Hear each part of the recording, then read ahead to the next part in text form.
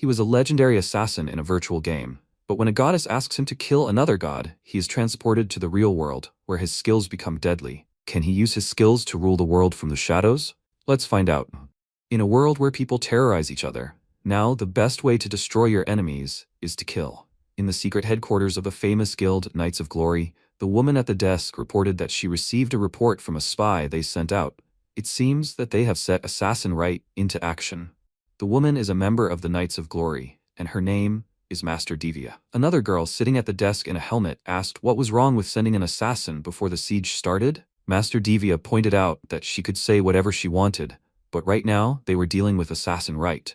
He was on a completely different level. They had to be much more vigilant. Suddenly, strange birds began to appear above their building. Divya shouted that they needed to shoot them down right now. The Knights of Glory began to carry out the task. One of the members of the Knights of Glory, while shooting down the birds, wondered if they weren't wasting their mana to shoot them down. But suddenly the shot-down birds fell on them and began to explode everything around. As a result, many died. Divya thought that death would have already overtaken her if it were not for this magic item. It saves the owner from death in case of fatal damage. Since with its help you can avoid death, it is rare and very expensive. She asked the others. Now they understood how terrible right is. Life magic items have some restrictions before reuse. Let them not lose their vigilance. Suddenly she noticed something on the floor and thought what it could be. After that, a strong explosion thundered and everything around was destroyed. Divya was also badly injured. Lying on the ground, she simply could not believe it. Where did the explosives come from here? But they checked everything thoroughly. Was it really all planned from the beginning of the construction of this place? After these words, a bug flying past said that everything is not quite so. Divya looked at this creature and asked herself, how could this be?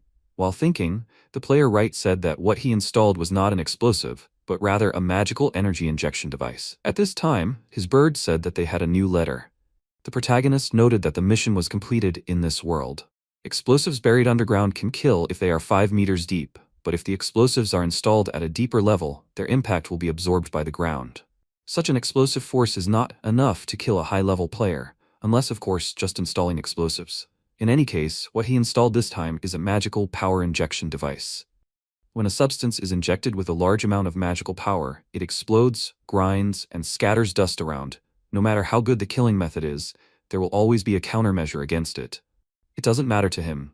No matter how many defense methods someone uses, he will always come up with a new way using the production skill and complete the mission no matter what.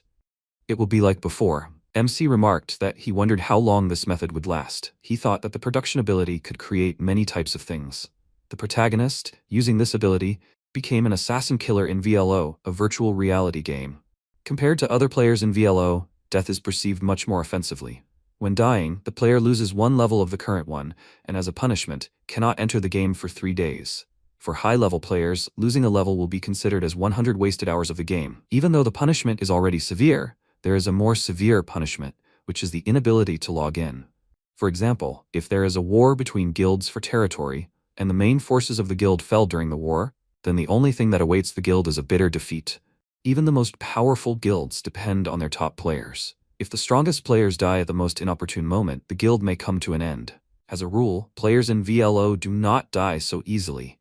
In the best case, they will be knocked out and revived in the city. The only ones who can kill a player are a handful of strong bosses or other players. Of course, the player will not interact with other players to die at their hands. There are many items that allow you to avoid death from other players. It is normal for the strongest players in the guild to have such items to prevent their death. When fighting face-to-face with such an opponent, the probability of killing him is extremely small.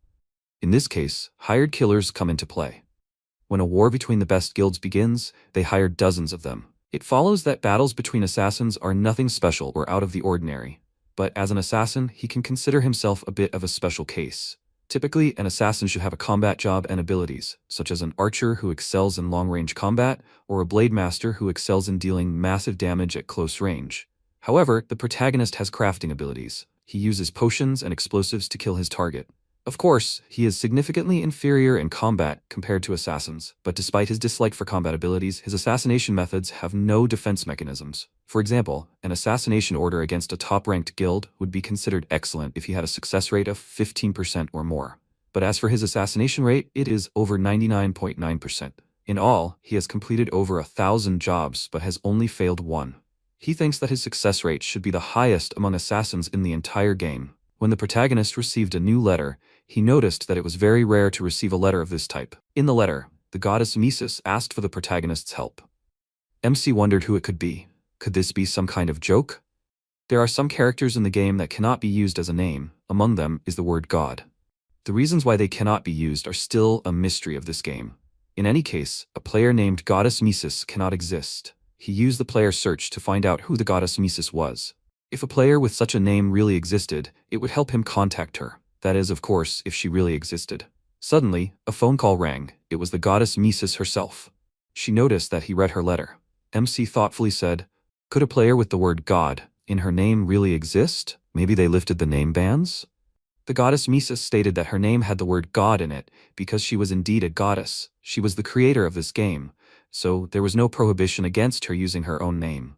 The protagonist thought that they were rather strange people, talking as if they were the creators of this game. He said that he understood and asked her to tell him more about the task. The goddess explained that it was a contract to kill Mazur Zul, a god who came to them from another world. MC thought that he had never heard of this name. It seemed that he had memorized the names of all the strong players, and if he had not heard of this name, then this time the target would be easy. Easy as long as he knew the location of the enemy. He said that it was important for him to know what the reward would be.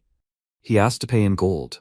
It would be much easier. The goddess agreed. Gold is gold, that's all right. Then how about 1,000 tons of pure gold? MC noted to himself that the customer could not speak normally this time and suggested that he be more serious. Does she even know how much 1,000 tons of pure gold is worth?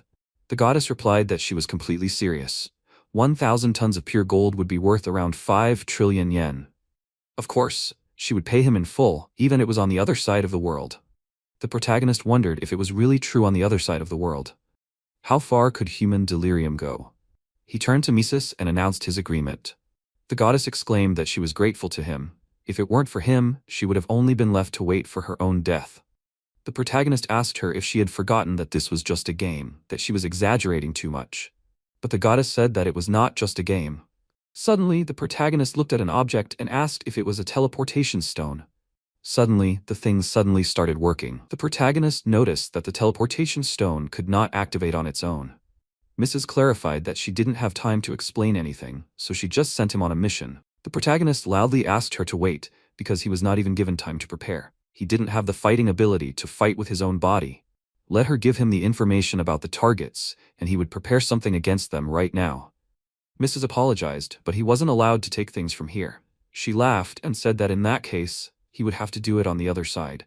She apologized again, but he really wasn't allowed to take things from here. The protagonist screamed. Couldn't he take something with him? He had never heard anything like that. The goddess clarified that this was a teleportation to another world, so he shouldn't worry. She noted that the protagonist's skills and knowledge would definitely be useful in another world. His target was the evil god Mazur Zul, the only god left in this world besides her. She had prepared so that the protagonist could start working immediately after the teleportation, so he shouldn't worry and focus on the mission. Suddenly, MC found himself in a forest, and thought that this place looked like a place where he could relax and focus on the task. But he should know where he was anyway, so he used the GPS to take out his item chest, but it was empty. He realized that he couldn't bring a single item with him, and it turned out to be true. He shouted into the air, "What kind of forest is this? Was the connection cut off?" Anyway, at first glance one could say that this place looks like VLO, but in comparison to it the picture quality is too high. It felt like he was looking at a real landscape. He noticed that the computer he was using couldn't display this. It was more like a computer that could do this didn't exist. He asked the goddess if she was telling him that he had actually teleported to another world. Mrs. quickly apologized to him and said that she was able to teleport him to this world, but it seemed that she did not have enough strength to choose a suitable exit point. MC asked what she meant by not enough strength.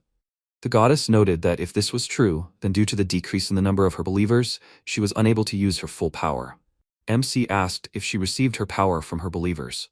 Mrs. agreed, noting that the main source of God's power is the faith of their followers. If a god completely loses human faith, then he will certainly lose his power and be erased from the face of the earth. After the disappearance of a god, all memory of him will also be erased. MC thought that perhaps the gods also have a hard time. He asked if she meant that she was in exactly this situation. Mrs. noted that she was glad that he was quick-witted. By the way, the gods she knew were destroyed by the evil god Mazur Zul. The protagonist groaned and noted that it seemed like he was summoned to save a goddess on the verge of death and destroy her main enemy. He addressed the goddess. Did that mean that every god except for the two of them was destroyed? The missus agreed. That's right. Also, Mazura Zul has several other aliases, but only two of them are his real names. The protagonist wondered, what about her? Does she not have any aliases? The missus calmly answered that she does not have any other names. This is because a god will not gain power from faith if people worship a false name. MC asked another question. Then why does an evil god have so many names? The goddess explained that it is all in order to reduce the number of followers of other gods.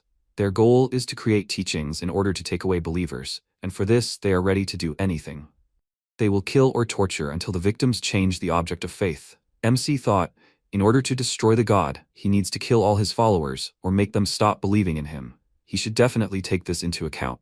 Suddenly, the device the hero was communicating with began to buzz and make noise. The protagonist loudly asked, "What is it this time?" The goddess, Mrs., apologized, but it seems she can no longer maintain contact. She does not have enough power. The protagonist exclaimed that she should not say that she is leaving him alone in this forest. Having lost contact, the goddess completed the forgiveness, saying that if he completes the task, she will repay him in full. MC thought, it seems he really was left alone in this forest. The task looks very problematic, but he certainly does not regret it at all, because he has never received such interesting tasks. Be that as it may, first he must take care of his own safety. Having climbed a mountain of stones, he noticed that there were no traces left by people around. Of course, he can't bring things from another world, but what about his abilities? He decided to use the enemy search. Apparently, he can use abilities from the VLO. Thanks to this ability, the protagonist has now found many monsters around. The danger they pose is at a medium level. Most likely the forest is not a safe place for him. In that case, it's time to begin his survival quest. After saying this, he concentrated pure water in his hand. After drinking it, he noticed that if he can use magic, he can also use his main ability. When the water was obtained, he thought that survival would be easy. Most likely, he will not encounter difficulties, but he must hurry with the preparations. If he meets monsters without a weapon, he will definitely die. He looked at the pile of stones and asked himself, is this metal? When he made sure that it was indeed so, he exclaimed that he was very lucky. It was bauxite.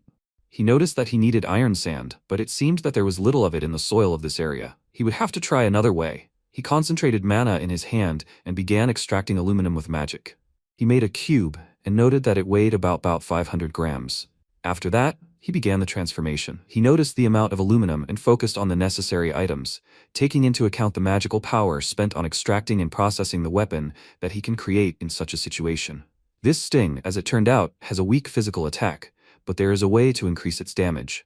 He crouched down and exclaimed, "Wow, what is growing here? This is a killer herb." He cut the root of a deadly poisonous plant and smeared this poison on the tip of the sting. The improvised weapon is ready. He noted that if his opponent is a high-level monster, then such a weapon will certainly be useless. The hero summoned a chest with a cube of aluminum already in it, and placed the poisonous sting in it. He thought that if the monsters he was facing were like the ones he calculated, this weapon would be useful. He wondered how long he could fight, but trying to open the stats did not give any response. He noticed that the stats menu was not displayed. Is this not a game? As he moved further, he couldn't help but notice that he had no items, so he couldn't even accurately determine his powers in this world. It seemed like he had no choice but to use his abilities. Suddenly, he walked up to a tree and used a move called Destructive Strike. After he broke the tree with one kick, he noticed that the moves were still working and the power hadn't changed. He probably had almost the same stats as in the game. As the hero said before, it was easy to survive here, and he thought again that safety would be guaranteed. Taking his aluminum cube, the protagonist noticed that a lot of time had passed, and he should start building a house. He transformed the cube into a saw and very quickly obtained building materials in the form of wood. After a few hours, the protagonist had a nice home. He sighed. It seemed like he was done. Entering inside, he noted how nice the new house smelled. He looked around and couldn't help but notice that in just a few hours, the work had turned out quite decent, although the house was most likely too big for one person. But now, it was more important to think about food. Suddenly, he remembered about magic stones and clarified that artifacts are objects that can activate various magic using the energy of a magic stone. Depending on who uses them, their power varies greatly. However, the most powerful magic stones can only be obtained by pulling them out of a monster's body. Having prepared himself, the protagonist declared that there was no way out, and it seemed like it was time to hunt. He took a saw, went outside, and sawed some more wood. He noted that he needed to prepare a little more for the fight with the monster. It would be difficult to create a melee weapon from this amount of aluminum, and the poisonous sting he had made recently would only spoil the food. Taking a wooden block in his hands, he noted that he was probably using it with magic. He transformed again, and now he had a new bow in his hands. The protagonist noted that it was logical now that he also needed a bowstring. He looked at the vine and exclaimed that this would be the best. He braced himself and noted that it was time for the hard part. Using magic again, he used extraction and extracted many fibers from the plants. Also, while the fibers were still chemically active, he would cast a spell on them. No matter how many threads he got, he would combine them into one to instantly increase the power. After finishing the work, the protagonist looked at his brand new bow. Everything is ready. He also made arrows. It was time to hunt. While searching for opponents, he found that the closest enemy was in the 2 o'clock direction. But just in case, he decided to watch for now. Looking around carefully, he noticed a monster frog and thought that he was lucky that he came across something edible. The protagonist made an accurate shot and hit the frog with the first arrow, but the target was not hit. MC thought that, apparently, there really was not enough power. The frog realized where the shot came from and ran towards the protagonist. She quickly reached the place and jumped onto the tree where her offender was sitting. MC said, as he thought, she jumps great. From this position he could shoot with all his might. A moment later, he fired many arrows at the frog and noted that if the power was not enough, he would make up for it with the number of shots. After the control shot, he noted that the mission was accomplished. After bringing the frog home, he looked at his catch. The frog meat tasted like chicken, so it would be quite tasty. It seems that he was very lucky with the catch on the very first day. Food, drinking water, safety are guaranteed. But to cut it up, he needs to do a little trick. Looking at the body of the frog, he noticed that it really does have a poison sac. One monster frog has about 10 poison sacs, and if even one of them bursts, the poison will spread throughout the body, so you need to be careful. After cutting out each sac, he exclaimed, "Materials received." But then he asked himself, what kind of magic stone is this? Judging by the strength of this monster, the magic stone should not be so bad. As is the monster, so is the stone. Taking it in his hand, the protagonist was sure that everything will work out with him. He got the magic stone and food. He killed a great monster after all. But his final goal is to kill the evil god Mazur Zol. He still doesn't know if it's really an evil god or not. He also doesn't know if the goddess Mises can be trusted, but that doesn't matter to him. He just received a task, so all that matters is killing the target. Having prepared everything, the protagonist exclaimed, "It's time to start creating the artifact." He started working, and everything worked out. He explained that the artifacts he was making were sensitive to the magical power used directly in magic. Both monsters and animals have magical power, but basically only humans can use magic. Therefore, from the reaction of the tool, you can immediately tell that there is a person nearby who uses magic. While creating a new tool, the protagonist noticed that he was using this needle as an antenna, which increases the sensitivity of the artifact. It can definitely be said that the quality of intelligence artifacts is determined by their needles and magic stones. Therefore, the needle is not just for transformation. By adding its magical power, it casts a spell on the object and gives it shape. Such objects are light, but inferior in quality to forged products. Looking at the tool he was creating, he noticed that he had increased the concentration of magical power inside. This is the best he can do with materials of this quality. During his work, he used connection and empowerment. Upon completion of the work, the protagonist concluded that the magic detector is ready. It feels like the radius of action is about 1 kilometer. Looking at the resulting MC, he thought that he should test it in practice. When he poured water into a glass with magic and drank it, he noted that everything seemed to be working properly because the detector immediately indicated that magic was being used nearby. Going outside, the protagonist sighed. It was time to have lunch. For cooking, he used frog meat, brushwood that was left over from building a house, and a spit made from a hammer. MC wanted to light a fire, but he saw his energy bar. He had spent too much mana on production magic, and he had very little left. Now he used the weak fire of the forge to light the fire. He used extraction again with magic to get table salt. He salted the meat, blew on it and took a bite, but suddenly his face changed dramatically.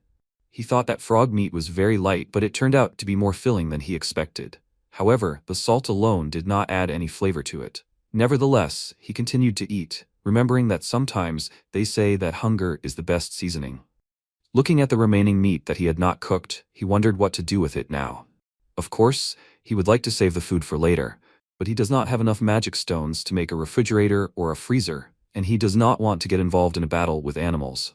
But suddenly he remembered the box with items and wondered if the meat would spoil if he put it in his inventory. It was high time to check. Entering the bedroom, he noted that it would be unpleasant if it spoiled, but he would have to see on the spot. He lay down on his bed and began to think. If possible, he would like to find people and get out of here, but he does not know anything about the locals, and leaving here without preparation is too dangerous.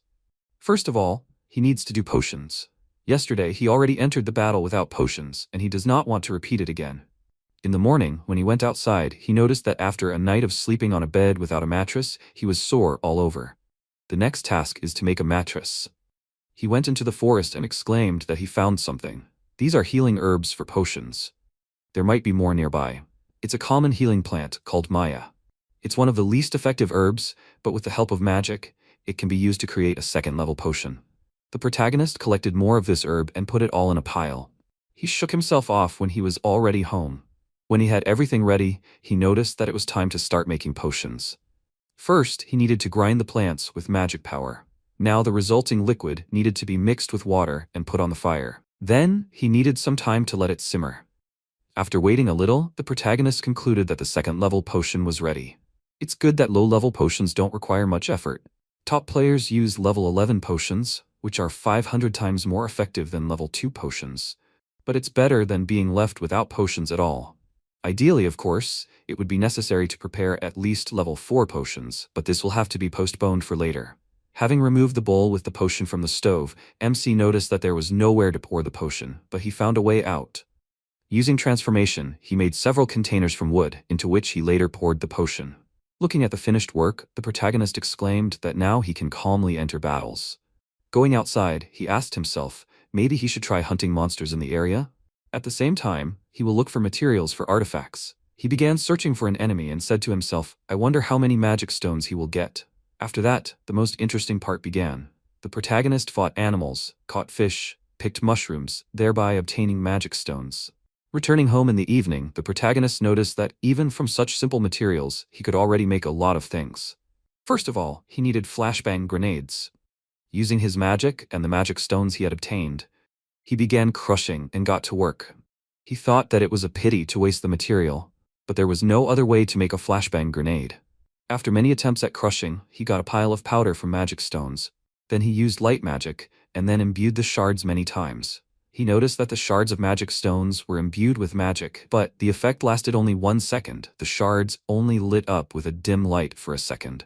However, from the dim light of millions of shards, a bright flash would result. Of course, the powder was difficult to handle, but he still managed to do it. Near the end of the work, he applied the compound and got a flashbang grenade. After making one, the protagonist noted that one would not be enough, so he would try to make at least 3. After a while, he finished and, stretching, noticed that making 3 bombs by hand was more difficult than he expected. Making high-level items is a lot of work. Suddenly, the protagonist noticed that the magic detector began to signal. He thought, I'm not doing anything right now. Why is this happening? It seems that it detected someone else's magic. He turned around abruptly, grabbed the magic detector, flash grenades and bow, and ran out of the house. As he ran, he thought that he had no idea who it was, but whoever it was, he had to see them with his own eyes, even if they were hostile. He put the magic detector on his hand and ran into the forest. He used hidden assistance and imbue. Suddenly, he heard someone screaming about danger. The protagonist, having climbed the tree, noticed that it was not far from here. He continued, jumping on the branches, and finally reached his destination. The girl screamed that she couldn't leave her father and gourd here. MC saw an angry beast and injured people below. He thought that it looked like they were attacked by a bear. The man was seriously injured, and the girl couldn't help in the fight. The knight who was trying to protect them had a wound in the shoulder area, and most importantly, this bear had deadly poison on its claws. The protagonist told himself that if he didn't do anything, all 3 of them would die within the next 5 minutes. But if they survived, he could get information from them. Going down to help, MC used release and hidden aid. The bear was about to attack the injured knight. But the protagonist came to the rescue in time and threw a flash bomb into the bear's face. There was an explosion. The knight was also blinded and did not understand what was happening. As he charged, MC loudly asked if this giant really thought he would let it get away. He pulled out a poison sting and threw it into the beast's eyes. After a successful attack, the protagonist thought that this bear seemed stronger than the monsters he had fought before. One blow from a poison sting would not kill it. In that case, more poison would be needed. The protagonist coated the arrow with additional poison and fired it straight at the bear. After that, he turned to the girl and ordered her not to move if she did not want to get hit too. Although the arrow had pierced the beast, it could still attack. The bear charged at the protagonist screaming, but MC had almost achieved the result. He coated the arrows with a mixture of 3 types of magical poison. 1. Mira poison, a toxin based on the herb of the killer. This is the poison used to inflict the most severe wounds, including fatal ones. 2. Hematoxylin poison based on mushrooms. This poison is effective even against monsters that neurotoxin cannot kill, which is why he added it to the mixture.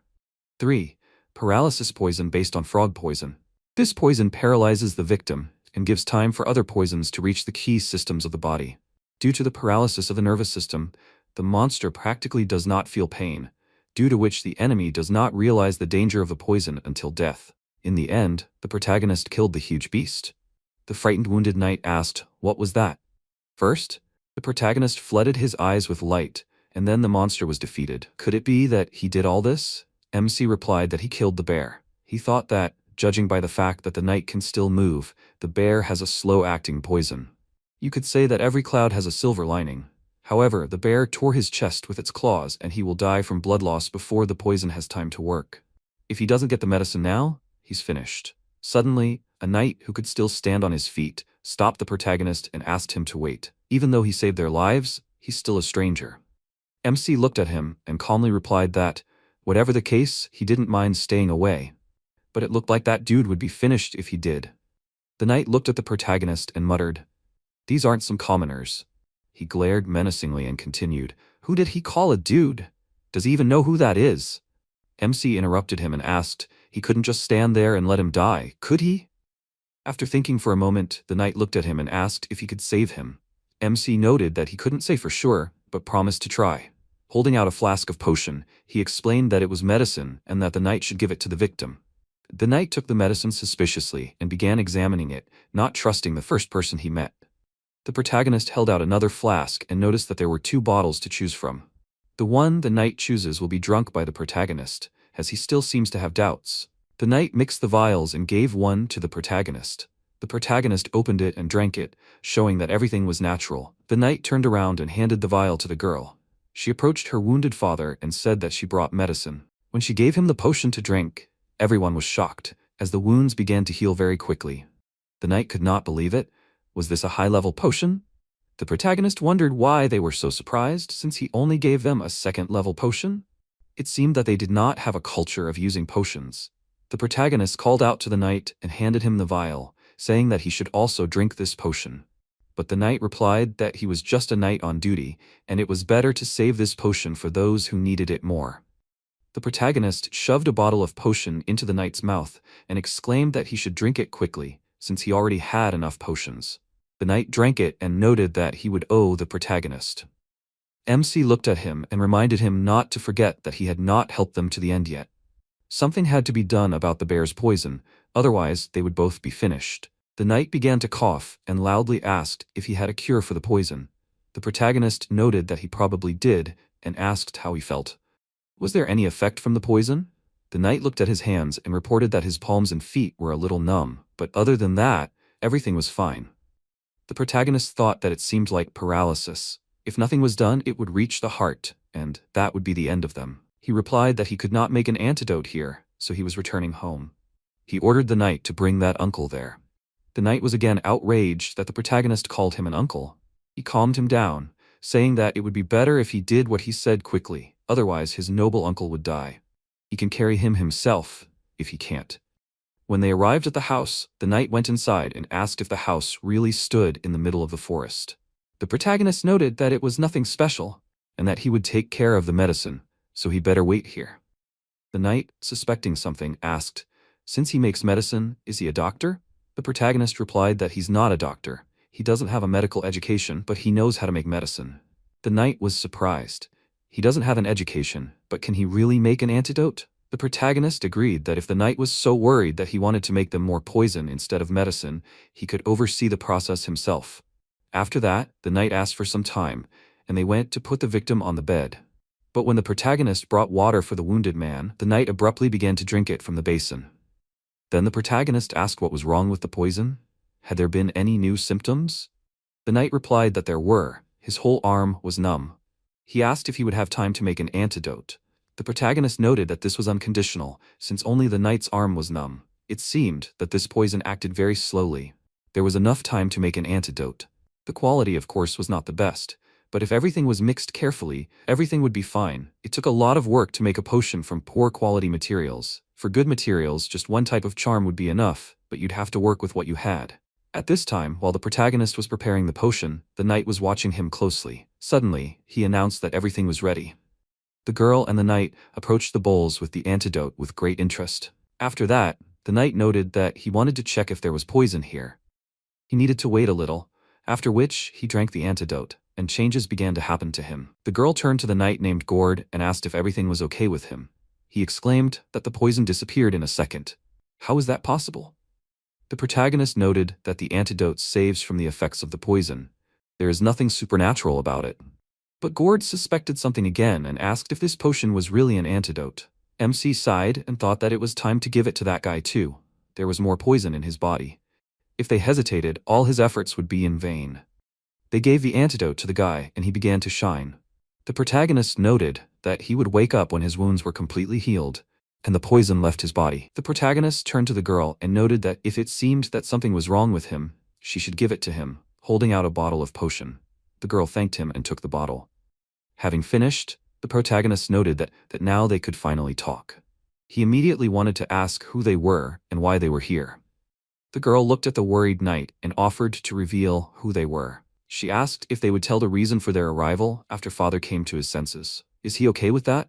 MC said he was okay with it and suggested discussing what the knight had just told them. His name was Gord. He was the personal guard of King Missus.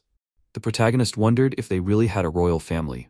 The girl answered for him, saying that they did, and introduced herself. Her name was Rumia. She was the daughter of the 14th king of Missus, Lias Missus. The protagonist thought to himself that he couldn't believe it. He tried not to negotiate with those who were higher in status than him, but since he was dealing with the king, everything should go well. Suddenly he was taken aback in bewilderment. What was going on here?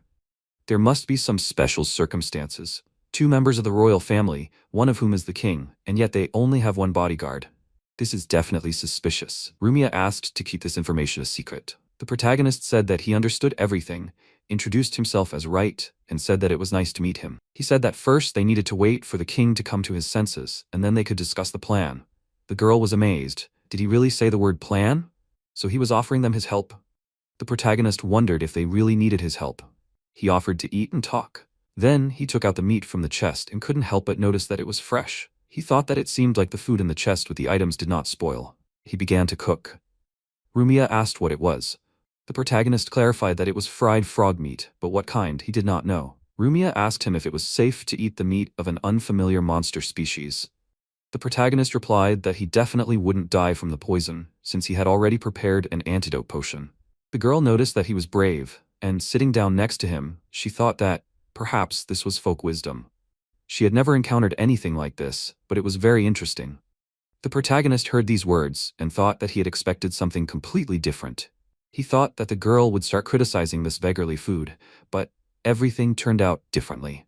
Gord ran up and shouted to his mistress that he would not let him deceive her. He himself was a commoner, but he would never eat the meat of an unfamiliar monster. The protagonist was clearly not like them. Rumia asked again if he was telling the truth. Gord exclaimed that he had never used an antidote as a cure for his stomach either. Meanwhile, the protagonist produced salt again and seasoned his meat, starting to eat it. He thought that, as usual, the meat was pleasant and there was plenty of fat. He remarked out loud that it was tasty after all. He said to himself that yesterday he thought that the meat tasted good only because he was hungry, but it seemed to be something else. While Gord lectured his mistress, she looked at the meat the protagonist had prepared. He teased her with his food and continued eating. The protagonist wondered if they hadn't brought any food with them on their journey. Pointing to the meat, he said that he doubted whether the princess should eat it. Gord noted that, unfortunately, they had no provisions.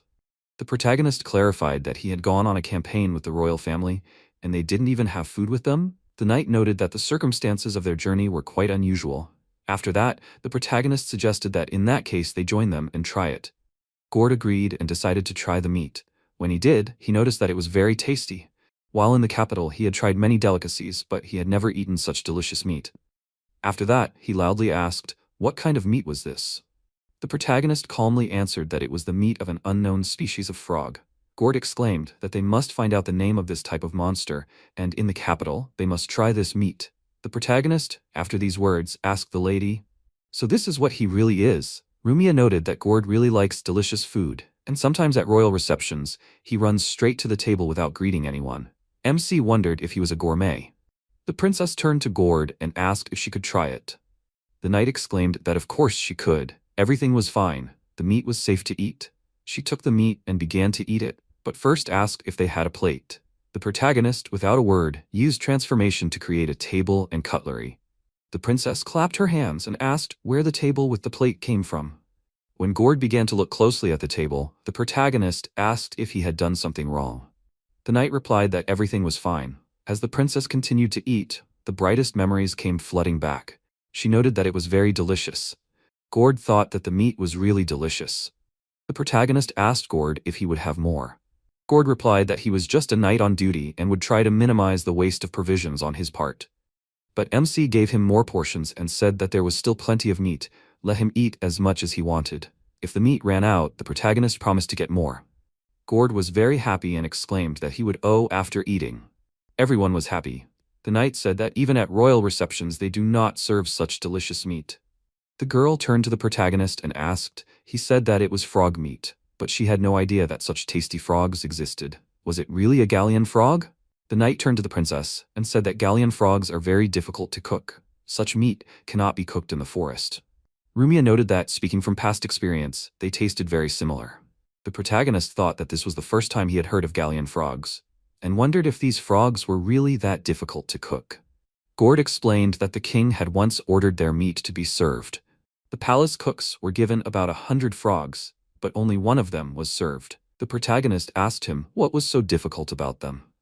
The knight replied that they had about 10 poison sacs in their bodies, and if even one of them was touched while cooking the frog, the poison would spread throughout the body, making the meat inedible. The sacs themselves were also extremely fragile. After these words, MC took out the head of the frog he had found and showed it to them, asking if it was similar to those frogs. Gord exclaimed that this was a galleon frog, that simply couldn't be. Could he really cook their meat safely? After the protagonist agreed, the knight began to beg him to share his secret. Suddenly, there was a knock at the door. The knight and the protagonist prepared their weapons for battle just in case there couldn't be guests in the middle of the forest. The knight grabbed his sword and ordered the princess to stay put. The princess asked, could it be Larsel? He had gone to call for help. Could it be him who had returned? The knight thought about these words and admitted that this was possible. Gord approached the door and loudly asked who was there. A voice behind the door said that it was Larsel. At this time, the protagonist was hiding around the corner. The knight said that they could enter and the door was not locked. Larsel entered, greeting the others. He noted that the princess was also there, and it was good that she was okay. Gord asked, did he find help? Larsel replied that he couldn't find anyone, and when he came across a house of locals, he found them there. Gord thanked Larsel for scouting the area, but Larsel noted that there was nothing to thank him for, since he came empty-handed. He then asked why Gord brought the princess to such a place, and what kind of house was that. Gord pointed to the protagonist and explained that it was his house. Larsel noted that he was hearing this name for the first time. Could he really be their ally? The knight said that he was an ordinary person, although he could hardly be called ordinary. After these words, Larsel furiously asked the knight if he really decided to bring the princess to his house. In response, Gord tried to justify himself, but the princess interrupted him and turned to Larsel. MC saved them. Larsel asked her about it again and could not believe it. Rumia explained that he first killed the monster that attacked them, and then healed their wounds. The knight added that the king was currently sleeping in the next room. He had fallen under the influence of the monster's poison, but the protagonist had given him an antidote. The medicine was effective. So, he would recover soon. Larsel asked suspiciously. So they meant that he just happened to show up at the moment the monster attacked them, and just happened to have the right antidote with him? Maybe he was just using them? It was too dangerous here. They needed to get out of here as soon as possible. MC didn't understand what he was saying at all. The princess pointed out that the forest was full of monsters, and this house was the safest place in the area. Besides, is this really the right way to talk to the savior to whom they owe their lives? The protagonist joined the conversation and said that if he wanted to use them, did they really think he would let them freely roam the house, which wasn't even locked? Larsel turned to MC and exclaimed that he did nothing only because of the knight Gord. If it weren't for him, he would have probably taken the princess prisoner long ago. But the protagonist noticed that he was wrong. He could kill 4 of their kind without blinking an eye, and he didn't do it only because he wasn't interested. He added that what he said was the pure truth. His movements were so predictable that he could kill him on the spot, and even of the two, Gord would be stronger. If he decided to kill him, he would do it in 10 seconds. After these words, the veins on Larzel's forehead bulged with anger. He clarified, "Is he really encroaching on the knight's honor?" MC shook his head. No, he was just telling the truth. Larzel grabbed the sword and rushed to attack, but the princess stopped him in time, ordering him to stop.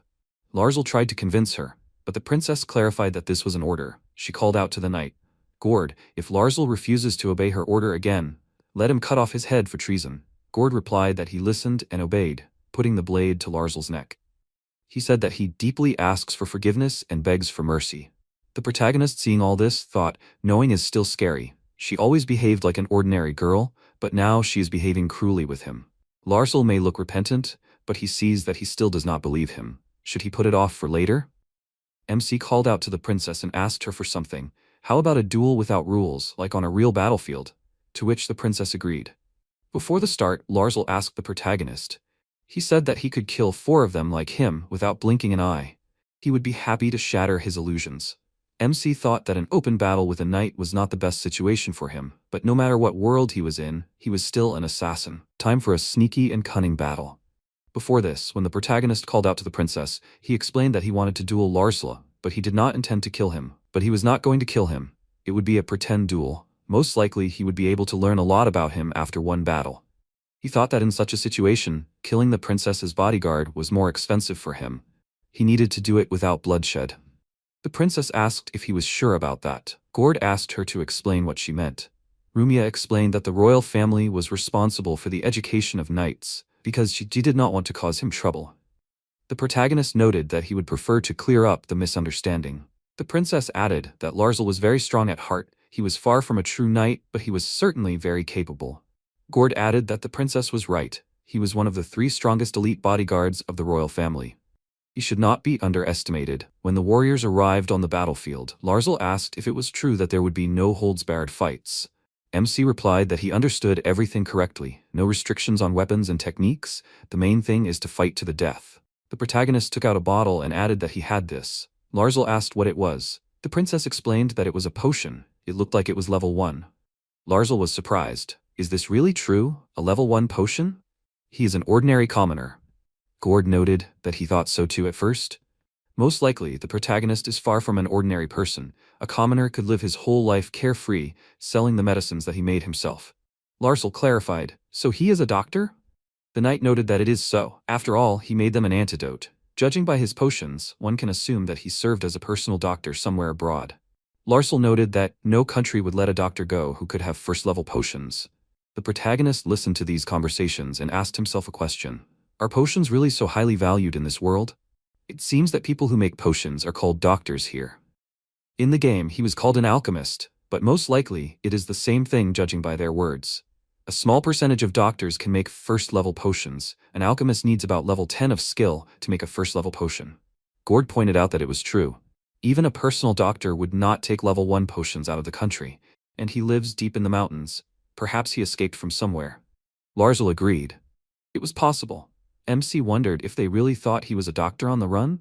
It was better than finding out that he was actually from another world. MC interrupted their conversation and asked them to leave his past alone. Instead, they should start a duel. Larzel asked how they could trust someone who refused to talk about his past. MC agreed. That was exactly why they needed a duel. Gord volunteered to be the referee and announced the start of the duel. At the very beginning, the protagonist decided to use a flashbang bomb and launched it. Larzel was blinded and did not understand what it was. He did not see anything and noted what unusual tools he had. He did not see anything at all, but if he thought that he could defeat him so easily, he was wrong. After the attack, the protagonist noted that he was still fighting. It seems he really is a valiant knight. After that, he was very surprised that even without sight, Larzel repelled his attack. He thought that skilled warriors would be able to sense the enemy even in complete darkness. Larzel looks about 20, and it seems he has already reached this level. It will not be difficult for him to defeat Larzel. But in this duel, victory is not the main thing. His goal is to defeat him at the same time, showing the difference in their strength. In this case, the protagonist has only one option left. Larzl confidently handles the sword. It's time to destroy his confidence. After that, the protagonist again rushed to attack, shouting that victory will be his, but Larzl skillfully repels his blows again. During the fight, Larzl noted that he is not bad. The protagonist replied that he is also holding up well. Larzl wanted to point out that nothing would work with just force, but after another attack by the protagonist, he was very surprised. MC used transformation. During a blow with his blade on his sword, the protagonist simply broke the enemy's weapon in a matter of seconds. The use of magic by the protagonist. Larzl found himself with a piece of wood in his hands instead of a sword and completely naked. Larzl simply cannot believe it, and the protagonist is pleased with himself. Suddenly, Gord shouted that victory was decided. But after these words, everything became the same as before. Larzl in clothes and in his hands, his broken sword. He cannot understand anything. Was it really an illusion? The protagonist thought that a lot of energy was needed to use the gift, so this technique is not suitable for long fights. But this time he got off with a slight muscle pain. If he tried to do this to a high-ranking opponent, he would already be in the next world. But Larzl, fortunately, is not that high a status. Larzl was upset and asked himself what had happened. Why was his sword in such a state? He explained that it was a special fencing technique. This often happened when his opponents tried to parry blows. But he immediately thought that it was all a lie. He had only used a transformation to break his sword. He had studied nothing more than the most basic fencing skills. Gord noticed from the protagonist's movements that he would not say that he had such a special technique. But was he really that strong? He wondered. Did Larzl have some kind of special sword? To which the knight agreed, yes. But the protagonist said to himself that when he touched it, he felt nothing. Gord explained that this sword was the work of the famous blacksmith Lammas. As far as he knew, this sword was specially forged for Larzl, as part of his acceptance into the royal guard. The protagonist heard this, approached the broken blade, and noted that it was not that difficult to fix. He could return the sword to its original form, but Larzl did not allow him to do so, ordering him to take his hands away from his blade, thereby cutting his hand. He declared that he refused to accept this. As he began to leave the scene of defeat, the princess noticed that he had entered into a duel with the protagonist by mutual consent, so she left him unpunished. But for a knight to behave like this after defeat is unacceptable. Not only did he insult the noble man who saved their lives, but he also refused to accept defeat with dignity. Such behavior from a royal guard is a stain on the reputation of the entire state. She approached the protagonist and asked for forgiveness. She accepts responsibility for the indecent behavior of her subordinate. Turning to the princess, Gord hastily asked her to raise her head, let her think about her situation. The princess turned to him and asked him what he thought he should do with Larzl. Gord thought about it and said that he had repeatedly refused to follow her orders and then behaved inappropriately after the duel. Such actions put the prestige of the royal guard into question. According to the code, he was subject to the death penalty. Hearing the conversation, the protagonist thought, Rumia has the title of princess, but in reality, she is just a 15-year-old girl. Most likely, she does not really want to execute the knight she spent so much time with. Gord wondered if there were any other options for punishment. Other organizations could get by with expulsion from their ranks, but according to the code of the royal guard, the death penalty is the only way. MC interrupted them. Is there anything to execute here? He thought that perhaps it is impossible to sentence a person to execution for a few insults. This is a completely different world after all. The Order of the Royal Guard is directly responsible for the safety of the royal family, so it was to be expected that there would be strict rules. But it doesn't look like Rumia wants to execute him. If the king finds out after waking up that one of his knights died because of him, it won't help in further conversations. He has no reason to cover for Larzl, but perhaps this time it will be to his advantage. Larzl asked, he is the only one injured, right? But he doesn't see a big problem with it. Gord said that of course it was, but it concerns the rules of the royal guard. The royal guard is called to protect the royal family. To dishonor the honor of the order means dishonoring the honor of the king.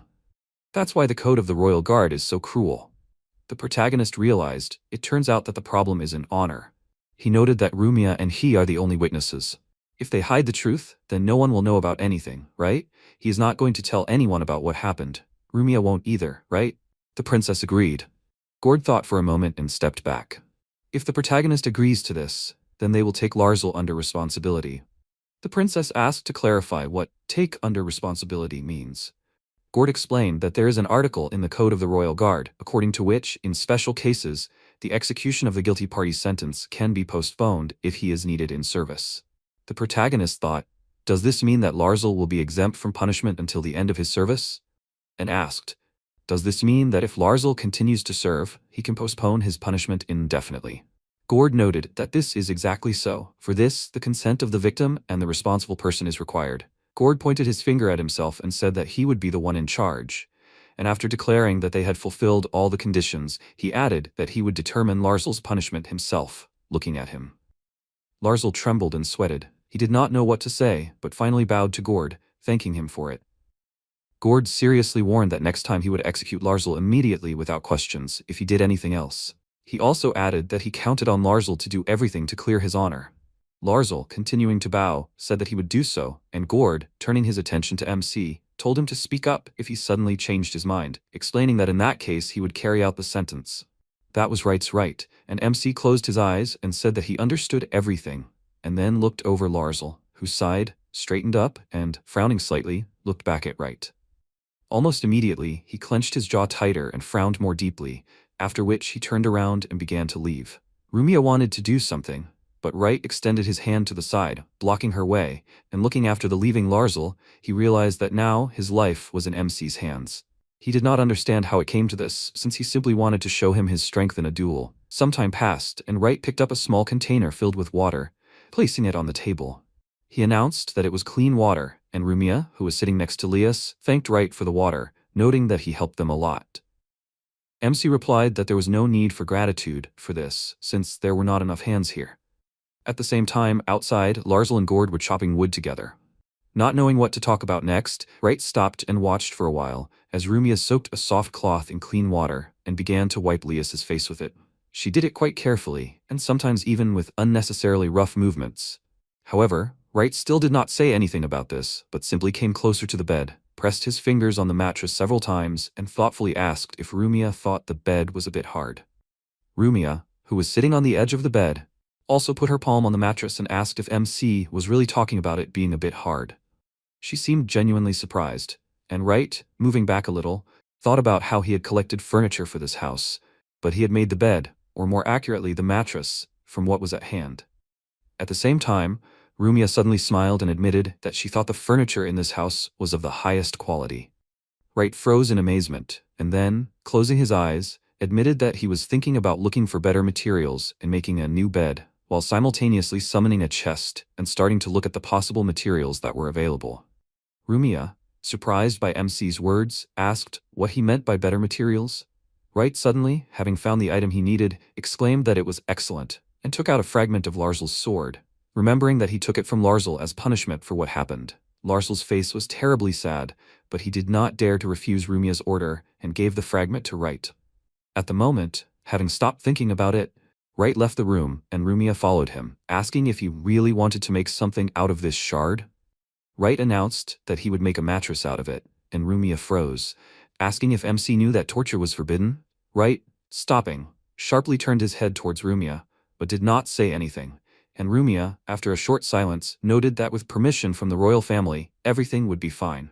However, she still did not understand why Right was doing this, and so she tilted her head slightly to the side, looking at MC. Right explained that he would not torture anyone, saying that he would make an ordinary bed out of the sword. He placed the weapon fragment on the table and began using magic.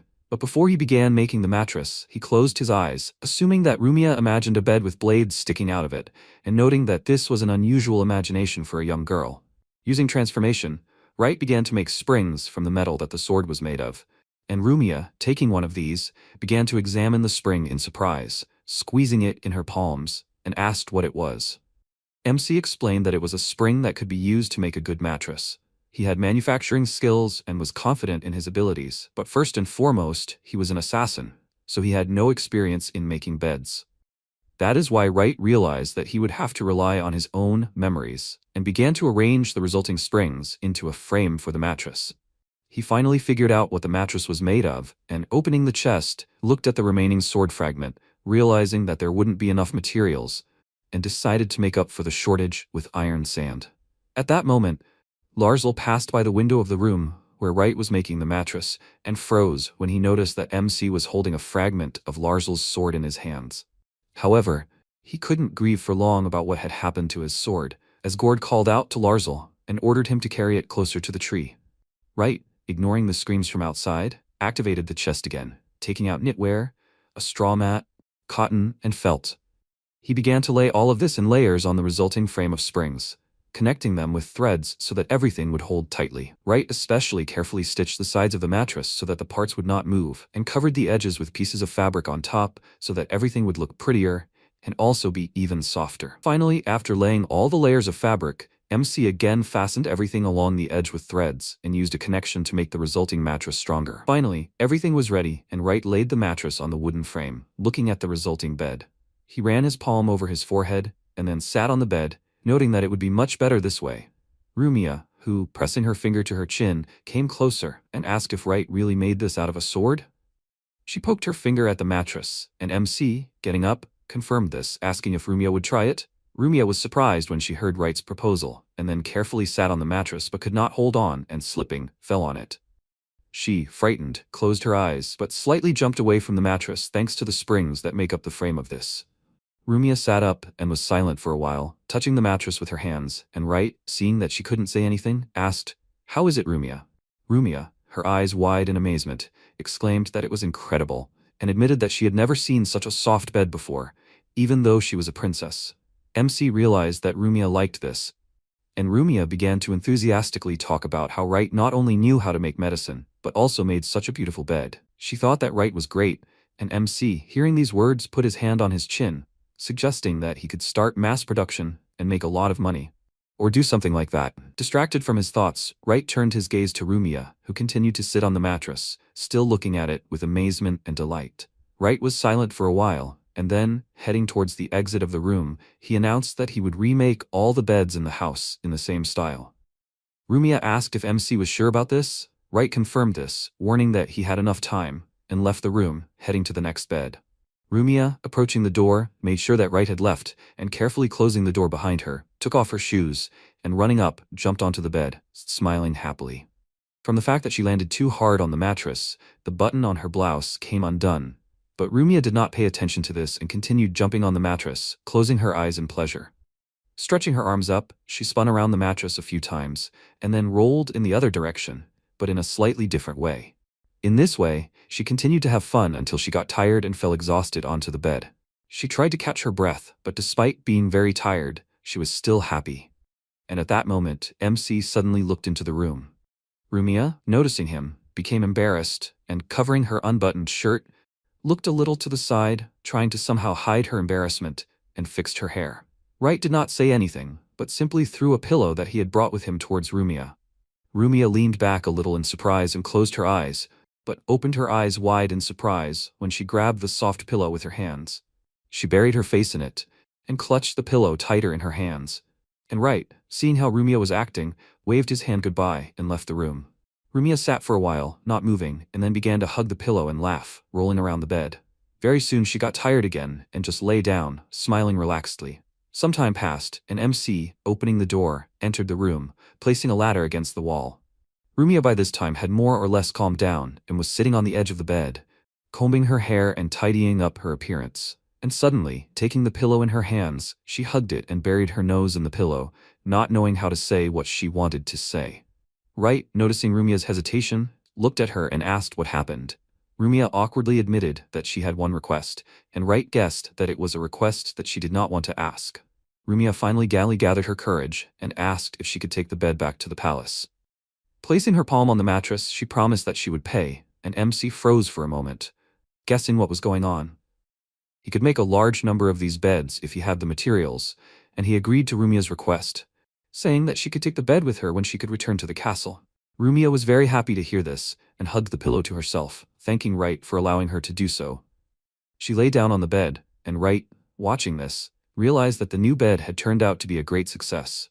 At the same time, Larsel, who was still working outside with Gord, desperately fell to his knees, leaning his hands on the wall and grieved over the fate of his sword. Gord, noticing this, ordered Larsel not to shirk his work. The next day, Rumia suddenly shouted Lias's name and smiled happily, looking at him. Gord and MC came closer to the room, and Lias, distrustfully touching his chest with his palm, asked if he really survived. Lias woke up, and Wright, entering the room, stopped next to a happily smiling Rumia. Lias, noticing him, looked at Wright a little warily. He still did not believe that he survived, as he remembered that the bear inflicted a fatal wound on him. Continuing to look at himself, Laius asked if he really dreamed it. However, Rumia convinced him that it was real, explaining that he survived only thanks to the potion. Laius looked at Rumia and asked again, puzzled, and Rumia pointed her palm at MC, said his name and said that Wright had healed Laius's wound with a precious level 1 potion. Wright said his name, adding that he was a doctor, and Laius froze for a while, his eyes wide in amazement, and then frowned slightly and realized that he owed MC his life. He thanked him for saving him, and then asked warily who Wright was. Wright was silent for a while, but asked if Laius had been offended by his manner of speech. Laius, grinning, admitted that it did not bother him at all, since few adventurers knew even the basics of etiquette. Laius knew that this irritated some people, but admitted that he himself preferred not to pay attention to it. Laius fell silent for a while, once again distracted by examining his clean skin, on which there was no terrible wound. After that, he looked around the room, admitting that when he asked this question, he was talking about MC's identity. Wright reminded him that he said that he was a doctor, and Laius, thoughtfully holding his chin with his hand, asked if this was really Wright's house. MC confirmed it, and Laius, pointing his finger at the lamp hanging from the ceiling and illuminating the entire room, drew the attention of the others to this magical lamp, noting that the light from it was even and soft. He knew that such lamps were expensive, and this could only be seen in the royal palace. And that is precisely why Laius asked, where did the doctor get such a thing? Wright looked at Laius and mentally noted that he was being very persistent, and Laius, again placing his palm on his chest, remembered that his wound was too serious, so a level 1 potion would not help. Based on this, he realized that the potion's level was higher, and asked if that was true? He looked at Wright, waiting for an answer, and MC, showing a bottle of the potion, confirmed Laius's guess, saying that the potion was level 2. Rumia and Laius froze for a while, looking at the bottle in Wright's hands in shock, and finally Laius asked where Wright got a level 2 potion from. Gord, who was also standing in the room and heard all this, was unable to say anything, and MC calmly said that he did it himself, and Laius, placing his palm on his forehead, repeated this and trembled, and then laughed and asked if Wright was really serious. After calming down, he adjusted his mustache and suggested that Wright demonstrate his own skills, and MC, closing his eyes, agreed, asking how about Laius telling Wright how the royals ended up in such a place in exchange. This question made everyone silent for a while, and Rumia, not knowing what to answer, looked at Gord, who immediately became wary. Laius also suddenly became serious and asked if MC really thought that he could make conditions for the king. Wright did not argue with this, saying that this was an exchange of valuable information, and Laius, smiling, agreed, promising that he would tell Wright about it. However, he said that first MC would prove to him that he could make second-level potions, and Wright agreed with this. Rumia, looking at Laius, asked if he was sure about this. Laius, placing his palm on Rumia's head, confirmed his confidence, noting that they could not do without the help of allies, and a doctor who could make second-level potions would be very useful. Rumia, somewhat irritated by Laius touching her hair, removed his palm from her head and lightly hit Laius in the chest. Wright did not react to this in any way, and very soon went to the kitchen, taking several branches of the plants he needed. Showing a bunch of herbs to Laius and Rumia, he said that these were ingredients, announcing that he would now make a potion. Laius, carefully examining the grass, asked if this was really a Medzia herb. MC confirmed this, noting that it was the most common Medzia herb. Tearing off the leaves from the branches, Wright put it in a special container for mixing and, taking an additional necessary tool, began to grind the plants. Gradually, the leaves began to release juice, and Wright continued to confidently grind the plants, looking intently at his hands. Laius, who was watching MC's actions, noted that he had the hands of a master, and Wright said that this was all because he was a master. When all the leaves were crushed and released juice, Wright poured it into another container, and putting it on the fire, said that all that remained was to boil it. Some time passed, and the potion was ready, and when MC took it out, Laius, looking at the potion, was surprised by the pleasant red color that it acquired. Wright, also looking at the potion, thought that the rich red color was a typical color of second-level potions. Without showing his emotions outwardly, he poured the potion into bottles and, closing them with lids, announced that everything was ready. Laius, taking one of the bottles with the potion in his hands, asked MC for permission to try it. Wright admitted that he wouldn't mind, but noted that they had no wounded here. Laius said that there would be wounded soon, and took out a small dagger from the sheath hanging on his belt, drawing the blade across his hand. Blood spurted out, and Rumia, seeing this, cried out in surprise. Even MC was surprised, but did not show it. Gord and Rumia, unable to contain their surprise, called out to Laius, but he simply held out his palm, calling them to silence. Removing the cap from the vial of potion, Lias poured it on his wound, and in no time the cut healed. Looking at this, Lias said that it was amazing, guessing that this was indeed the same potion. Wright looked at Lias and asked, how could a king risk trying a potion on himself? Lias, flexing his hand, asked if he could have forced someone to do it for him. Adjusting his mustache, he added that since MC's potion was real, there were no problems, as well as no wounds. Wright sighed in relief and soon sat down at the table with Rumia and Lias. Gord stood next to them, and Lias, intertwining his palms, put it on the table, seriously declaring that he was convinced that MC knew how to make a second-level potion. As promised, he decided to tell Wright why they were here, but asked MC to keep this information a secret. Wright also seriously said that he understood everything, and Lias froze for a while, thinking about how to tell him what happened. He sighed and frowned, and then, placing his hands on his elbows on the table, finally announced that they were here because of an attempted murder. MC, unable to contain his amazement, asked again, and Lias told him that Starkus, who was a mage from the prince's guard, tried to kill Lias himself. Starkus used teleportation magic, and Wright asked if that meant Starkus teleported them to the monster. Lias confirmed that this was indeed the case. He noted that he knew how to handle a sword, but did not continue the sentence, thinking for a while and remembering how he ended up in the forest with Rumia, Gord, and Larsley. At that moment, waving his hand towards Larsel, he ordered him to bring reinforcements, and Larsel, obeying the order, ran away. Lias and Rumia sat down on a rock nearby, waiting for Larsel to return, and suddenly, feeling some movement behind him, Lias turned around abruptly, noticing a huge bear that had appeared very close to them. Rumia, noticing Lias's changed mood, also turned around, and Lias, not waiting any longer, pulled out his dagger and, standing between the monster and Rumia, tried to attack, but the bear was faster and, waving its paw, dealt Lias a terrible blow, causing blood to spurt into the air. At the moment, Lias lowered his hands and looked away sadly, noting that everything happened too fast, so he did not have time to react and almost died. MC realized that it was a murder by teleportation, mentally noting that teleportation magic itself is not dangerous, but if you set a trap in advance and then teleport the target there, it will cause great damage.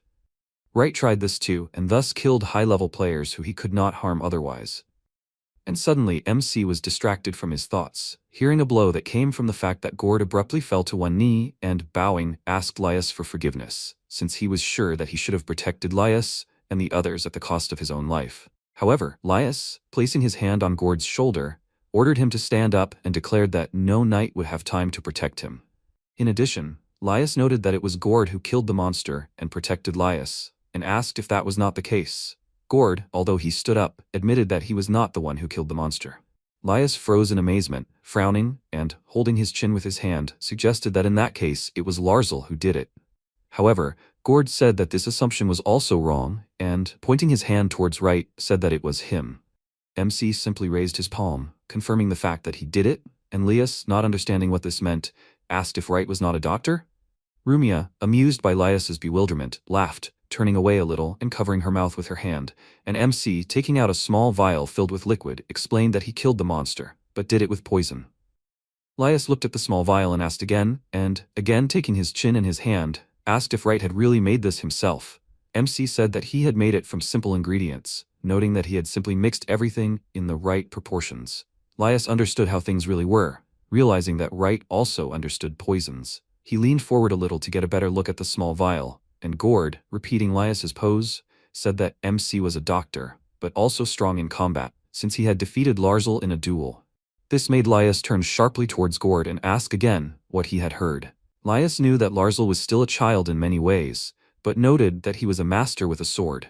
Gord did not argue with this, remembering how he had led a large number of other wounded warriors away from the battlefield where Larsel was training. However, Larsel still lost to Wright, and right now, on Rumia's orders, he was investigating the teleportation zone. In addition, Gord said that MC broke Larsel's sword with some unusual technique, admitting that it was very impressive. Lias, now looking at MC, asked if he really broke Larsel's sword. Wright simply showed a spring made from Larsel's sword, and Lias, running his palm over his head, said that it was hard to believe, and, sitting back at the table, suggested postponing this topic for now, since now, in his opinion, was not the best time for this. Leaning on the table, he adjusted his mustache with his fingers and seriously asked if MC would help him. Wright asked how exactly he should help Lias. Lias explained that he was asking MC for help in returning to the castle. The local forest was very dangerous, but Lias thought that with the help of a skilled doctor, they would be able to return home. And Wright, crossing his arms over his chest, closed his eyes, noting that Laius was talking as if returning to the castle would solve all his problems. Laius did not understand what MC was talking about, and so he asked about it, and then wanted to tell him what would happen when he returned. Right, continuing to keep his eyes closed, asked if Laius really thought that the mage Starkus, who sent them to be eaten by a monster, would leave Laius alone? Laius frowned warily, and Rumia and Gord exchanged glances. Laius suddenly sighed, thoughtful, and, closing his eyes, said that Starkus should have already been executed for what he did, since he seemed very suspicious, and with Laius gone, these suspicions would become more justified. MC looked at Laius seriously and asked if the suspicious man was part of the royal guard. This question made Rumia, Laius and Gord freeze with their eyes wide open, and Laius didn't even immediately realize that he could answer this. He put his hand to his forehead and realized with horror that this was indeed the case, asking how Starkus ended up in the Kossis guard. Rumia put her hand to her lips in shock, and Gord asked why he did such a thing. A faintly glowing aura seemed to form around the three of them, which was invisible to them. Right, frowning, leaned closer to Laius and asked if Starkus seemed suspicious to him. Laius, still looking straight ahead in shock, confirmed this, remembering that people were dying under strange circumstances around Starkus. In addition, there were rumors that Starkus had been putting something in Laius's food. Slamming his shaking hand on the table, Laius asked if he had really appointed Starkus to Kossis's guard. He realized that he would have been better off hiring adventurers, and MC, holding his chin with his hand, suggested that Kossis was a prince. He wondered out loud if Starkus should have at least been fired for something like that. The aura around him had now become darker, and Laius told Wright that Starkus should have been executed by now. He froze, his eyes widening, and also covered in sweat from the tension he was experiencing, and, clutching his hair with his hands, asked why in that case he had not given Starkus a serious punishment, but only sent him to wash dishes. Loud noises began to be heard in the room. The dark aura around Rumia, Laius and Gord grew stronger, and MC, watching this, heard how among the chaotic sounds coming from this aura, orders began to be clearly heard not to meddle in this matter. Wright listened carefully and was silent for a while, and then asked if there was really no one in Laius's circle who tried to condemn Starkus. Laius remembered that no one said anything, and even his advisor, who was always grumbling, never spoke out against Starkus. The orders were heard more and more often, and MC asked if it was true that everyone hated the mage Starkus. Laius said that it was certainly so, and at that moment, Wright suddenly heard how a voice coming from the dark aura ordered even louder not to dare meddle in this matter. From the black cloud that appeared above the heads of the frozen guys, the silhouette of a monster made of bones appeared. The monster stretched its arms above them, and from its bony palms, threads stretched downwards with the help of which the monster controlled Laius, Gord, and Rumia. MC understood how the magician Starkus worked, and looked at the monster hanging in the air, which repeated its order and asked how Wright dared to do this. Continuing to look at the monster, MC noticed that this one did not have 2 arms, but much more. Looking closely at the threads stretching from the creature's fingers, Wright realized that this was manipulation of consciousness, which was a very dangerous magic. The strength of the manipulation depended on the power of the magician, but the spell could be dispelled if you continued to point out inconsistencies in the memories. The monster suddenly jerked its hand several times, approaching MC, and Wright, looking at this, asked himself, "What is the creature doing?" The monster, meanwhile, approaching MC, deformed its body in such a way that the upper part of its finger changed and rose, and sharp tips appeared in the gap that opened. These tips suddenly flew out and began to approach Wright, stretching threads after them. A bright flash of light appeared, but Wright was not defeated by the threads of the creature. On the contrary, the monster received damage, and looked in amazement at the destroyed half of his palm. MC admitted that he did not expect this, asking, "Is it still trying to use magic?" When the dust from the impact cleared, Wright was visible, with a magical tool called a mouse sitting on his shoulder. It was a robot designed in the shape of a mouse, with a weapon on its back, which was now emitting a thin stream of smoke from its recent activation. Wright looked at the monster seriously and asked, did it really think that if it couldn't kill MC, it would just break its consciousness? He wasn't going to let the monster do that. And the mouse, obeying Wright's order, made its eyes glow, and then raised its tail up, which began to disintegrate into pieces, which flew towards the bone creature, hitting it and causing damage. Looking at the monster's pieces falling down, MC asked somewhat arrogantly, did it really think that it could defeat Wright like that? He advised the monster to return when it became 1,000 times stronger, and looked at how the strings broke, and several vials with the faces of Rumia, Gord, and Laius fell down. In addition to these vials, on a tree in a spacious room, covered with cobwebs, on thin threads hung a large number of other vessels, representing people subject to the magic of subjugation. Starkus, who was sitting in his room on a high-backed chair, noticing the fallen vessels, asked if the magic had suddenly dissipated at such a moment. However, at the same time, there was something else. And, getting up, Starkus asked if it was because of the magical wards. Walking around his room, he also assumed that someone had helped Lias. But picking up a book, Starkus decided that it did not matter, since he was not going to let anyone stand between Luras Mers and his desire. Lias, in Starkus's opinion, should enjoy the taste of suffering and despair if he lived to see this moment. Approaching the window, Starkus looked at the city, to each of whose inhabitants from the sky stretched invisible to them threads that kept the inhabitants' consciousness in subjection. Distracting right from his thoughts, Lias suddenly, frowning, asked if everyone hated the mage Starkus. He said that this was indeed so, but suddenly froze along with Rumia and Gord. Pressing his palm to the bridge of his nose, he extended his palm towards MC and asked him to wait a minute. Wright closed his eyes, saying nothing, and Lias remembered that Starkus behaved like a real barbarian, but everyone in the castle treated him like a friend. This made Lias become more and more desperate, and he asked if Starkus had conspired with the others to drive Lias out of the castle. MC asked, crossing his arms over his chest, if Lias was really such a bad king. Lias disagreed, and although he admitted that it was wrong to praise himself, he noted that there were very few kings who cared about their subjects as much as he did. Since Lias had ascended to the throne, the royal family's expenses had been cut in half. Some expenses were dictated by the country's governance policies, so it would be impossible to cut the budget completely. Wright asked what the common people thought about this. This time Gord answered, saying that Lias was very beloved by the people, and if you asked anyone on the street, you would hear the same thing. MC was silent for a while, and then, closing his eyes, he realized that this meant that it was definitely mind manipulation. MC assumed that Starkus was already controlling all the people in the castle, and Lias, wide-eyed in amazement, asked if Wright was talking about mind manipulation. MC confirmed this, explaining that this was a kind of magic that could take people under control. Similar magic existed in virtual life online, but only special non-game villains could use it there, and players could not. Gord suddenly asked if it was right that no one had ever reacted to Starkus's actions precisely because of this magic. MC said that this was most likely the case, and Rumia, hearing this, covered her mouth with her hand, not knowing how to react to the current situation. Lias frowned and asked why Starkus would forcefully teleport them away when he could have just fixed it himself. Lias didn't understand why Starkus didn't do that, and Wright explained that the royal family and high-level adventurers had high resistance to magic, which was why Starkus had decided to throw Lias out of the castle. Gord noted that it all really did add up, and everyone decided that Starkus needed to be stopped.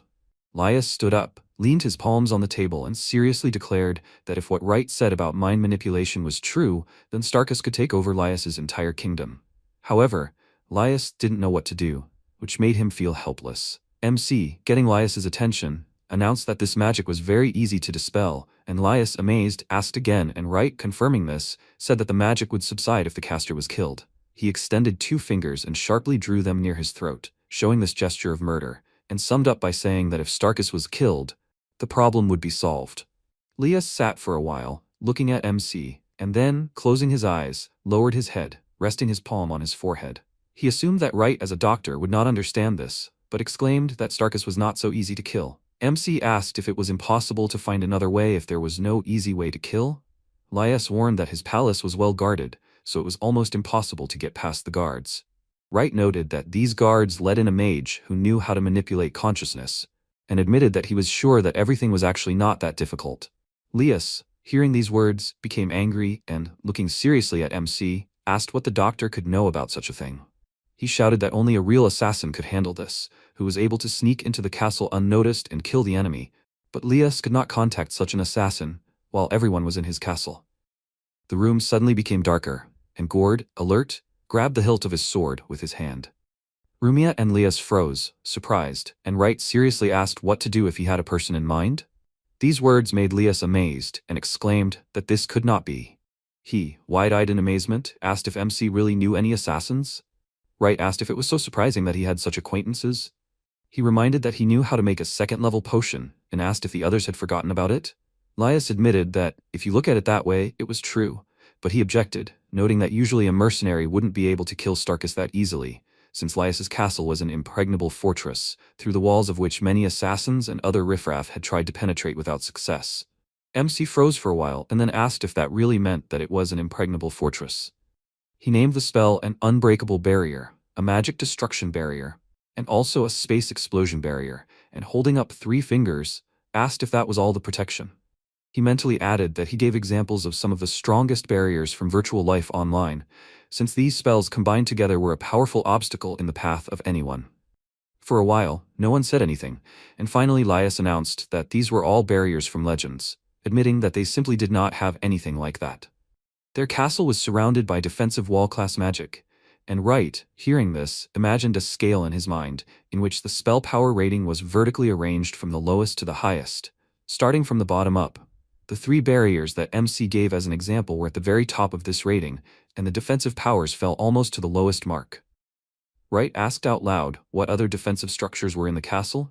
For example, he was curious about what the windows looked like, and Laius said that the windows were not protected by magic in any way, since there was no need for it due to the fact that the windows were too far away to be hit by a spell.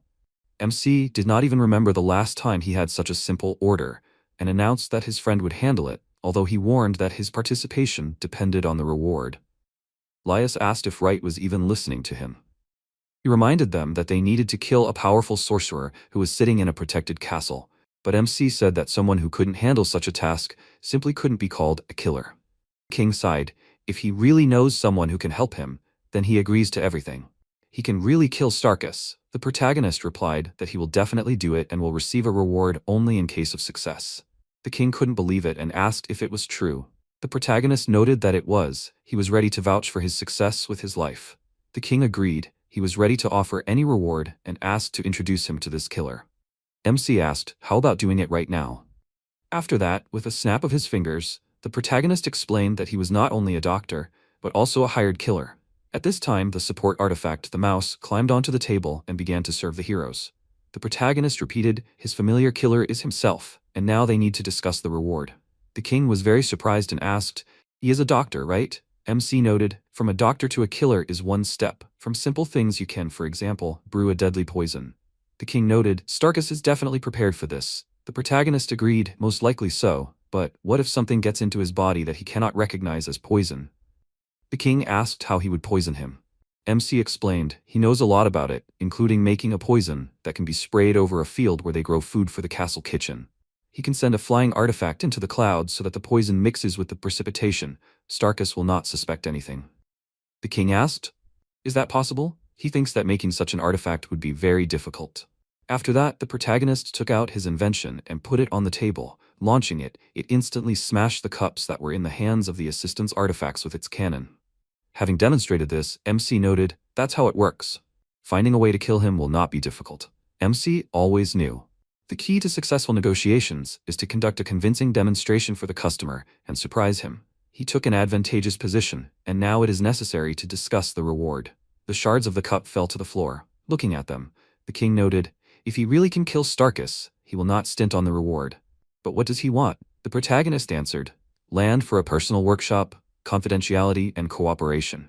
The king noted, no problem about the land. But what does he mean by confidentiality and cooperation? MC explained to him that it would not be to advantage if people knew that he was an assassin, and he would prefer that only those he could trust knew about his skills.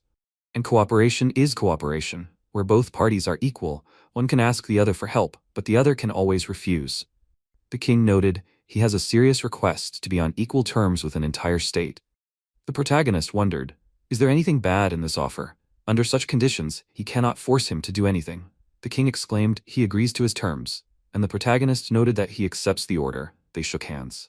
The protagonist concluded for himself that his current target is the magician Starkus, and as a reward he will receive land for a personal workshop, confidentiality, and cooperation.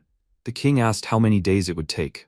MC explained that if they approached the area by spraying poison on the field, it would take at least a month. If they did without it and attacked directly, it would take less time. Maybe the faster the better? The king noted that he would prefer a faster method, but they only had one try. It would be better to choose a method that would work 100%. Could he do that? The protagonist replied that it depended on how protected the enemy was. First, they needed to explain the castle's defenses in as much detail as possible, and most importantly, not to forget about the spells that Starkus used. Laius thought for a moment and explained that the defenses could have changed since he was not in the castle. MC reassured him that he would find out everything important himself. Laius agreed to this, but reminded him that he needed to keep this information to himself. Later, Larsel came from the forest and handed the king a paper with information. It was late in the evening that Lias, Gord, and MC continued to think over the plan. After that, Gord took Larsel to the bedroom. Larsel sat on the bed and was amazed at its softness, but later remembered the springs were made from his broken sword and got angry at the protagonist again. When the sun rose, the princess woke up, washed herself, and got dressed. She went to the room where all the men were working again. The king gave more information and then told the protagonist this is all he can tell him about the palace and Starkus. He understands that it will be difficult to fulfill the order. Rumia greeted everyone, wishing them a good morning, and each of the heroes answered her. After thinking for a while, the king asked the protagonist, is he sure that everything will work out? MC looked at the resulting plan and firmly stated, if he understood everything correctly, then it can be said that he has not had such an easy order for a long time. A few artifacts will be enough for preparation. At this time, Gord prepared breakfast and served everyone on the table. MC again turned to the king and noted, they should start with murder using artifacts. They can only hope that nothing has changed in the castle since his departure. Lias sighed and concluded that he does not understand contract killings, so it is up to the protagonist to draw up a plan. MC thanked him, and on this, after breakfast, while Gord was washing the dishes, the protagonist turned to him. He said that it is about 3 hours from here to the capital, right? Gord calmly replied, that's right, they're near Leneralia. MC thought, so if he collects the materials, he can handle the order in one day. He turned to Gord and told him, he needs 500 magic stones, 30 kilograms of iron, and 10 kilograms of bronze. Will he be able to get them for him? Gord stood up and, dusting his hands, noted that Leneralia has the main department of the Kruan Trade Alliance. The head of the Kruan Alliance will be able to help them. They can definitely get the materials there. MC said that he understood everything, but does he have money? Gord rummaged in his pockets and said that this was too sudden. He has nothing. The protagonist asked the others, well, they don't have a penny either. MC admitted to himself, actually, he doesn't have money either. He asked if they can pay by check. Gord replied that it was possible, but if a member of the royal guard used a check, it would be immediately reported to the main body of the order. If they found out he was alive, everything could go to hell. The protagonist heard him and agreed. It was better to avoid that. He asked if there was a way to get materials without direct contact. The main thing was to get bronze and iron, and he could hunt monsters for stones. Lias noted, if it was something small, then no problem, but 30 kilograms of iron and 10 kilograms of bronze would cost a pretty penny. There was no way without direct contact. The protagonist realized, bronze was a rare material. This world was not as technologically advanced as his home world, so iron was most likely mined with great difficulty. But for this order, he needs both. Suddenly it occurred to him. They can sell something to get materials in return. He wondered, maybe sell a level 2 potion? The king noted that potions themselves are very valuable, but it is better to keep level 2 potions to yourself. The protagonist thought, is it really not expensive to sell them? Although of course, this potion can be considered a regular medicine and pay you much less. After thinking for a while, he asked a question. Maybe then try a higher level potion? They have time, so he can make a level 4 potion. After these words, Larsel was very surprised, and Gord and Lias simply could not believe it.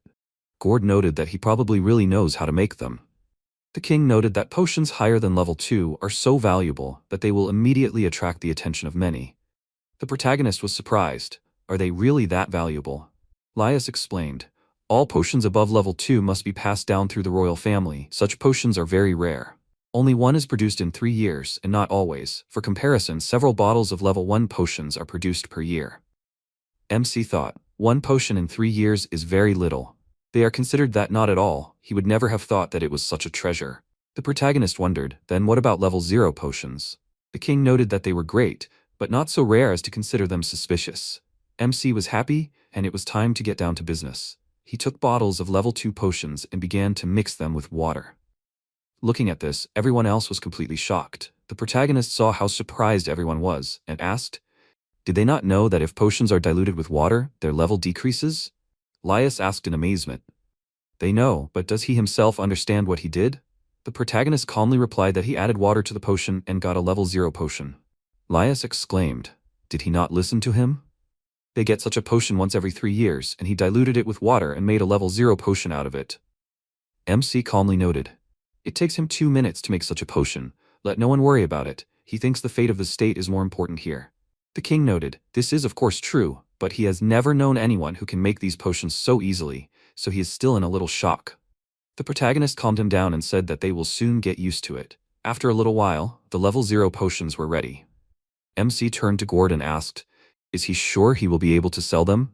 Gord replied that he can rely on him, but it would be better to sell them at night.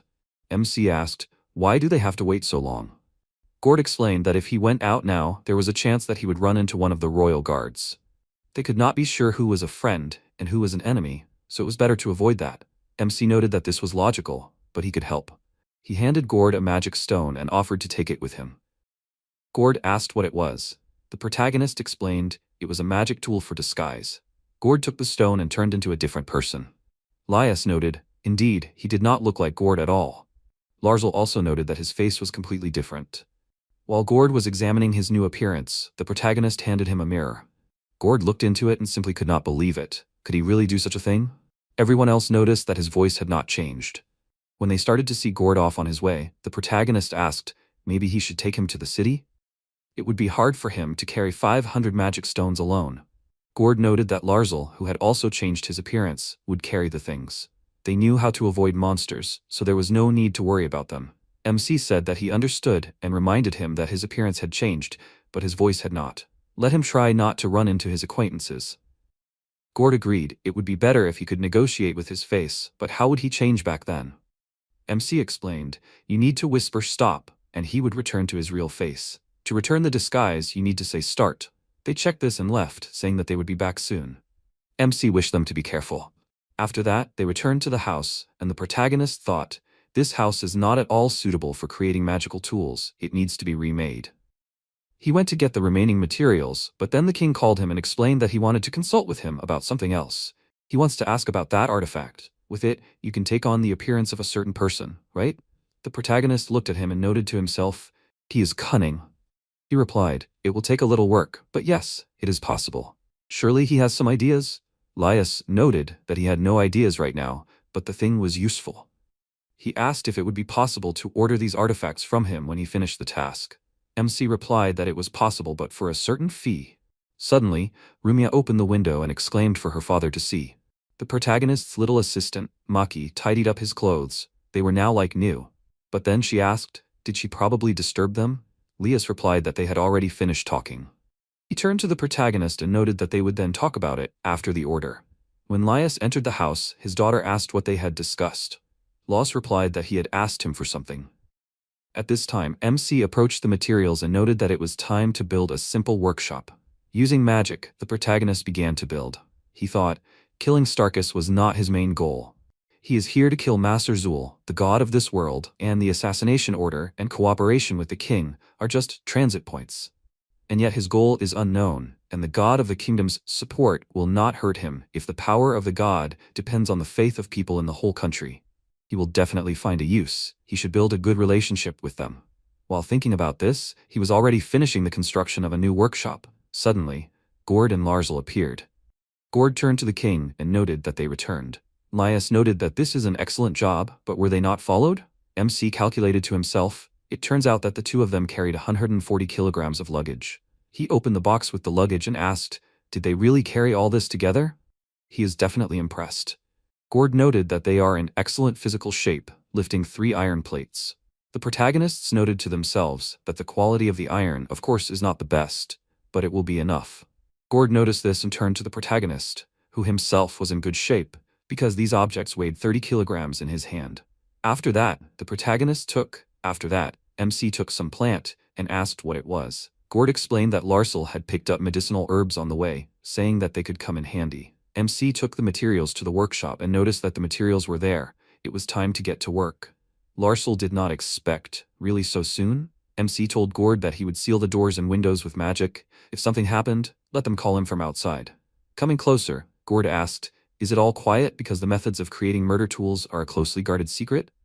MC explained that the secret is, of course, one of the reasons, but the biggest reason is their danger to others. Gord did not understand how they could harm. MC asked, does he really think that creating murder weapons is a safe occupation? Gord thought for a moment and noticed that he was right. He added that he would watch out for Larzl to start banging on the door. MC thanked him and said that he should leave the rest to him, and advised him to sleep. He almost forgot to tell him they were leaving for the castle tomorrow. He prepared an open bath for everyone. they can use it. They only have one try, so they should be 100% ready. Gord exclaimed, "Are they really leaving tomorrow? He will definitely have time to use up all these materials before the morning." MC replied, "That's right, it will take all night, especially considering their circumstances. They can't drag it out. They need to recapture the cast soon as possible and along with it the state, right?" Gord thanked him and left, and the protagonists got to work. He took out a box with items and used the expansion skill. After that, many windows appeared around, from which robotic arms stuck out, which began to do work. MC noticed that this was a workshop of secret maneuvers and a cave of 1,000 monkeys. While everyone was resting, he was busy creating weapons. In the morning, everyone except the protagonist was in the house. Suddenly, someone broke through the wall of the dwelling and began to attack. Gord and Larzl prepared to defend themselves. It was some kind of iron bird. But then MC appeared and stopped it with a snap of his fingers. He apologized. This invention escaped during a test run. Gord asked if he was finished. MC replied that everything was ready and asked to take the boxes with weapons to the cart. He asked, "Did he do everything today?" MC agreed and noted, "Everything is securely packed, so even if something falls, it is not scary." At this time, the king and his daughter left the house, preparing to leave. The protagonists noted that it was about time. Lias agreed that it was true. MC noted to himself that today he would be carrying out his first assassination order in another world, and also asked the others. They remembered the essence of the operation. Right? Gord noted. They would disguise themselves and infiltrate Gord, after which they would wait for him in a safe place with a Vibane. As soon as this order was completed, he would give them a signal, and they would be able to leave. Lias stated that he would deal with the situation after the murder of Starkus himself. MC said that everyone had magical tools for disguise, and they needed to use them. Everyone took a stone and said the word "start." Gord noted that yesterday's transformations were different. The protagonists noted that he had prepared the tools. Everything should go so that they would not attract attention as much as possible. He got to himself. Everyone was worried, especially the princess. If he failed the order, they would completely lose control of the country. Gord wondered, "Can you change your gender with this artifact?" Protagonists asked, "Why?" Gord explained, he saw ads about them in the city yesterday. They said they were looking for a woman and 3 men. Perhaps this is all the work of the Starkus guards. One of them needs to change gender so as not to attract unnecessary attention. Protagonists answered, "It is possible, but 4 men are also suspicious." Gord said, 4 girls will also look unnatural. Larzl wondered, so it would be best if there were 2 men and 2 women. MC said, Gord will be the mother, Larzl the father, then the king and princess will be the children, so they will pretend to be traveling merchants. Lias wondered, if they are going to pretend to be merchants, then why shouldn't he be the father? MC explained, judging by yesterday's information, it is highly likely that they are currently diligently looking for him specifically. Can the voice be changed to your own style of speech? No, but if you give him a role that is very different from his own, then everything might work out. The king wondered, is it necessary to think everything through like this? MC turned to Larzl and Gord and asked if they agreed. They said they did. MC explained that you need to press the button on top to change gender. Gord had already done this. He turned into a woman. Looking at her, the king noted that she was too big. Larzl said, this will make them stand out even more. MC noted that he can adjust his height and build and asked to give him the artifact. Gord asked, is there something wrong? At this time, the princess laughed a little and then apologized. MC noted that there was nothing to worry about. Rumia picked up the protagonist's little assistant Maki. MC gave another assistant and turned to the princess, offering to take him with her. He might come in handy. The princess looked at the protagonist and thanked him with a smile. Each of the heroes prepared for the journey, and the protagonist finished. It was time to win back Mrs. He was busy with thoughts. An endless stream of monotonous orders, standard goals. He had almost 1,000 victories behind him, and he had not seen the flames that engulfed the sky and the earth for a long time. Looking into the distance, he said, this time his target was God. Maybe everything will finally change. After these words, he decided to open the box. Rodents and iron birds ran out of it. MC ordered them to go, controlling them. He noticed the central command system was normal. He entered all the information regarding the target, full combat readiness. Rumia noted that right was right. At first glance, the inhabitants behaved as usual, but in fact they seemed lifeless, with clouded eyes, as if someone was controlling them. She decided to turn to a passerby man, but he turned around and was rude to her. Each person was as if bewitched. The man turned to Larzl. Does he have problems? But Gord came up and gave some coins to the man. He climbed in and ran away. Gord turned to Larzl and asked if it was true. He was still angry at the protagonist. Larzl replied that he no longer held a grudge. Gord continued. He was too emotional. If he quarreled with him now, the whole plan could suffer. At such moments, you can't be distracted by feelings. After all, the protagonist made him new equipment. All that remains is to wait for the opportunity to need it. Larzul turned to the king and asked if they should stop in such a simple place. It might not be entirely safe. Lias explained that he understood, but if they stayed the night in an expensive establishment, they might draw too much attention to them. Right now, there is no better place for them than this refuge in Waibon. Looking from the point of view of the birds, the protagonist noted, here is the airspace of the castle. First, they need to find out the location of the target. He used the magic counter skill. If he is a high-ranking mage, he will be able to find it stronger than magical energy. Guessing the destination, he sent birds there, but encountered a magical barrier. Most likely, it appeared only recently. The barrier is easy to destroy from the inside, but it is unlikely to be blown up from the outside, no matter how serious the castle's security is. No one will guard a sewer pipe with a diameter of 30 centimeters. This is a matter for small rodents. Suddenly, Gord contacted the protagonist remotely. He said that they arrived at the place of their overnight stay. MC asked if everything was in place. Gord noted that everything was fine and asked how he was doing. MC said that he did not know that the castle windows were protected by a barrier, but he could handle it. How was the situation near the castle? Gord noted, as the protagonist, and foresaw. The entire population seemed to be in a trance, even the children. Lias noted that he could not even imagine that Starkus was capable of such serious manipulation, future consciousness. If he had such powers, why did he use them only now? MC suggested, maybe he was waiting for the right moment. After these words, the king wondered what he could have been waiting for, but it didn't matter. He turned to the protagonist and asked if he remembered what he asked him the day before leaving. MC noted that he should take care of Prince Kosus if he found him. He remembers. Lias noted that he was counting on him, and the protagonist wished them to be more careful. Suddenly, someone knocked on the door. The man turned to Starkus and apologized for disturbing him.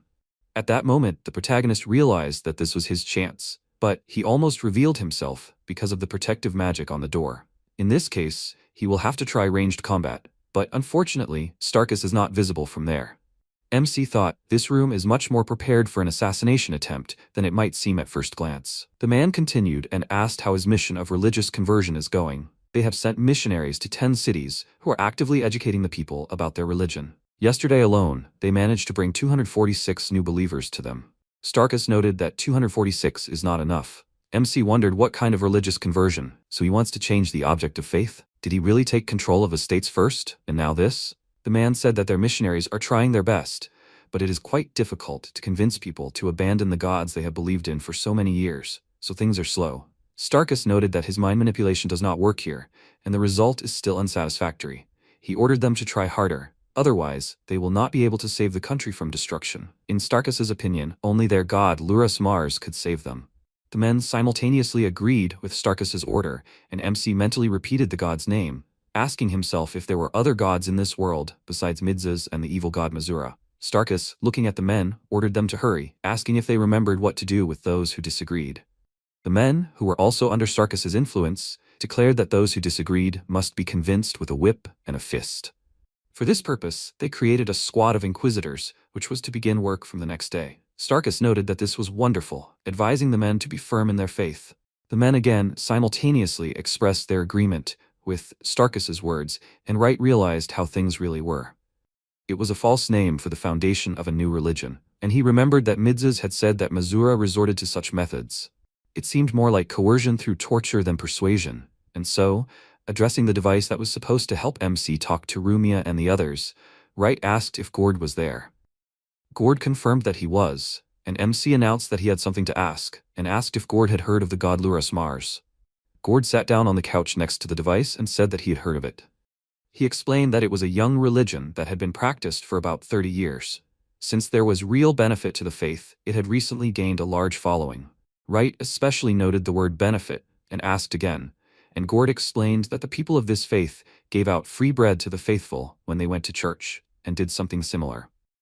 While Gord was talking, Lias and Larzul told Gord that women did not sit like that, so Gord, forgetting that he was in a woman's body, sat in a man's position, with his legs wide apart. Ignoring Lias and Larzul's words, Gord continued to tell MC about the religion, recalling that the basis of this religion is charity for the people. The only question was, where the money for this came from.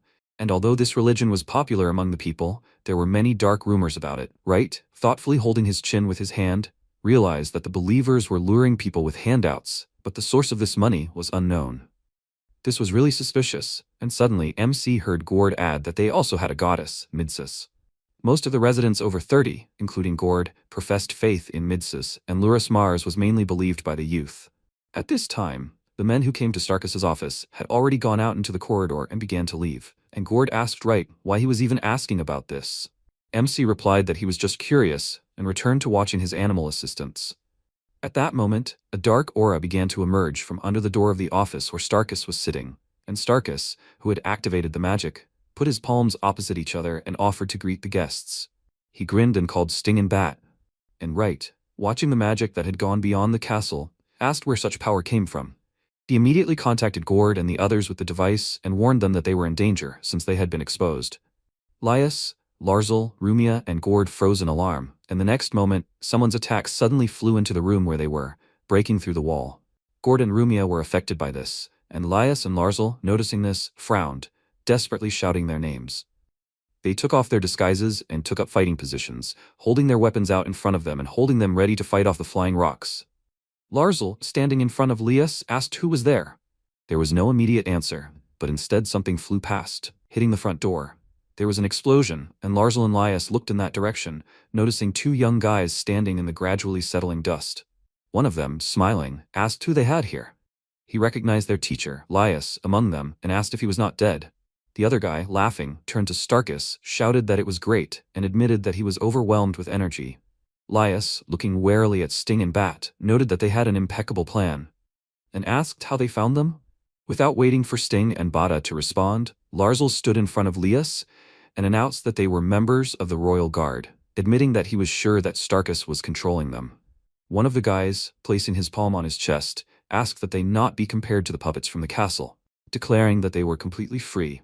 Interrupting his comrade's words, the second guy chuckled, noting that there were now two opponents, and at that moment the second knight, ignoring the screams of his comrade, began to say that they were the chosen ones. However, the other guy continued to interrupt his friend's words, as he realized that if there were two opponents left, then this meant that he had cut down two with one blow.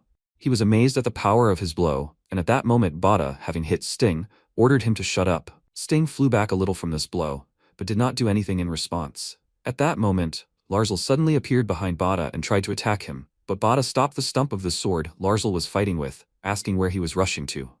Bada used magic, and from this, shining butterflies flew around him.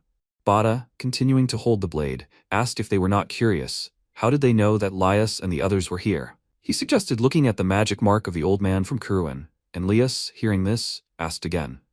Larzal, frowning, advised Lias not to let him deceive him, since the head of the Kuruin Merchant Guild would never take the side of the enemy. He noted that the head of the Kuruin Merchant Guild with his piercing eyes would immediately recognize what was going on. However, Larzal was unable to say anything else, since his eyes suddenly opened wide, alert since he sensed something. The next moment, Sting suddenly appeared at his side, also using magic, exclaiming that Larzal was slow. He formed a magic tube next to his hand and threw it at Larzal, and Larzal, unable to resist, flew back, although he was able to reflect the attack. Meanwhile, Bada announced that they sold 100 first-level potions of unknown origin at once, so one could think that they were preparing to escape. But then, just a day later, they left the magical forest and returned to the kingdom. Turning to Lias, Bada asked how they did it. Lias and Larzal silently looked at their opponents, and Bada, seriously turning to the side, noted that most likely one should ask with whose help they managed to do this. Lias, frowning, asked who knows about this. He suggested that this person could be a woodcutter, but Bada did not answer anything, not appreciating this statement. Lias suddenly said that he wanted to ask Bada and Sting a question, and asked why they had joined Starkus and were helping him take over the kingdom. He did not understand what motivated them, but he assumed that it could be money or power. Sting and Bada froze for a while, dumbfounded by the question, and then Bada, putting his fingers to his head, closed his eyes, exclaiming in annoyance that Lias was thinking very simply. Sting was also dissatisfied and, raising his head up, called Lias an old man, noting that he did not understand anything. Larzal, hearing this, indignantly asked again, but Bada and Sting did not pay attention to this. And Bada asked Lias what he thought the people of the Sender needed. At the same time as Sting, he exclaimed that they needed strength, and together they explained that people were weak, and only a powerful ruler could give them strength. This power was supposed to make people free, as well as help them conquer everything around them and take everything from others by force. That is why Bada and Sting were not going to protect a king who could be so easily taken away from the throne. To prove his superiority, Bada pointed to a hole in the wall, through which he could see a destroyed neighboring building and people injured by the explosion and now lying in a haystack. Laius frowned in confusion and wanted to ask Bada and Sting about something, but he could not formulate a question. And before he did, Sting and Bada grinned, and their bodies seemed to be covered in smoke, due to which only shining eyes and mouths were visible. Soon, this illusion disappeared, and Laius and Larzl saw in front of them the still grinning Sting and Bada, who, having activated magic, surrounded themselves with magical weapons. Bada exclaimed that everything was correct, declaring that the kingdom of Mises would be reborn under the leadership of Luras. Bada stood up in such a way that it would be more convenient to attack, but at that moment, a blade of something like a sword pierced his leg from under the floor. Bada froze in amazement for a while, looking at the sword sticking out of his leg, and Larzl, taking advantage of Bada's distraction, ran closer to him and stepped on Bada's wounded leg with his foot, thus fixing his opponent in one place. Larzl swung his sword at Bat with a furious frown, and at the same time Sting, preparing to protect his partner, shouted for Larzl to come here and began to form his magic attack. However, Laius had no intention of leaving Larzl alone and threw a chair he found nearby up in front of him. Swinging his leg, Laius kicked the chair, sending it forward at high speed, and Sting, who clenched his jaw upon noticing the chair flying at him, did not have time to react and was pinned against the wall. Bat, frowning, looked at his partner, and Larzl declared that they had made too much noise. Gord, who had also removed the illusion from himself, but had not yet reached the room, also ordered the opponents to be silent, and Larzl, swinging his sword once more, struck Bat, calling him and Sting traitors. Blood sprayed into the air from the wound inflicted by Bada, and calmly looking at the screaming Bada, Larzl was suddenly distracted, looking towards the entrance, and noted that Gord had arrived somewhat late, admitting that he felt sick from just the speeches of Sting and Bada. Gord, standing in the doorway with Rumia, warned that he was in a hurry, offering Larzl to try to escape from that house on her own and run here to the third floor. Laius, ignoring the playful bickering of Gord and Larzl, ran up to Rumia, shouting her name, and, hugging Rumia, admitted that he was very glad that she was okay.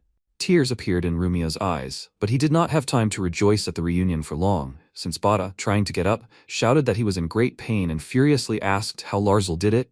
And suddenly Bada's body crumbled into dust, and everyone realized that they had not imagined it, but that it was projection magic. Very soon Bada, whole and unharmed, appeared next to them and, laughing, asked that Gord, Larzl, Laius and Rumia not think that they would leave in peace.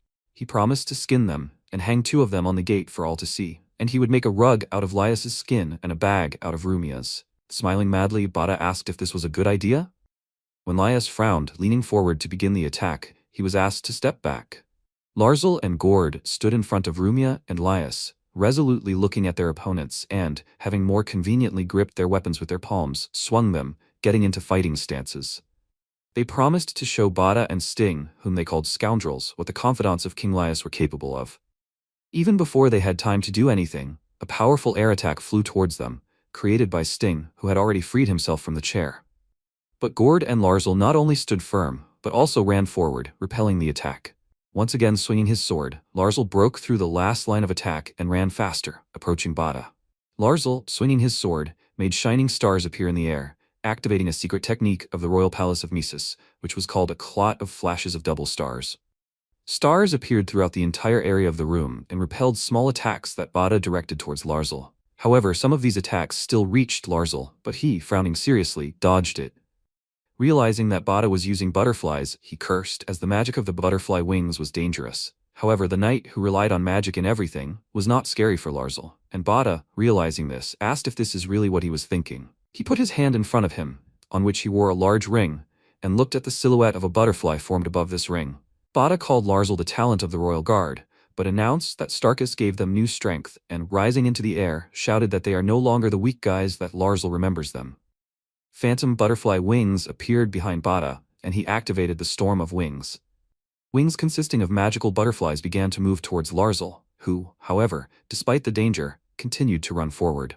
Laius, frowning, looked at the attack and asked where so much power came from. Rumia, worried about Larzl, warned him to be careful, and Larzl, frowning, sighed, concentrated, and ran forward. Bada attacked him with his wings, which, having lengthened, became more like tentacles, consisting of a large number of magical butterflies.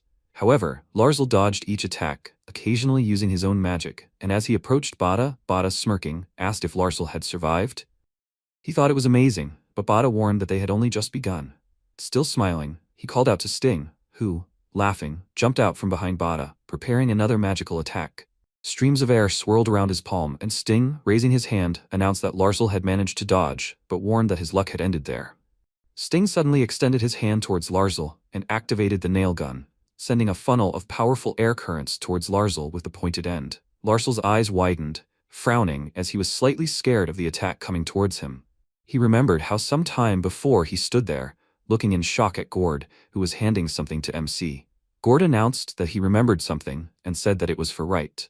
MC, although he did not know what it was, took what Gord handed him and upon closer inspection noticed that it was a sandwich wrapped in special paper. Gord, smiling, reminded him that Wright had not eaten yesterday and announced that he wanted it for breakfast. Neither Larzal nor MC knew how to react to this, but they were soon distracted from this, as Lias, having come closer, seriously asked if Wright remembered about his request. MC confirmed this, warned that everything was ready, and asked Lias to wait a minute. Lias, not understanding what Wright wanted, asked what happened. MC, who had been holding an object hidden by a piece of cloth, threw the cloth aside, suggesting that they start with Gord. He attached the armor piece to the armor already on Gord, and Gord, waving his hand a few times, looked with delight at the new piece of his armor. Wright said that it was a shoulder shield with simple defensive charms, explaining that it would be able to repel enemy attacks. He thought that Gord would need it, and also added that it had defensive charms placed on it. At the moment, using the immovable barrier and the charm placed on it, Gord stood in front of Larzal, who was being attacked by the enemy, closing him in with himself.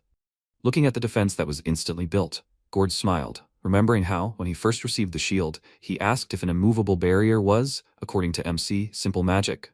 Wright, hearing this question, assumed that Gord wanted a crest, and fulfilled this request, drawing a crest on the surface of the shield. Waiting for the attack to dissipate, Larzal thanked Gord, and Gord, not paying attention to this, warned that Sting and Bada were no longer the ones they knew, and therefore asked Larzal to be on guard. Finally, the attack launched by Sting dissipated, and Sting frowned, his mouth open in shock when he noticed that Larzal and Gord did not have even a scratch. He was sure that this could not be, and pointing a finger at Gord and Larzal, asked what kind of shield is this. Bada, placing his hand on Sting's shoulder, asked him to calm down and warned him that his magic was not afraid of any shield. He put his palm forward, and the silhouette of a butterfly appeared in the air above his ring again. The next moment, the number of butterflies multiplied, and this filled a fairly large space. And Bada declared that no matter how strong Gord's shield was, you just need to attack in such a way that it could not reflect the attack. This, in Bada's opinion, was all that was required from tactics, and so he directed the butterflies to this part of the room where Rumia and Lias were. Lias became wary, noticing someone else's attack, and Larzal, realizing that these were fragments of those butterfly wings, abruptly turned to the side, addressing Lias. However, Lias suddenly calmed down, looking at the butterflies approaching him, and the next moment, powerful streams of flame flew from Lias towards the magical butterflies. Before they went to the kingdom, MC, looking at Lias seriously, said that he should be next, and handed Lias a ring, saying that it was for him. Now, thanks to this ring, Lias built a directional barrier around himself and Rumia, as well as an attack. From the ring, which was put on Lias's finger, streams of magical energy were spreading, and, in addition, clutching a dagger in his hands in order to defend himself in close combat, Lias asked not to worry about him and continue the fight. Bada was amazed, realizing that this was a directional barrier, and Sting was so shocked that he could not say anything, and just opened his eyes wide. Lias, meanwhile, holding out his dagger, said that this was handmade, confirming that it was indeed a directional barrier. The next moment, several streams of fire flew out of the barrier, forming into the heads of creatures resembling wolves, and headed towards Sting and Bada. Sting and Bada barely dodged this attack, and Sting, furiously pointing his finger at Lias, shouted that there can't be a directional barrier that attacks from the inside.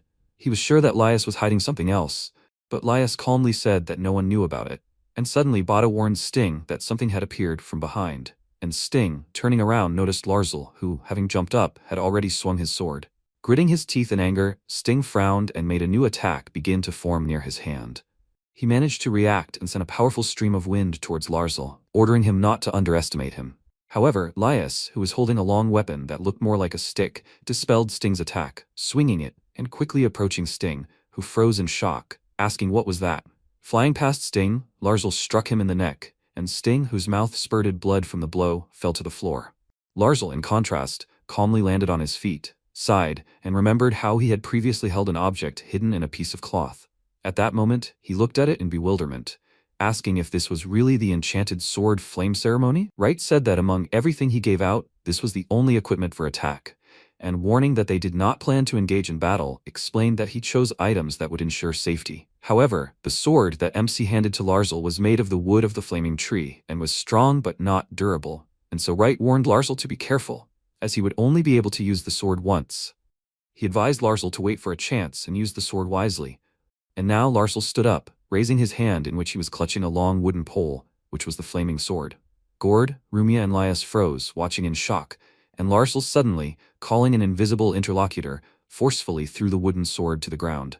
Sting screamed, still unable to cope with the pain received from the blow to his neck, and Larzul, pointing a finger at the sword lying on the floor, furiously asked, "Is this really a flame ceremony?" He shouted that it was just some kind of stick and asked, "Is this really a joke?" Lias, unsure of how to react to such a fit of rage, simply covered his eyes with his hand, while Rumia and Gord stood silently watching as Larzul cursed at the sword. Meanwhile, Sting cleared his throat and, looking at Bat, admitted that he thought he was finished and thanked Bat for helping him. Remembering how Bat used his butterfly to divert the attack from Sting at the last moment, reducing the impact of the blow. However, Bat just stood there, thoughtfully holding his chin, and Sting said his comrade's name, but Bat still did not respond. Mentally returning to the past, Larzul meanwhile remembered how MC told him that the sword needed to be set on fire in order to awaken the power of this sword. In that case, there would be a +9 to the fire damage, and Wright, smiling, asked what was so unclear about that. At this moment, Larzul, frowning furiously, shouted that he had set fire to this sword, and asked what to do next. He decided that MC still could not be trusted, and he needed to do everything himself, and at that moment Sting, smirking, suggested that Larzul come here if he did not value his life, and promised that Larzul would regret that he could not kill Sting. But Bada calmly asked Sting to wait, and he, looking at Bada in bewilderment, asked what was going on. Bada, calmly looking at his opponents, asked if Sting thought it was strange. He noted that Gord and the others were not at all surprised by their attack, and did not even try to escape. Moreover, they seemed to have been prepared in advance, and looking closely at Rumi, Lias, Larzul, and Gord, Bada realized something, and, cursing, shouted the name Starkus. Frowning, he turned around, and at that very moment, the animals created by Wright and located in the castle began to increase in size and also to shine. In the end, they exploded, and the barrier was destroyed.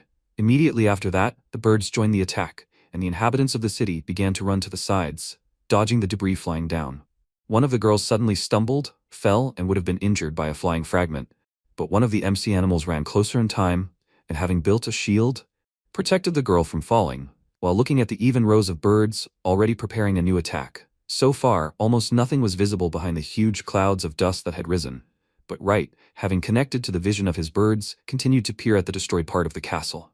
Hearing the rumble, Rumia, Gordlius, and Larzul froze, and, looking back, asked each other if they heard it. Larzul assumed it was MC, and remembered that he had taken the assassination order, so he asked where the explosion came from.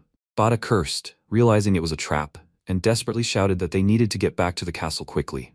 Gord, Larzul, Lias, and Rumia turned around, looking at their opponents, and Bada, suddenly becoming much calmer, asked if they really thought they would hear something like that.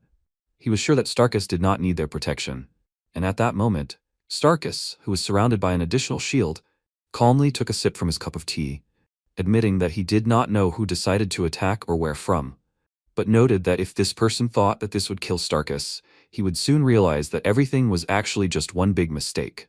He looked very calm, and Wright, analyzing the protection around Starkus, realized that it was a defensive barrier of the attack reflection type. Due to the fact that Starkus was able to reflect the attack created by MC, Wright noted that this was quite good.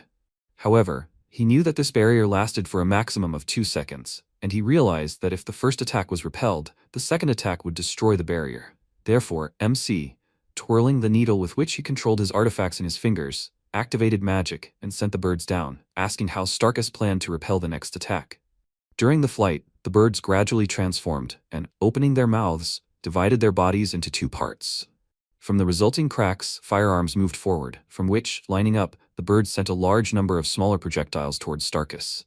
Starkus, unafraid of this, turned to the power of magic and, calling on it, asked that magic come to his defense. From these words, a defense formed around Starkus, and all the projectiles fired by Right exploded, colliding with it.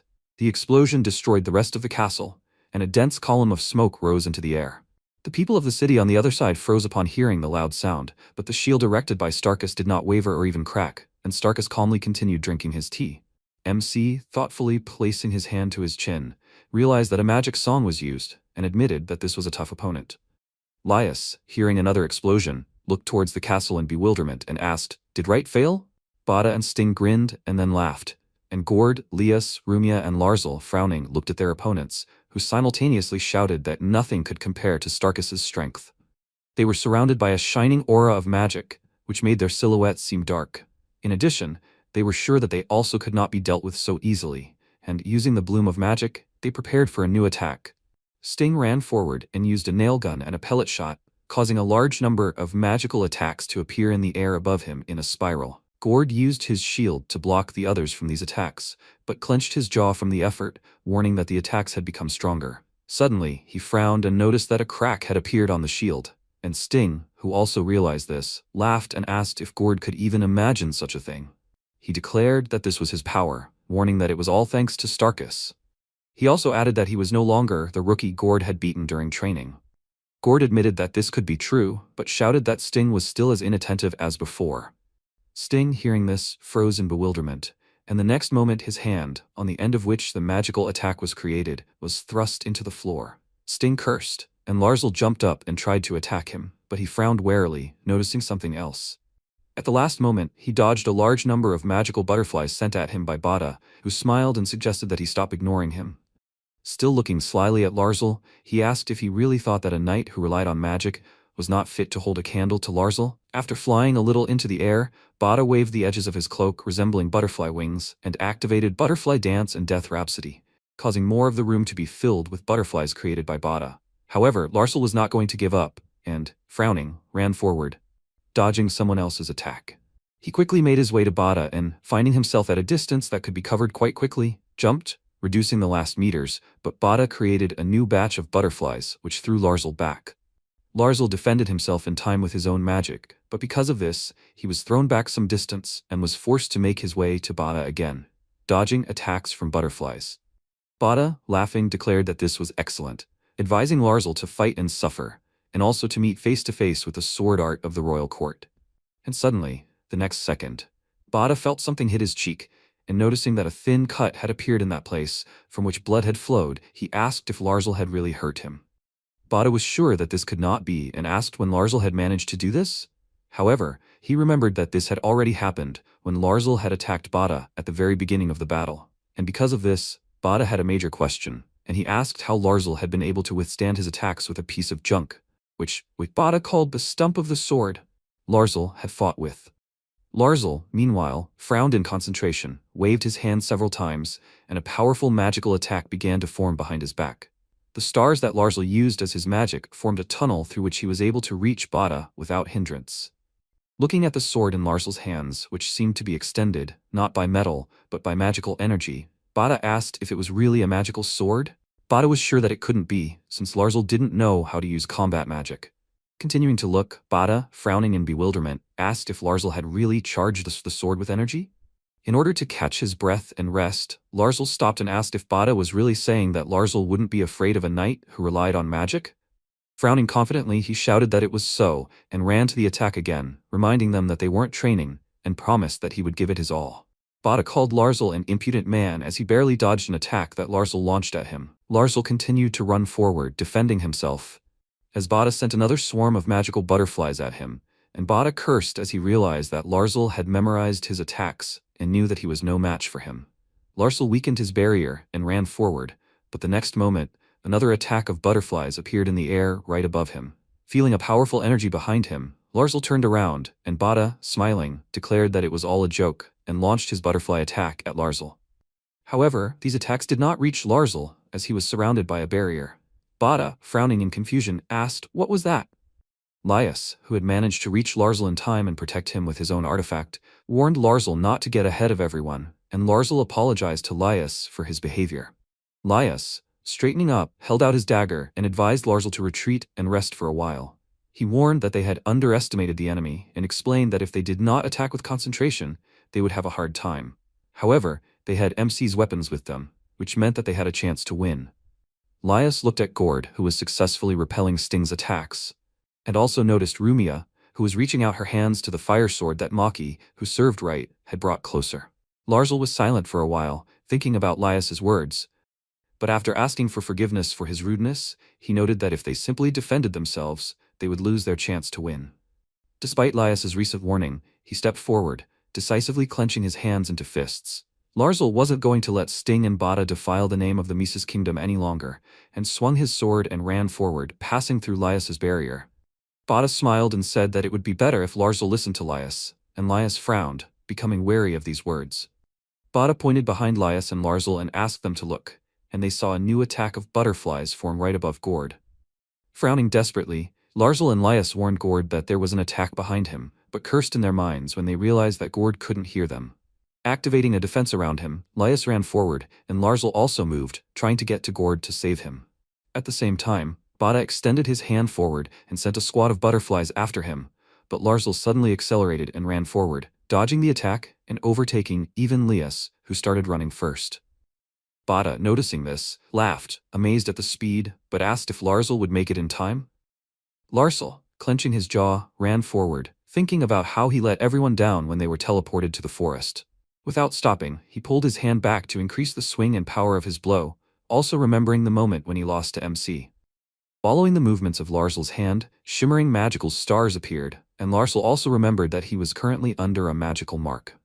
He had failed after fail, and so now, frowning, Larzal concentrated magic near his sword and asked, what was the point of all his training then? Making a desperate dash forward, closer to the attack approaching Gord, which gradually began to tear his clothes, Larzal began to remember moments from his life, deciding that at least this time, he should do something different. Finally, Gord felt the attack approaching him and, frowning, turned to the side, noticing the silhouettes of magical butterflies. However, the attack never reached Gord, because Larzal, having managed to stand between the attack and Gord in time, took the blow. The armor on his chest was broken. Blood sprayed into the air, and Larzal flew back. Everyone cried out his name in concern, and Bada, smirking, announced that he was the first to go. The night before leaving for the mission in the House of Wraith, Gord suddenly said that he heard that it could help in the preparation of the potion and magical tools. And suddenly MC, frowning warily, stood up abruptly, and going up to Larzal, who was standing nearby, grabbed his hand and began to carefully peer into the gloves on Larzal's palms. Lias, coming closer, asked if something was wrong. Wright announced that Larzal had a magical mark by which they could determine where they were.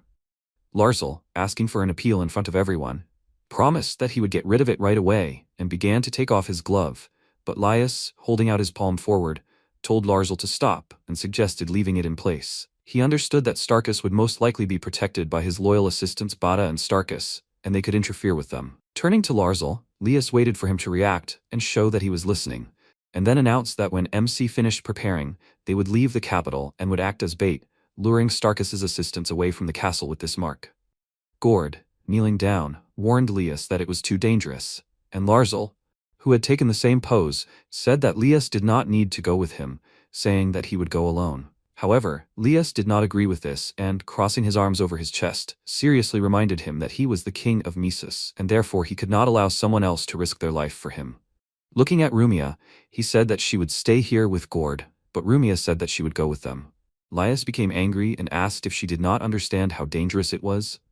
Rumia replied that she understood, and firmly declared that that was why she would go with them, asking if that was true.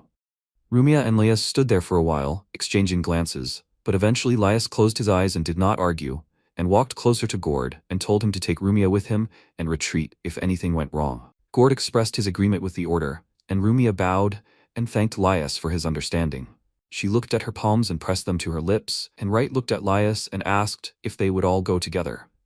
Lias, although somewhat displeased, assumed that it looked like that, and suddenly remembered something, asking if MC could make another level 2 potion. Wright said that in that case, he would prepare something more useful for them than potions. MC and Lias were talking for a while, and Larzal, who was standing a little bit away, asked himself why he never succeeded at anything.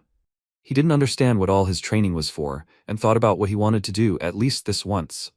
At the moment, Larzal suddenly heard someone calling him, and he coughed, his eyes suddenly opening wide. Rumia was sitting next to him, while Gord and Lies were fighting off Sting and Bat's attacks. Bada, using his butterflies, attacked, and these attacks were taken by Lies, who used the ring given to him by Right, as well as his dagger. Gord, with his jaw tightly clenched from the effort, closed himself off from the powerful attacks directed at him by Sting, and Rumia, along with Maki, used potions and a sewing needle in order to somehow heal the terrible wounds that appeared on Larzal's body at the moment he blocked Gord from Sting's attack. Rumia was in despair and unable to hide her horror, opened her eyes wide, looking at Larzal's wounded body. Larzal was exhausted and silent for a while, and then, turning to Rumia, asked her to leave him and run away from here with Lias. However, Rumia did not react to these words and continued to try to do something about Larzal's wounds. She ordered him to lie still, and Larzal, recreating the image of MC in his mind, suggested that he could help them. He apologized to Rumia and, closing his eyes, said with annoyance that he had once again tarnished the name of the Mises kingdom. Tears began to flow down Larzal's cheeks, and Rumia, who was also unable to hold back her tears, reminded Larzal that she had told him to lie still. Unable to contain her emotions, she began to scream, at which point Bada came closer to them, noting that it was painful for him to watch Rumia's futile struggle. Rumia froze, her eyes wide in horror, and then turned her head, looking at Bada. Lias, who had fallen, thrown back by the enemy's attack, and was now trying to get up with the help of Gord, desperately shouted Rumia's name, and finally getting up, ran forward with Gord to protect Rumia. However, their path was blocked by an attack released by a laughing Sting. Without hiding a mad smile, Sting declared that he would not let them escape, and Lias, frowning, gave the order to retreat. Together with Gord, he began to fight, defending himself from Sting's attacks, and Bada, looking at Rumia and Larzal, noted that they were the same age and asked why in that case they were so different. Rumia froze, not understanding what Bada was talking about, and Larzal narrowed his eyes. Bada, holding out his hand forward, invited Larzal to join their side, noting that he was suitable for the role of the Chosen One. Putting one palm to his chest, Bada noted that under the tutelage of Starkus, Larzal's strength would increase tenfold. Rumia and Lias, in Bada's opinion, were only a burden, and so Bada suggested Larzal leave them and join Starkus. Larzal, gathering his last strength, asked if Bada was really talking about a burden and strength. He raised his trembling hand up, and at the same time, in the castle, Right continued to fire his projectiles at the Starkus shield. Seeing that the shield remained unshakable, MC realized that it was a long magic song, longer than 5 words. He understood that only real professionals were capable of this, and thought about it, deciding to try something else. He unlocked the third box, which had remained closed until that moment, and a powerful rocket flew out of it, rapidly approaching the castle. In flight, this rocket split into several segments, which allowed it to increase its speed. This was one of the magical tools that Wright had prepared for murder. And to be more specific, these were 3 magical super rockets of a special composition. The rockets were heavy enough, and therefore could not take off without an accelerator, but there was a lot of magic gunpowder inside for this. The missiles were supposed to be able to penetrate the defense of even a 10-word magic song, and Starkus, noticing the attack approaching him, froze warily, frowning. He was silent for a while, looking at the shining missile flying towards him, and realized that it was dangerous. He sighed, and a small circle flew out of his mouth, along the edge of which magical symbols were written. Taking a little more air into his mouth, Starkus released it from his mouth, expanding the resulting magical ring. Turning to powerful magic as well as to their god, he asked that they become his strong shield and go to protect him. A magical shield appeared around Starkus again, and MC, looking at it, asked how many words were there. In virtual life online, even the most powerful magicians were not capable of this, and so Wright carefully watched as his missile, having reached the right point, hit the shield erected by Starkus. From this impact, cracks began to spread across the ground, reaching great distances. When the dust cleared, MC saw that the shield erected by Starkus began to fall off in charred pieces, and a column of black smoke rose into the air. However, when the shield disintegrated, Wright noticed a cage inside it, constructed of shining bands of magical energy. Starkus stood inside it, surrounded by a shining aura, and MC, looking at the image of Starkus, which was visible on the panel hanging in the air in front of Wright, asked, "What kind of monster is Starkus?" And yet, despite such an assessment, MC smiled, and holding his palm in front of his face, asked, "Will he really have to use this?" The ring placed on his finger glowed, as did Wright's eye. At the same time, in the place where the battle between Sting and Bada, as well as Larzal, Rumia, Gord, and Lias was taking place, Larzal slowly sat up with Rumia's help and, continuing to stretch his hand towards Bada, asked if he was really saying that if Larzal abandoned Lias and Rumia, he would become stronger? Bada, smiling, confirmed this, offering Larzal to join them, But Larzal, squeezing his hand, removed it from Bada's outstretched palm and asked who he took Larzal for. Frowning seriously, he asked if Bada really thought that Larzal would betray Laius and Rumia for some kind of power. In his opinion, a man without honor was just an animal, and, reminding him that he was a royal knight, Larzal added that his future and his power belonged to the royal family. For a second, Bada was shocked, but he closed his eyes, shook off this obsession and admitted that he was very sorry, because he thought that Larzal was one of those who looked forward. Since Larzal did not want to listen to the teachings of Mazur, in Bada's opinion, he was no different from those other dolls, and could only be considered the foundation for the great successes of Bada and the others. And suddenly, Rumia, lowering her head, asked if Bada was talking about dolls and the foundation. Rising, she looked at Bada and asked if he was talking about the inhabitants of the kingdom ruled by Starkus. Even Larzal was amazed at the decisiveness with which Rumia said these words, and, trying to get up, asked Rumia not to come closer to Bada. From the sudden movement, the wound, which had only recently been stitched, came apart, and blood spurted out, and Larzal, unable to cope with the pain, fell on his side and screamed. Maki immediately began to stitch up the wound again, and Rumia, looking at Bada seriously, asked what he wanted to gain by playing with the lives of Larzal and Laius's subjects. She assumed that Bada and the others wanted to gain power or to regenerate the Mises kingdom. But before she could say anything else, Bada swung his arm and hit Rumia on the cheek. The blow was quite strong, and Rumia's head jerked to the side, and Bada froze for a while, looking at his palm in shock. He asked himself, why was this happening? He remembered that he wanted to kill Rumia, and asked himself, why did his hand tremble under her gaze? Rumia, looking at Bada again, frowned, and her gaze became quite cruel. Rumia didn't pay attention to the thin stream of blood flowing from her mouth, and just looked at Bat, who, frozen in fear, asked why Rumia's tiny figure seemed so big to him. It was as if 2 armed knights had appeared behind Rumia, and Rumia herself was clenching her fists with such force that it trembled. She relaxed for a moment, but clenched her fist again, and Larzal, noticing this, turned to Rumia, wanting to tell her something, but did not have time, since Gord and Laius, flying very close, hit the wall, attracting the attention of Rumia and Larzal. Turning in their direction, Rumia turned to Laius, who, having risen, announced that he felt a gigantic magical power. Stretching his hand towards Rumia, he asked what was wrong with her cheek. Rumia didn't have time to answer, as Gord, covering her and Laius with his body, told them to hide behind him, as something incomprehensible was happening to the opponents. Sting, approaching closer to Bada, asked what he was doing. He ordered Bada to kill Rumia, and Bada, turning to Sting, asked him for forgiveness, but noted that he was simply distracted. However, Bada suddenly froze, noticing that a dark mass was crawling out of Sting's chest, on which 2 narrow eyes and a wide grin stood out. Frowning in confusion, Bada asked what was happening. The creature that appeared from Sting asked if Bada was distracted. He assumed that Bada's confidence in Mazur could be shaken, and Bada, hearing this, recoiled a little, continuing to frown in confusion. Recognizing the voice, he realized that it was Starkus, and asked him for forgiveness. Bada wanted to say something, but Starkus, who had connected to Bada and Sting with his domination magic, ordered Bada to be silent, as he was sure that his faith had been shaken by the words of his former comrade. Starkus extended his hand, with 2 vials hanging in the air, representing Sting and Bat, and declared that this meant that Bat was no better than the rest of the scum of this country. A dark substance also began to emerge from Bat's body, which also came out of Sting's body, and Bat, looking at this, desperately asked if Starkus really wanted to incinerate their souls and turn it into a magical attack. He asked Starkus to forgive him, but Starkus, not listening, continued to form a spiral using fusion magic, Requiem. The dark smoke that emerged from Bat and Sting's bodies rose into the air, combining into a single powerful magical attack, and Larzal, noticing this, froze, not understanding what was happening. Starkus, meanwhile, clenched his hand into a fist, asked displeasedly if this was really all the power of Sting and Bat's souls. He called them real worthless, and Bada and Sting were in agony at that moment, clenching their jaws to somehow cope with the pain. Sting, calling out to Bada, admitted that he was in pain, and asked what was happening. They both understood that this should not be, and, remembering what they were like as children, asked why it ended like this. Bada and Sting remembered how Sting helped the injured Bada up after a grown man took their property from them. After that, Bada and Sting imagined themselves as older and asked if they had made a mistake somewhere. Suddenly they saw the appearance of Starkus in front of them, and their souls began to mix, transforming into a huge spiral attack, directed with a pointed end towards the guys. Gord stood in front of them, put forward his shield, trying to repel the attack, and Laius, running up to him, excitedly shouted his name.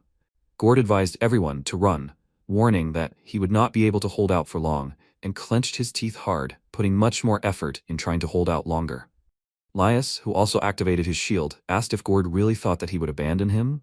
Gord, looking at Laius, wanted to object, but Laius, without waiting for this, looked at Rumia and ordered her to take Larsel and leave. He wanted to explain what they would do next, but he fell silent, noticing the determination with which Rumia looked at him.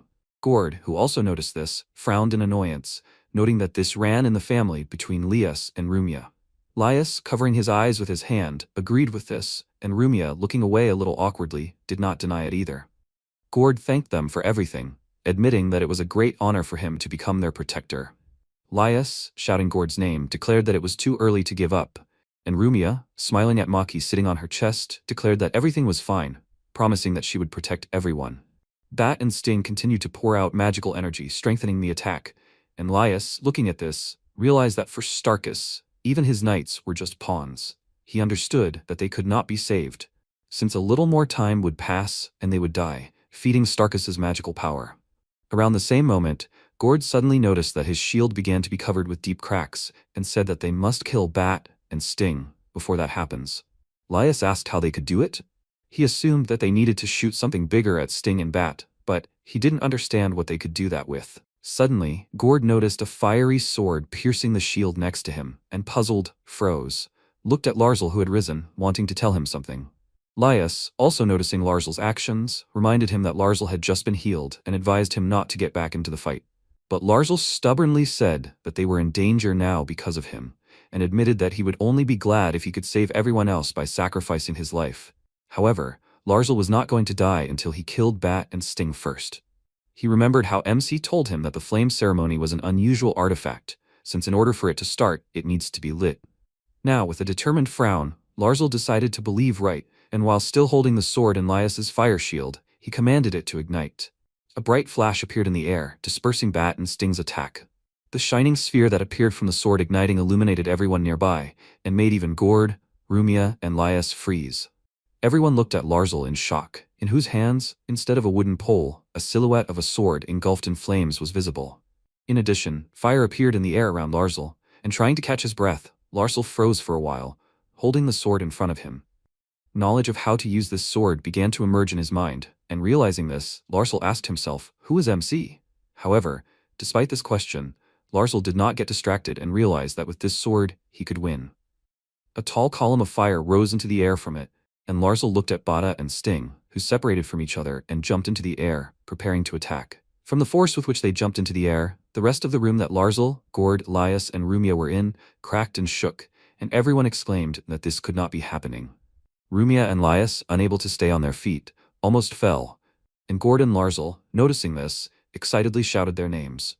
Laius, holding out a protective artifact in front of him, announced that Rumia would protect and told Gord and Larsel to watch the battlefield. Bada and Sting by this time began to connect again through mixed magic, forming a great spiral requiem. The streams of dark magical energy, intertwining, united in the air in a huge circle, and Larsel, seeing this, called out to Gord, going to discuss the actions for the next attack. Gord understood what Larsel wanted from him and said that he would do it, placing his sword in such a way that Larsel could jump on the blade of this one. Before doing what was required, Gord asked that Larsel save his old friend from suffering. Larsel paused for a moment, sadly looking straight ahead, and then frowned determinedly and promised that he would put an end to this. Gord swung his sword, launching Larsel high into the air, and Larsel, rapidly approaching the attack created by Bat and Sting, remembered how he approached them as a child. He tossed the sword from one hand to the other, remembering how he handed Sting and Bat a bag of coins that he took from the man who robbed them. Now Larsel saw in episodes first what was happening in reality, and then what he remembered from the moments of his life related to Sting and Bada. For example, he remembered how he went to the Gord squad for training with them, at the moment when he was currently using his sword to direct attacks into the branches of magical attacks directed at him. After that, he remembered how he trained with Bada and Sting, and also how he was knighted. Thinking about this, he was already approaching the epicenter of the attack, remembering how he saw that Bada and Sting were training in magic, trying to form their attacks. Now they looked completely different and were not innocent children, but enraged young people burning in the agony of a magical attack. Once, long before, they, tired from training, fell asleep, leaning their backs against each other, but now everything was different. Larsel, moving forward, swung his sword, looking ahead with determination and preparing to strike. Remembered how Bada, having woken up, looked around and noticed Larsel training hard. They were the same age, and so Bada did not understand why everything had happened this way. Now Larzal asked Bada for forgiveness, because if he had understood him then, perhaps the two of them would now be serving Lias. But now Larzal was forced to use the secret technique of the royal court called the shining flash of the double stars and destroy Bada and Sting with it. When the attack was destroyed, Larzal stopped on a small rise left from the house and stood, illuminated by a ray of light penetrating the thick thunderclouds hanging over the city. Bada, who was still alive, lowered his head and asked Larzal, "When did he go astray?" Larzal did not answer right away, but eventually said that Bada was not mistaken. Since they had the same goal, they just believed in completely different things. The opening in the clouds became wider and wider, and Bada's body gradually dissolved into the air, and before finally disappearing, Bada asked Larzal for forgiveness. Larzal put his palm on the dissolving remains, without saying anything in response. After a short pause, Gord, looking at the bright opening in the clouds, asked if it was really over. Lias, putting his palm to his forehead, looked at the sky, admitting that he did not think that Right's artifacts would be able to reach the clouds. He admired MC's strength, and Rumia expressed hope that Right was okay. Everyone froze, distracted by the sky, and suddenly a large man began to approach Rumia from behind.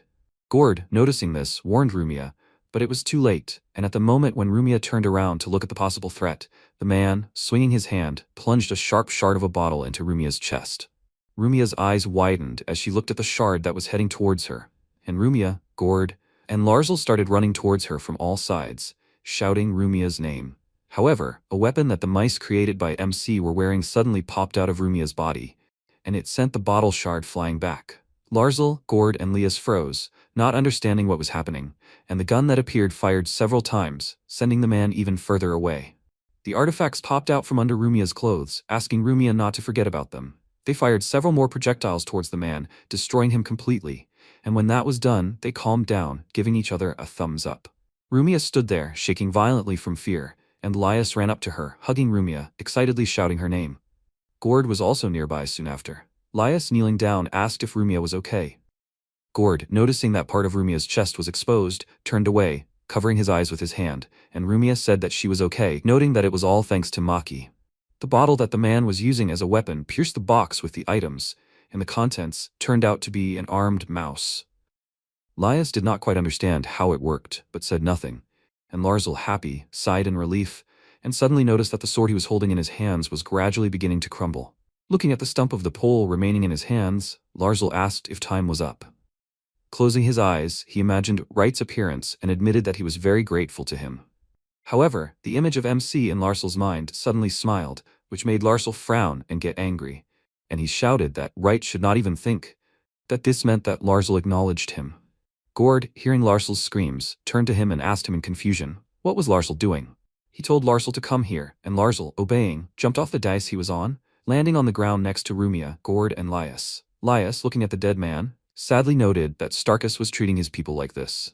Gord, distracting Lias from his grief, announced that they needed to teleport out of here, admitting that he thought they needed to stay away from crowds of people. Lias expressed his agreement with this, and suddenly everyone noticed a tall column of light rising into the air from the castle. On alert, Gord and Larzal took up fighting positions, and Larzal asked what kind of light was that. Rumia and Lias hid behind Larzal and Gord, noticing that the light was coming from the palace, suggested that it might be MC. Rumia, who was clutching the edges of her blouse with her palm to cover her nakedness, looked forward with hope, saying the name Right. At the same time, the battle between MC and Starkus was in full swing. Starkus continued to hide behind his shield, and Right used artifacts to kill him. A little earlier, the beasts created by MC ran through the city, surrounding the residents with shields, who could be injured by the fragments of buildings falling from the sky. At the same time, Right, continuing to deftly rotate a thin blade in the air, controlled the birds, with which he fired projectiles towards Starkus. Starkus, in turn, continued to build new layers of magical protection around himself, but MC did not stop, and another projectile launched by him hit the shield, causing small cracks. Having caught the projectile with an invisible thread, Starkus, frowning, turned to the thief, ordering him to show himself. Starkus used magical tracking, but Right noticed this and said that it was not yet time for an audience. He blew up his bird, and the connection was broken, but Starkus noted that MC's resistance was pointless, since he had an important mission, namely, to fulfill Mazor's wish. Having released a new number of threads of subordination magic, Starkus connected to new projectiles, warning that he had no time for fools like Right. MC blew up every bird that Starkus connected to, and especially paid attention to the fact that Starkus called the god Mazura and not Lurus, which means that he knows the real name of the god. And suddenly, Starkus, frowning, looked to the side a little, noticing a huge magical attack that appeared in the air on the other side of the city. He wondered if the mixing magic finally worked on Sting and Bat. In his opinion, they were simply useless, but Starkus noted that these guys still had some power, so now they would definitely be able to kill Laius. And then, if Starkus got rid of that thief who was trying to get inside the castle, and who was also helped by Laius, the god of Mazura should be closer to his great goal. Thinking about this, Starkus smirked, but suddenly his eyes widened, noticing that a hole appeared in the sky. He could no longer feel Bat and Sting's magic, so he wondered what was going on. Wright realized that it was time to use another magical attack, and activated the ring on his finger. From this, a dark aura began to spread into the air, and the stones that fell from the destroyed birds glowed, absorbing this aura and throwing it into the air. This magical energy, increasing in size, rose high into the air, but Starkus declared that it was hopeless and nothing would work. The stones that fell from the birds continued to shine, emitting magical energy from themselves, and Starkus, looking at his hand, asked if this was really a soul technique. This was MC's ace in the hole, which was the strongest assassination magic for contracts on the strongest enemies. Such a technique was called soul destruction, and now Starkus, realizing this, began to arrange a shield around himself again, calling for the great god Mazura to absorb him. However, Wright noted that this would not work, as this spell worked through the resonance of magical stones, which produced special waves that could destroy the soul. No magical space could protect the victim, and even the most powerful mage could not strengthen his soul, the root of his existence. Magic to protect the soul also did not exist, and despite the fact that Starkus prayed his soul to be rewarded and protected, his body gradually began to decompose, and the flesh began to separate from the bones. MC activated the soul destruction spell, and dark energy began to rush down, gathering in a dense sphere around Starkus. Finally, it dissipated, and Starkus was left alone as a witness in the ruins, his head down. His body was wounded, his arms were missing, and Starkus powerlessly sank to his knees, asking if Wright really thought that was all. Bloody tears flowed from his eyes, and energy suddenly began to spread from Starkus's body. MC noticed that this was an unusual magical energy, and finally understood the meaning of Starkus's prayer. With it, he gave his eyes to the evil god Mazura, and thus protected his soul from destruction. There was no such magic in virtual life online, however. Directing his birds closer to Starkus, Wright realized that this was not magic. Suddenly, something seemed to begin approaching MC, and he froze in shock, noticing that Starkus, looking with empty eye sockets as if right at him, announced that he had found the right thing. At the same time, Rumia, Gord, Lias, and Larzal were running through the city. Gord walked ahead, showing Lias and the others where to go. Lias pushed the frightened Rumia in front of him, and suddenly cursed, blaming Starkus for everything, and asked if this was another ambush. Larzal, who was running at the very end and trying to fight off the huge number of people subordinated to Starkus, hurried Lias, asking him to run faster. The people that Larzal was driving away from himself repeated the word away, and Rumia, hearing this, turned around in fear, but Lias blocked her view, telling her not to look at these people and just run. And suddenly Gord stopped, realizing that they were at a dead end, and turned around, standing in front of Rumia and Lias to protect him along with Larzal. The zombified people began to climb on top of each other, forming a huge mountain, and continued to repeat the same word. Rumia froze, looking at them in fear, and the people continued to climb on top of each other, telling them to gather. Threads suddenly began to stretch upward from them, and the inhabitants began to fall down exhausted. Gord, looking at this, asked in confusion what was happening. He noted that the people seemed to be drained of their strength, and Larzal, approaching one of the townspeople who had fallen limply, poked him with the stick he was using as a weapon, and noted that it seemed that these people were no longer susceptible to the mind manipulation magic. Rumia suggested that it was because of Wright, but Lias dismissed that suggestion, noting that they could not yet say for sure. He looked to the side a little, and Gord, Rumia, and Larzal, also looking in that direction, asked what it was. Lias noted that if Starkus was dividing his power to control the townspeople one by one, then now he was taking that power from them in order to increase his magic.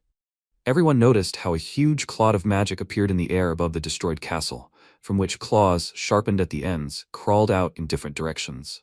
MC, observing the cloud of magical energy, noted that it surpassed the magical space, and, realizing that this was the space of a real god, smiled in anticipation. Starkus, who was standing at the base of the clot of magical energy, announced that this was the end, and the creature consisting of energy that appeared in the air leaned forward, approaching, and Right felt in this a thirst for blood, from which it was impossible to hide or escape. However, this was no obstacle for MC, and he, having calculated the speed of the clot of magic, the ace he had up his sleeve, the remaining magical energy, as well as the distance between him and the creature, calculated that he had 1 minute in reserve. MC made all the calculations with his eyes closed, but when he started to act, he opened it, looking ahead with determination, and told himself to go forward. Activating the magic, he waved his hand, which held a thin blade, with which he controlled the artifacts under his control. The countdown began, and Right, having connected himself with all 3 boxes that he had created before, activated the launch, and a creature appeared that was too dangerous and posed a threat to Mazur. MC found himself surrounded by parts of the earth that had risen into the air, as well as other materials, and huge monkey golems appeared behind him. The countdown was still going on, and only 30 seconds remained, but Right planted his feet more firmly on the ground, taking a more stable position in order to continue the battle. Starkus, meanwhile, glorifying Mazur, sent a clot of magical energy into the attack, but it was already met by monkey golems, fighting off any resistance. MC ordered the clot of magical energy to disappear, and Starkus shouted back that he would finish Right. There were only 15 seconds left on the timer, and MC covered his face with his hand, protecting himself from the bright light that flashed around. Time was running out each time, and the clot of magical energy broke through the monkey golems, destroying one of them. However, the monkey golems were still combat-ready and attacked the clot of magical energy, directing their magic into it. This magic was brightly shining and gradually dissolved the clot of energy. And by the time the countdown on the timer reached 1, Starkus's magic dissolved into thin air. The clouds that covered the sky before disappeared into thin air, and Right raised his hands up, satisfied with his victory. Streams of magical energy were still spreading around, restoring the damage, and Starkus was thrown far back and, lying in the water, declared that it was impossible. His body was mangled, but Starkustus still thought about his god. Watching over the silent Starkus with his animals, MC declared the mission accomplished and contacted Gord, Rumia, Larsel, and Lias with a device that, although badly broken, was still functional. After stating his name, Right asked if the others were okay. Rumia, Gord, Lias, and even Larsel were overjoyed to hear the voice, and MC declared the target had been eliminated and the order had been completed successfully. Gord joyfully threw Larsel up into the air, and Rumia joined them, raising her hands in delight. Lias, dumbfounded by what had happened, thanked Right, promising that he would definitely repay him for his help.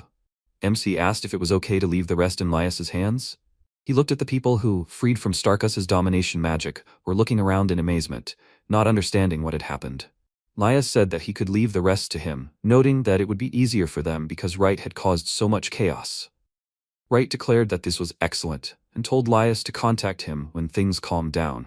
The artifacts created for the sake began to retreat, carrying their wounded comrades, and MC turned off the communication channel and, tiredly closing his eyes, ran his hand through his hair, thinking about how he had not spent even 6 days in this world, and had already encountered such a strong opponent. He thought that this would be a simple order, remembering that he had delivered the final blow with a needle less than 0.2 millimeters in diameter, on the tip of which was an instant poison, for which there was no antidote. Right focused Starkusk's attention on his frontal attacks, and thanks to this he was able to deliver a fatal blow. This was the ace in MC's sleeve, which he used with the help of one of his animals who, having approached the wounded Starkus from behind, shot him with a thin needle. Now, looking at the petals of pure energy flying around, he smiled and noted that 1,000-fold power would still not be enough to defeat him.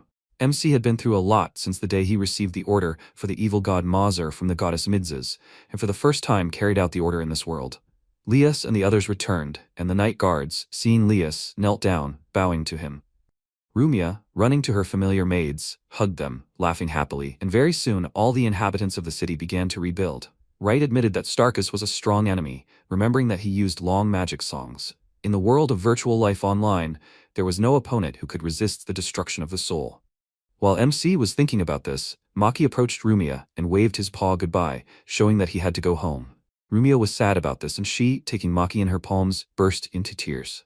Maki also became sad, and suddenly took a small grain from his apron pocket and, breaking it in half, gave the second half to Rumia. Right understood that if Starkus had avoided the needle strike, then he would have died, but be that as it may, if MC had not received an order from the goddess Midzes, he would never have fought such an interesting opponent. Despite all the difficulties, now everyone was happy, and Rumia, smiling, hugged Maki to herself, hugging it. Very soon, she, along with Lias, Gord and Larzal waved goodbye not only to Maki but also to all the artifacts created by Right. Now MC was grateful that she sent him to this world. A few days later, Larzal looked seriously at Right standing in front of him. He conveyed the words of the king to him, announcing that they were waiting for MC at the castle, as it was necessary to give him a reward and formally mark the completion of the order. Right agreed with this, and Larzal announced that now it would be his words, and, bowing, asked MC for forgiveness for such rudeness, admitting that he was looking forward to the opportunity to work with Right again. MC was surprised by these words, and Larzal, having not waited for anything in response to his words, straightened up, closing his eyes, and announced that he would go to the castle. He reminded that they would be waiting for Right in the kingdom of Missus, and suddenly MC asked Larzal to wait and threw him a sword, which Larzal successfully caught. Taking the sword out of its sheath, Larzal looked at the blade in shock, and Right explained that he made a new sword for him from the same materials. After looking at the sword, Larzal asked what was on the hilt. MC, patting Maki, said that it was he who found it, saying that Larzal could thank Maki for that. Maki took a small bag from the hilt of the sword, opening it, and saw in it an old brooch and the remains of armor. He opened his eyes in shock, not expecting to see such a thing, and then became a little sadder, immersed in memories, and, although a little dissatisfied, thanked Right and Mickey. He returned the sword to its sheath, and MC, approaching the cart on which the packed packages were stacked, asked Larzal to take these mattresses with him. Let us remember that they used this, and therefore said that he would give it for free. Larzal, hearing about the mattresses, remembered the springs that were made from his sword, and taking the cart, leaving, shouted that he still hated Right. Despite his displeasure, he still looked at the new sword he received from MC, and he turned his back to him, smiling, closing his eyes, despite Larzal's recent confession that he hated him. MC already knew how to kill the evil god Masur, and since there was still time, Right decided that he would prepare the tools for now. It was time for him to start implementing the plan. And entering his house filled with assistants and artifacts, MC simultaneously summoned a chest with materials to get everything he needed to prepare for the next order. Some time passed, and Right came to the castle, where he was met by a man who pointed to a room and asked MC to go there. He warned that the king would soon come to meet Right, and MC, listening to the man, went into a spacious room illuminated by large chandeliers suspended from the ceiling. Looking around, he thought that he only wanted to arrange a future meeting with Laius. But he did not even expect that Laius would immediately agree to accept Right. Thinking about this, he went to the large window and, stopping next to it, looked out onto the street, quietly noting that he easily entered the castle. From here there was a completely different view of the kingdom, and looking at the remaining ruins, MC thought that he had just recently completed an order here. He stood for a while, looking at the destroyed part of the castle, and then turned his back to the window and began to walk around the room, looking at everything that was in it. Touching a chair standing next to a massive table, Right noticed that the furniture was made of good material, but said that the magic here was very primitive. And suddenly someone, distracting MC from looking at the furniture, announced that Laius was ready to receive him. And, turning around, Right noticed Laius entering the hall, who came accompanied by a squad of knights. The knights stopped, lined up opposite each other in 2 rows, pressing their fists to their chests. Laius, passing between them, came closer. MC bowed and asked Laius for forgiveness for arriving here without agreeing on a time with Laius. He also expressed his hope that he had not caused Laius any inconvenience, and Laius froze for a moment, not expecting to hear such words from Right. Finally, looking away a bit, he waved his hand at the knights who had arrived with him and ordered them to leave Laius and MC, as Laius wanted to speak with Right alone. The knights frowned and tried to express, and only Gord, who had arrived with them, declared that they would do as Laius said. The knights, although they bowed, showing that they were following the order, still tried to object, but decided that they would fulfill Laius's request, since Gord agreed with it. Finally, all the knights left the room, closing the door behind them, and Laius, waiting for the door to slam shut, extended his hand towards a small sphere standing on a special pole, activating the magic. Waves of magical energy began to spread out from the sphere in the air, and MC, noticing the actions that Laius was performing, asked if this was soundproofing magic. Laius noted that if his knights heard Right talking to Laius without respect, they would not like it. Laius smirked and addressed MC as Mr. Right, which made MC close his eyes and smile. Almost immediately after, Laius and Right walked over to the table in the hall and sat down on the chairs arranged around it, facing each other. Settling down more comfortably, MC asked if Laius was okay with receiving Right without guards. MC was not even examined here, and Laius explained that it was a sign of trust, adding that such checks were pointless with Right anyway. MC thanked Laius for these words, and Laius, taking out a sealed envelope from the inside pocket of his jacket, suggested to put aside pleasantries and talk about Wright's reward. The envelope contained information about the order to kill the magician Starkus. The task was to get rid of Starkus, and since this was completed, one of the conditions of the deal was immediately fulfilled, namely, concealing the identity of the performer from third parties. Among the rewards that MC had not yet received was land for a personal workshop, as well as the establishment of equal relations of mutual assistance with the kingdom of Mises. Laius suggested starting with Wright's land and took out folded sheets of paper from the envelope, placing it on the table in front of MC.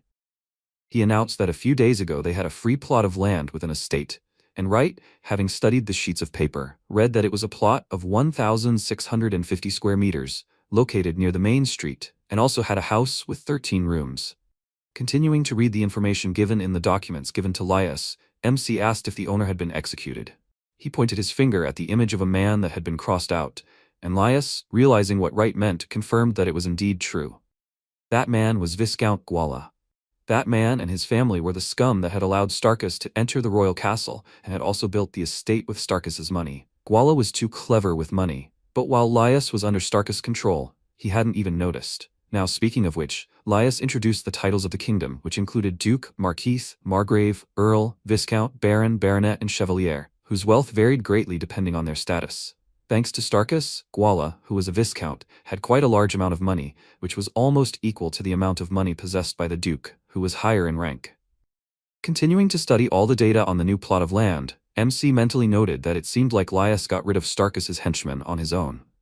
Noticing that Laius was not wasting time, Wright suggested that Guala was not the only one helping Starkus. This made MC stop studying the papers for a while and think. Finally, Wright decided that he did not need to be shy, and placing the documents on the table so that Laius could see it, pointed his finger at the sheets of paper and asked if he could demolish the house. Laius was silent for a while, and then asked in bewilderment if MC didn't need a building. Wright admitted that he didn't like the layout of the building, since it wouldn't work for a workshop. In addition, putting not just a finger but an entire palm on the documents, MC, smiling slyly, asked conspiratorially if Laius didn't think that this estate should be gotten rid of, root and branch. Laius, frowning, suggested that this should be done in order to serve as a lesson, and Wright confirmed this. They both imagined two huge knights who, wielding their powerful swords, would demolish the estate built with the trader's money, and people who could still be loyal to Starkus, seeing this, should have been wary. Laius was silent for a while, and then, smirking, laughed and promised that he would pass on the order to the executors. After that, having calmed down, he asked if MC needed materials and carpenters to build a workshop. He promised to pay for everything, since Wright had saved his life after all. MC replied that he would build it himself, but said that he needed materials, specifying that he would need stones, wood, and iron. And Laius, hearing Wright's demand, warned that it was a large plot, asking if MC could handle it alone. However, Laius realized that his question was pointless, remembering how Wright had built a new workshop for himself quite quickly. In the end, Laius announced that he would prepare the best quality materials for MC, and MC, closing his eyes, lowered his head and thanked Laius for this. He wondered if he would really have a plot of land right in the center of the capital. Wright thought that this was very good, and now he realized that the reward, which was land for a personal workshop, had been received. Next came the establishment of an equal relationship of mutual assistance, and Laius, thinking about this, put aside the envelope he had brought with him and asked if it was true that MC wanted to be on equal terms with the kingdom that Laius ruled. Wright confirmed that it was indeed so, and Laius, smiling, pointed to himself with his thumb and asked if it would be better to establish this relationship not with the kingdom, but with Laius. MC was not quite sure what this meant, so he asked again. Laius confirmed what he had just said and explained that a relationship with an entire country involved diplomacy and such, including bureaucracy and all that. This, in Laius's opinion, was nothing but trouble, and, rising from his chair, he sat down on the table, picked up a cup and poured tea into it from a teapot standing on the table nearby. In any case, in Laius's opinion, Wright would communicate with Laius, and so he suggested establishing a relationship with Laius directly. MC thought that this sounded good, but realized that there was one problem. Taking the cup that Laius filled with drink and handed him, Wright asked what if the country changed its king. Laius, taking a sip of tea, declared that there would be no problems as long as he was alive. MC did not respond, unconvinced by such a statement, and Laius, noticing this, flexed his arm, showing off his muscles, and declared that he was taking care of his health. Seeing this, Wright suddenly remembered how Gord laughed at him, poking his fingers at MC's underdeveloped arms. Despite the fact that Lias demonstrated his strength, Wright reminded that just recently, Lias was approached by a mage who drove them out of the castle using teleportation magic and attempted to kill Lias. Lias thought for a moment after hearing this objection from MC, and then, looking at Wright, he smiled slyly and, adjusting his mustache, declared that this was precisely why MC needed to make sure that Lias was okay. Taking a sip from his cup, Wright closed his eyes and smiled, calling Lias a fox. However, he admitted that there was something to it, and, rising from his chair, said that in that case he would hand over the magical tools to the castle, since in his opinion the security there was completely useless. Lias asked indignantly, and MC recommended also to rebuild part of the castle and make improvements to the security system. Lias, sighing, admitted that he knew Wright would say so, and allowed him to do what he wanted, warning him to contact Rumia on these issues, since she was in charge of it. Rumia was currently responsible for the reconstruction of the royal palace, and MC promised that he would do as Lias advised. Extending an open palm to Lias, Wright proposed to conclude an equal relationship of mutual assistance on these terms, and Lias, also extending his hand for a handshake, expressed his hope for a long-term cooperation. MC and Lias shook hands, and now the entire reward for the murder was received. And Wright also established an equal relationship of mutual assistance with the Kingdom of Missus. Although the conditions were slightly changed, and suddenly Lias, holding his chin in his hand, admitted that he had a favor to ask MC, and asked if Wright would listen to it. MC thought about it, assuming that it was a contract kill. Some time passed and Wright was following Gord through the castle.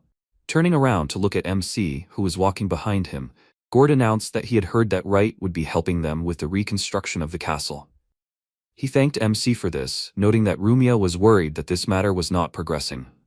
Wright, paying attention to these words, asked if something was really stopping the reconstruction of the castle. Gord, awkwardly holding his hair with his hand, told MC to clarify this with Rumia, and in order to change the subject of discussion, asked if Wright had already had lunch. MC, wary, asked in response why Gord was asking about this. Gord showed Wright a sandwich, wrapped in special paper, and announced that he had acquired a new item, and MC asked Gord to put it away, asking where he got it from. Gord was upset to hear these words and admitted that he was very sorry, since he even prepared a portion for Maki. He took out a small bag that contained a snack prepared for Maki, and Wright said that Maki also had business with Rumia. Gord was surprised to hear this but did not say anything. Very soon they entered a room, the high doors of which were guarded by 2 guards. Rumia, noticing the MC entering, asked fearfully what he was doing here. She was dumbfounded by Wright's arrival and began to fuss, knocking over a stack of books standing next to her and knocking over several objects standing on her desk, littered with various papers and books. Hiding behind the table, Rumia grabbed a mirror and, looking into it, began to worry about her hair.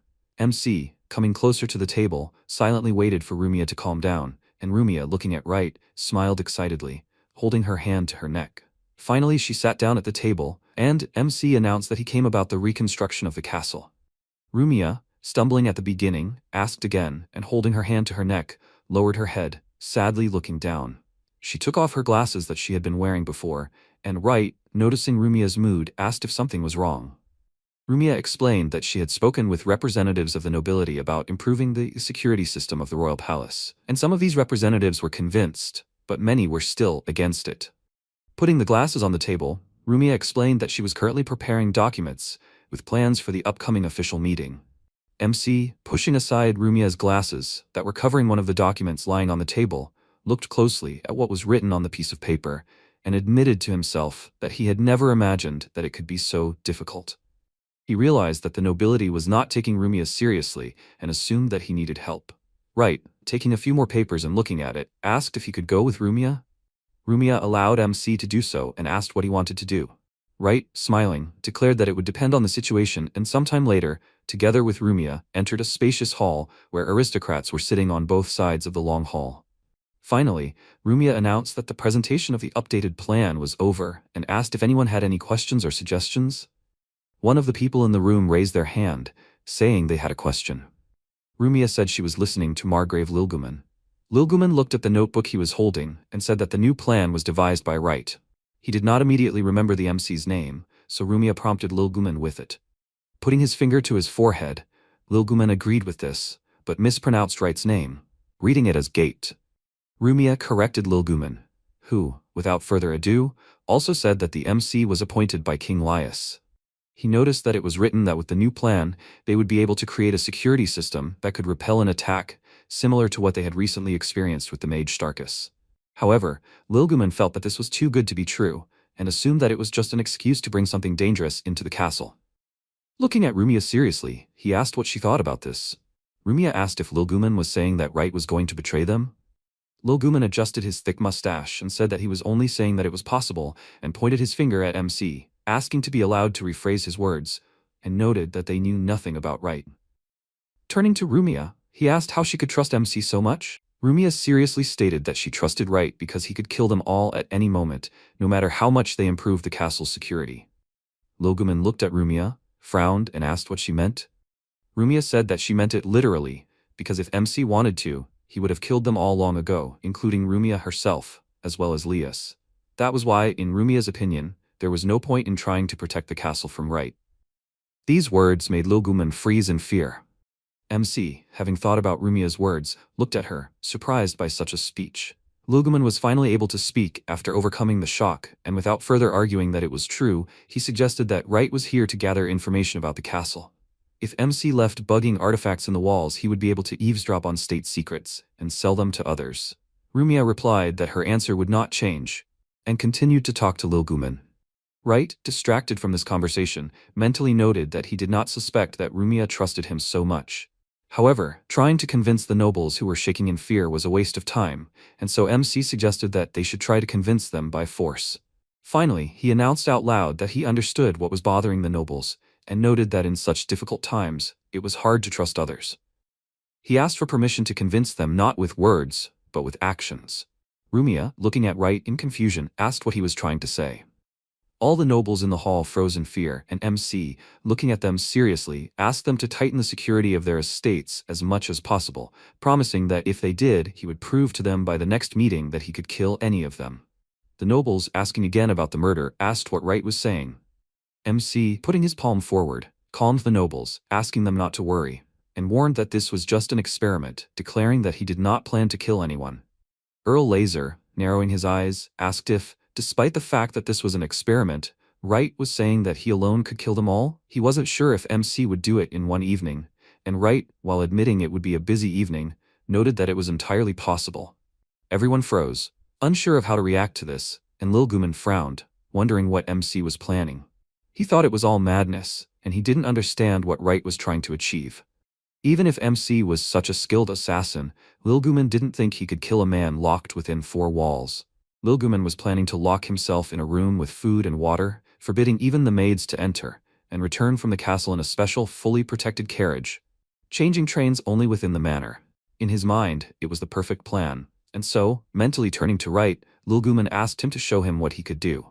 Seeing the serious looks of the nobles directed at him, MC was surprised that they were so inspired, and in the end, Lilguman said that they accepted the offer, and Wright, smiling, thanked everyone for their cooperation, and, stretching out his arms to the sides, wished everyone a good evening, noting that they would definitely meet again until the morning.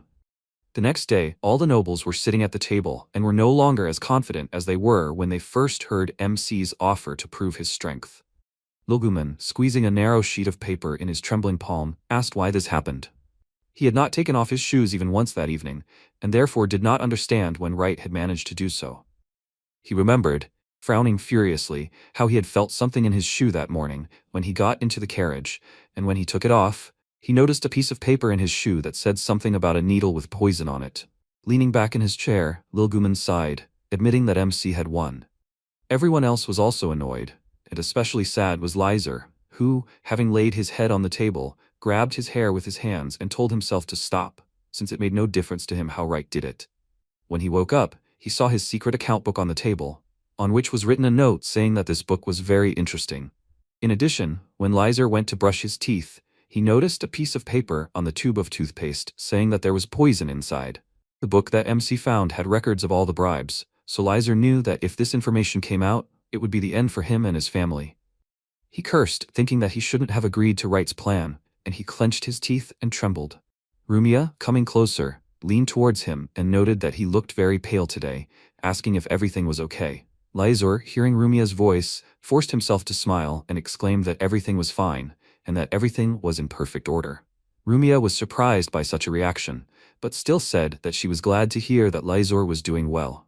To change the subject of the discussion, Rumia announced that she wanted to ask about the reconstruction of the castle, and Lizor opened his mouth to give an answer, and suddenly froze, noticing MC, who, stopping in front of him, waved his hand and showed an account book that suddenly appeared in his palm, which belonged to Lizor. Seeing this, Lizor smiled and exclaimed that he agreed with Rumia's plan. He also added that yesterday he confirmed that Wright was a first-class assassin. Rumia did not expect this, but still thanked Lizor for his agreement.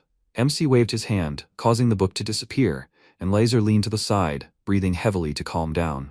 Lilguman raised his hand and addressed Wright, admitting that he had a question. MC helped Rumia sit down at the table, letting Lilguman know that he was listening to him, and Lilguman showed a piece of paper that he had been clutching in his fist, admitting that he was sure that he had never taken off his shoes, and that there were no traces left in the room. He asked how Wright had inserted that paper into his shoe. Since he was in a completely locked room, Lilguman was sure that he was completely safe. MC decided that he would reveal one of his secrets, as he assumed that he would be trusted more if he did so. Wright explained that it took more than just closing the door to call a room completely locked. He asked Lilguman to look here and snapped his fingers, summoning a symbol in the air, indicating the activation of magic. At that moment, thin sheets of paper suddenly began to appear on the table, emerging from closed drawers, crawling out of documents, and from the clothes and hair of the nobles sitting in the hall. Everyone looked around in amazement, asking what kind of artifact this was. They were not sure that such a thing existed, and also did not understand where it came from. And suddenly, Rumia, feeling something, looked at her legs under the table, noticing the mice running along it, who obeyed MC. While Rumia was examining the mice, the thin sheets of paper that appeared thanks to Wright's magic lined up neatly on the table, and folded in such a way that needles made of paper were installed at the fold. At the same time, all the artifacts shot out at the vase of flowers in the center of the table. The needles were guided into the vase, piercing it, and MC noted that as everyone could see, it was just an ordinary artifact. He explained that he had used this, but the nobles did not react immediately, as they were busy staring in shock at the thing covered in needles. Lilguman sighed in defeat, leaning back in his chair, and Wright explained that the artifact also had vision and hearing, explaining that without them, he would not have been able to control it. Lilguman understood everything, noting that he now understood what Rumia was talking about. He admitted that they really did not need to be afraid that MC had hidden intentions in rebuilding the castle. Wright smiled contentedly and asked if that meant they trusted him. Lilguman admitted it, noting that if MC turned against them, their kingdom would be ruined. That was why they could only hope that Wright would remain their ally. Hearing these words, MC and Rumia exchanged glances, and Rumia suggested that they move on to making a decision. She asked for those who agreed with Wright's plan to rebuild the castle to raise their hands. She was the first to raise her hand, followed by everyone in the room with their palms up. In addition, the thin paper threads that MC had created also raised up the artifacts, and thus the plan was unanimously accepted. Wright thought with satisfaction that persuasion by force had helped him gain the trust of the nobles, and decided that it was time to move on to rebuilding the castle. A few days after the meeting, Gord and several other knights were struggling to move a low cabinet, their jaws clenched in tension, and the MC, who was in charge of the process, said to put it against one of the walls. All the knights shouted their agreement with Wright's order, and put the cabinet in the right place. After putting it down, they stopped, trying to rest, and MC, looking at the finished work, noted that everything was so excellent. One of the knights, leaning against the cabinet, asked Gord what was inside it. Such a question was caused by the fact that the cabinet was very heavy. Gord thought about it, and then, turning towards Wright, asked what was in there. MC said that there were magical artifacts to fulfill the order, noting that there was enough material inside to kill 5,000 people. Everyone froze, amazed by the number Wright named, and began to carefully examine the cabinet. Gord, hearing about this, imagined 5,000 mechanical mice with weapons on their backs. Meanwhile, MC announced that most of the reconstruction was finished. Now the part of the castle that was previously destroyed was restored. After talking about the reconstruction, Wright suddenly got distracted by a sound and looked to the side, noticing Rumia, who was looking at the cabinet with interest and asking why there were no handles. Coming closer, MC told Rumia not to touch the cabinet. And Rumia, recognizing the voice, apologized to Wright for her behavior, admitting that she just thought that she had never seen this cabinet before. She was about to continue talking, but MC, interrupting her words, asked if Rumia had already dealt with the nobility. Rumia, holding her neck with her hand, lowered her head, saying that she had dealt with it, but warned that she still had a lot of paperwork left. Today, everything finally calmed down, and so Rumia decided to walk around the castle. She was about to continue talking about what happened, but suddenly froze in shock and asked Right to wait, and then asked if all the reconstruction work was finished. It was as if she had just realized that she was standing in a newly built part of the castle. And MC calmly confirmed this, explaining that in order to make it easier for others to get used to it, he used the old palace as a basis. Everything looked the same from the outside, but Wright had significantly improved the structure and equipment inside the castle. The knights, looking at MC and how he explained about Rumia's reconstruction, asked who Wright was. They did not understand when he managed to do all this, and even Rumia was surprised.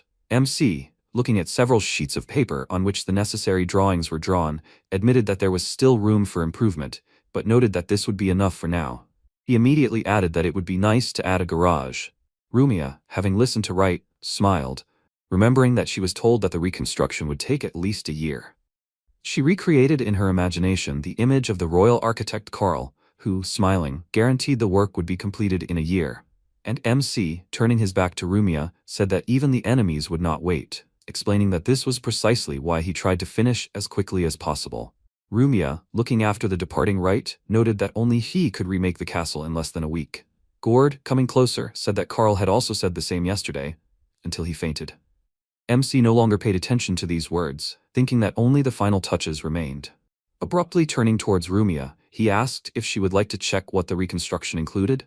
He said that he could show her everything, and Rumia thanked Wright for this. Walking through the castle, MC showed the defense devices that were now in the castle. Among these devices were artifacts that flew out of the walls, poisonous smoke, and weapons that could be easily taken out during the night's patrol. Everyone was amazed at the improvements in the castle's defense, and it took quite a long time to inspect all the innovations. The sun was already setting when Wright announced that the main defense system was finished. He didn't have time to finish his sentence, as he noticed that Rumia leaned against the wall and tiredly closed her eyes. Coming closer to Rumia, who sat down on a small nightstand, he noticed that she was very tired of working in the castle. Putting his hand on Rumia's shoulder, MC warned that this way she would get sick. Rumia, opening her eyes, apologized to Wright for falling asleep and asked if MC had said anything before. Wright replied that everything was fine and added that Rumia needed to lie down.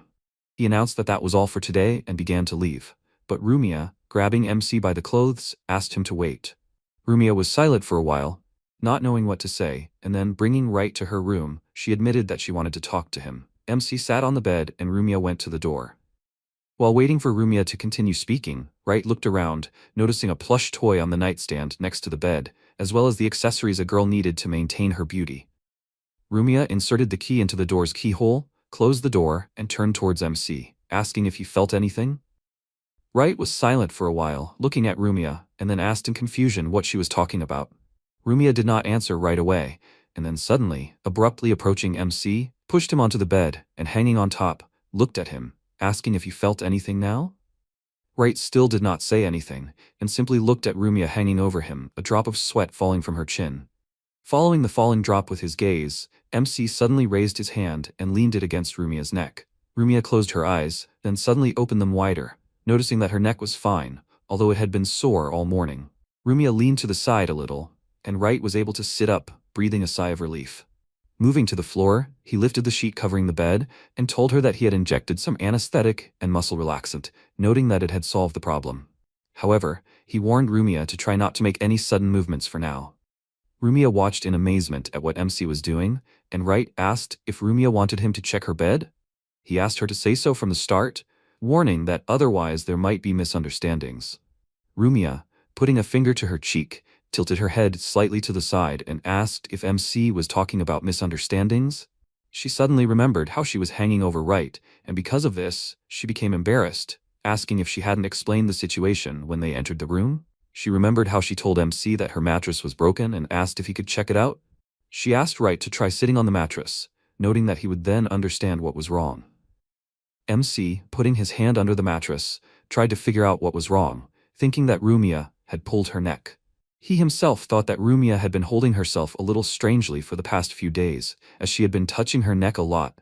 Her neck was slightly twisted, causing Rumia's gaze to become sharper and her expression to become more angry. Wright finally found something and pulled out a flattened maki from under the mattress, realizing that this was the issue. Rumia didn't understand what it was at first, but after taking a closer look, she realized that it was Maki. MC noted that this was great, saying that he was just about to start looking for Maki. He explained that a few days ago he wanted to send Maki to infiltrate the castle, but he couldn't find it anywhere. Remembering the fairy tale about the princess and the pea, Wright thought that Rumia was a real princess, since she stretched her neck from such a small thing as Maki hiding in the mattress. MC felt Maki's magical energy, but he assumed that an ordinary person would not notice it even after a long time. Rumia, looking at Maki with excitement, asked if it was okay.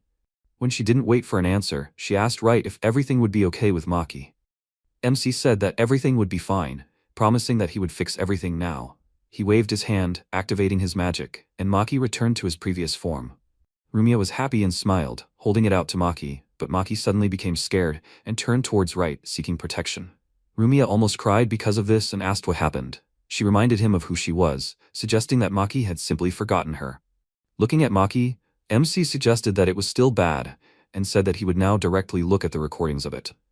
Wright made the memories that Maki had begin to be projected in the air, and Rumia, looking at the image that appeared, was surprised, asking if this was really her room. MC explained that this way they would be able to understand what happened that night when Maki lost contact with Wright. They saw Maki crawl under the mattress, and very soon Rumia, entering the room, was happy to see the mattress. Maki was also happy as he thought that he would now give Rumia a happy surprise, but before he could do anything, Rumia, running up, jumped onto the mattress, and Maki, who was hiding under it, was flattened. Rumia laughed happily and started jumping on the mattress, hugging the soft pillows and also shouting that it was very good. Covering her eyes with her hands in shame, Rumia now asked Maki to forgive her, admitting that she hadn't thought at all that Maki might be on the bed. The image continued to be projected and showed Rumia having remembered something. Getting up from the bed and deciding that she needed to close the door, since otherwise Wright might see her again. Walking to the door, she locked it with a key, and at the moment, Rumia, looking at this, nervously said that they had already seen everything they needed to see, and suggested that they not look anymore. MC, slightly narrowing his eyes, asked, "Does Rumia usually not close the door?" In his opinion, it was careless, but Rumia did not pay attention to these words, as she was horrified that in the memories projected by Maki, an image of Rumia herself appeared, hugging a toy in the shape of Wright, and also saying that she can now call her MC. Finally, unable to bear the shame, she jumped forward, knocking Maki off Wright's palm and asked MC not to look at it. Maki was thrown to the side by the impact, hitting the wall, and Wright, unable to hold on, fell to the floor. Stopping his fall in time and putting his hands in front of him so as not to fall on Rumia. MC was silent for a while, looking at Rumia, and Rumia, not knowing what to do, closed her eyes. Finally, Wright asked if Rumia was free tomorrow. Rumia did not expect such a question, and opening her eyes, looked at MC in confusion. Wright, helping Rumia up, admitted that he wouldn't mind walking around the city, and asked if Rumia could accompany him. Rumia, moving to the bed, asked what about Gord? MC said that he wanted it to be just the two of them, and Rumia asked in confusion, and then froze and, lowering her head, admitted that she was very happy to hear Wright's offer, but noted that, as he himself could see, she had a lot of work. Lias handed over the work to Rumia, not because he was short of people, but in order to give her the opportunity to stay at the castle. Rumia wanted to continue explaining why she could not accompany MC, but he, interrupting her words, placed his hand on Rumia's head and, smiling, asked her not to worry, noting that he had a plan. He also added that if Rumia wanted it, not even Lias could stop them. And Rumia, embarrassed by these words, looked at Wright in surprise. MC, removing his hand from Rumia's head, announced that they would meet in the garden tomorrow morning. Rumia did not argue with this, and Wright, approaching the door, opened it with his magic and said goodbye to Rumia until tomorrow morning. Rumia, raising her palm in a farewell gesture, also said goodbye to MC until tomorrow, and then looked at Maki, who could not contain his affection. Angered by this, Rumia, raising herself, hinted that she would jump on Maki again, and this, horrified, screamed, almost crying. Night fell, and at the same time, in another place, a man, throwing 2 shards above his palm, noted that Starkov was too arrogant. If Starkus had saved his magical energy and fled immediately after the attack, in this man's opinion, he would not have died such a horrible death. As a fellow follower of Mazur, this man was ashamed of Starkus, but he admitted that the enemy was not simple since he was able to expose Starkus's last attack. Clenching his fist so hard that the fragments lying in it cracked into smaller pieces, the man asked who the enemy Starkus was. He wanted to meet this person, decided that it was not necessary to do so, since he saw Wright's last trick and did not want to repeat Starkus's fate. However, this man really wanted to meet a worthy opponent. but he himself could not attack him, which made the man's soul ache. He pulled out the sword stuck in it from the floor and twirled the weapon above his head several times, and then calmly lowered it down and leaned on it with his hands, deciding that sooner or later they would meet, because here was something that others could not afford to lose. After looking at the hidden artifact, the man turned to the heretics, noting that no matter what tricks they used, he, the magic knight Relias, would be their doom. In the morning, when the sun was shining all around, Rumia and MC were walking down a street filled with people. Rumia excitedly cried out that she could see the castle from here, and jumped up and down with joy, declaring that she had managed to get out of the palace. She was very happy about this, but suddenly froze, realizing how she was acting. Rumia looked at Right, a little awkwardly, and then walked calmly, admitting that she never thought that Lias would give her permission to do this. She asked how MC had achieved this. Right, looking seriously at Rumia, reminded her that he was currently her royal guard, so he asked her to call him accordingly. Rumia realized that she had treated MC a little incorrectly before, and after asking him for forgiveness, she corrected her words, promising to be careful. Returning to the topic of conversation, she asked why Lias allowed her to leave the castle. Right said that they had to fight for that, and Rumia, embarrassed, imagined how MC, having announced that he wanted to take Rumia as his wife, stood in front of Lias, preparing to fight him. Rumia thought that this couldn't be true, and Right agreed with this, admitting that he lied. Rumia got angry and frowned, lightly hitting MC on the shoulder. They continued their walk, and when they reached a certain area of the city, the girl, noticing Rumia, suddenly cried out happily. Noticing Mira, Rumia also became happy and ran closer to Mira. Mira, smiling, noted that they hadn't seen each other for a long time, and said that Rumia was becoming more and more beautiful. Rumia reminded her that they had met just recently, and also said that she was glad to see Mira. Right stood a little to the side and carefully watched what was happening, and Mira, continuing to talk to Rumia, remembered that when they first met, Rumia was still very young. Rumia, awkwardly laughing, noted that Mira was talking about this again, and suddenly the people walking along the street screamed, noticing Rumia. At first, they thought that this could not be, but after looking closely they realized that it was indeed Rumia. Running up to Rumia, they began to ask if she was okay. Such concern was caused by the fact that people heard that the castle was half destroyed, and because of this, the townspeople were also curious about what would happen next in the kingdom. MC stood between the townspeople and Rumia, and at that moment, Mira suddenly swung and hit one of the men on the head with a large carrot, ordering the townspeople to calm down. She noted that they might anger Rumia otherwise, and the townspeople apologized. Mira, pointing the carrot fragment she had left in her hand at Right, noted that he was new and advised that he should make sure Rumia was safe, as she felt that the MC should know how things were currently. Rumia, running up to Mira, thanked her for this, but stated that she would like to talk to the others now. Standing on a box nearby, Rumia asked everyone to listen to her, and noted that as they all knew, their kingdom had recently been faced with problems. However, they had overcome these problems and had returned peace to their land. Rumia smiled, saying that the townspeople had nothing to worry about anymore, and for a while, the townspeople conversed among themselves, pondering what they had just heard. One of the men, holding his chin with his hand, noticed that Rumia had only one guard with him and asked if that wasn't too dangerous. One of the men disagreed, explaining that it was all about safety. Not everyone understood what that meant, and the man suggested thinking for themselves, reminding them that Rumia was Lias's only daughter. The man asked if the others really thought that Lias would let Rumia out of the castle that easily. Since Rumia was here, it meant that Lias had not only dealt with the enemies, but also knew that it was so safe here that no one would attack Rumia. Everyone understood how things really were, exclaiming that Lias was a good man, and Right thought that this was precisely why the government had to make the people think that they were safe. In difficult times, the kingdom had the task of ensuring the moral peace of the inhabitants. Looking at the children who started showing Rumia something, MC thought that she was known for her kindness and ease. In addition, people were easily drawn to her, and Right realized that everything was going even better than he thought. Rumia, looking at what the children showed her in surprise, asked MC to look too, and exclaimed that it was a very large ball. She handed Right a rather large fruit, and MC, taking it, mentally noted that at first glance it looked like a normal sortie from the castle, but in fact, it was all just a political performance. Thus, Right persuaded Lias to give them permission. Now Rumia, closing her eyes in pleasure, tried the fruit, and at the same time, Lias, sitting next to Lilguman, leaned his hands on the table and propping up his head, asked how Rumia was doing. He did not know if everything was okay with her, and tried to distract himself from his worries with alcohol. Lilguman, trying to cheer up Laius, replied that it was time for him to give Rumia more freedom. Laius, not wanting to listen to this, ordered Lilguman to remain silent. Rumia and MC meanwhile continued their walk, and Rumia, walking through the city, from time to time showed Wright various buildings, and also stopped to talk to the residents. A little later, they approached the Midsus church in the capital, and, leading MC closer to it, Rumia asked why he wanted to come here. Wright replied that it would take a long time to explain, and walking together with Rumia into the church, he began to look around, asking himself, was this really the capital church? It seemed simpler than MC thought, and, walking further, he remembered how Laius said that he had a request, and asked if Wright would listen to him. MC assumed it was an assassination order, and Laius, with his hand on his chin, asked if Wright had heard of Duke Gralzel.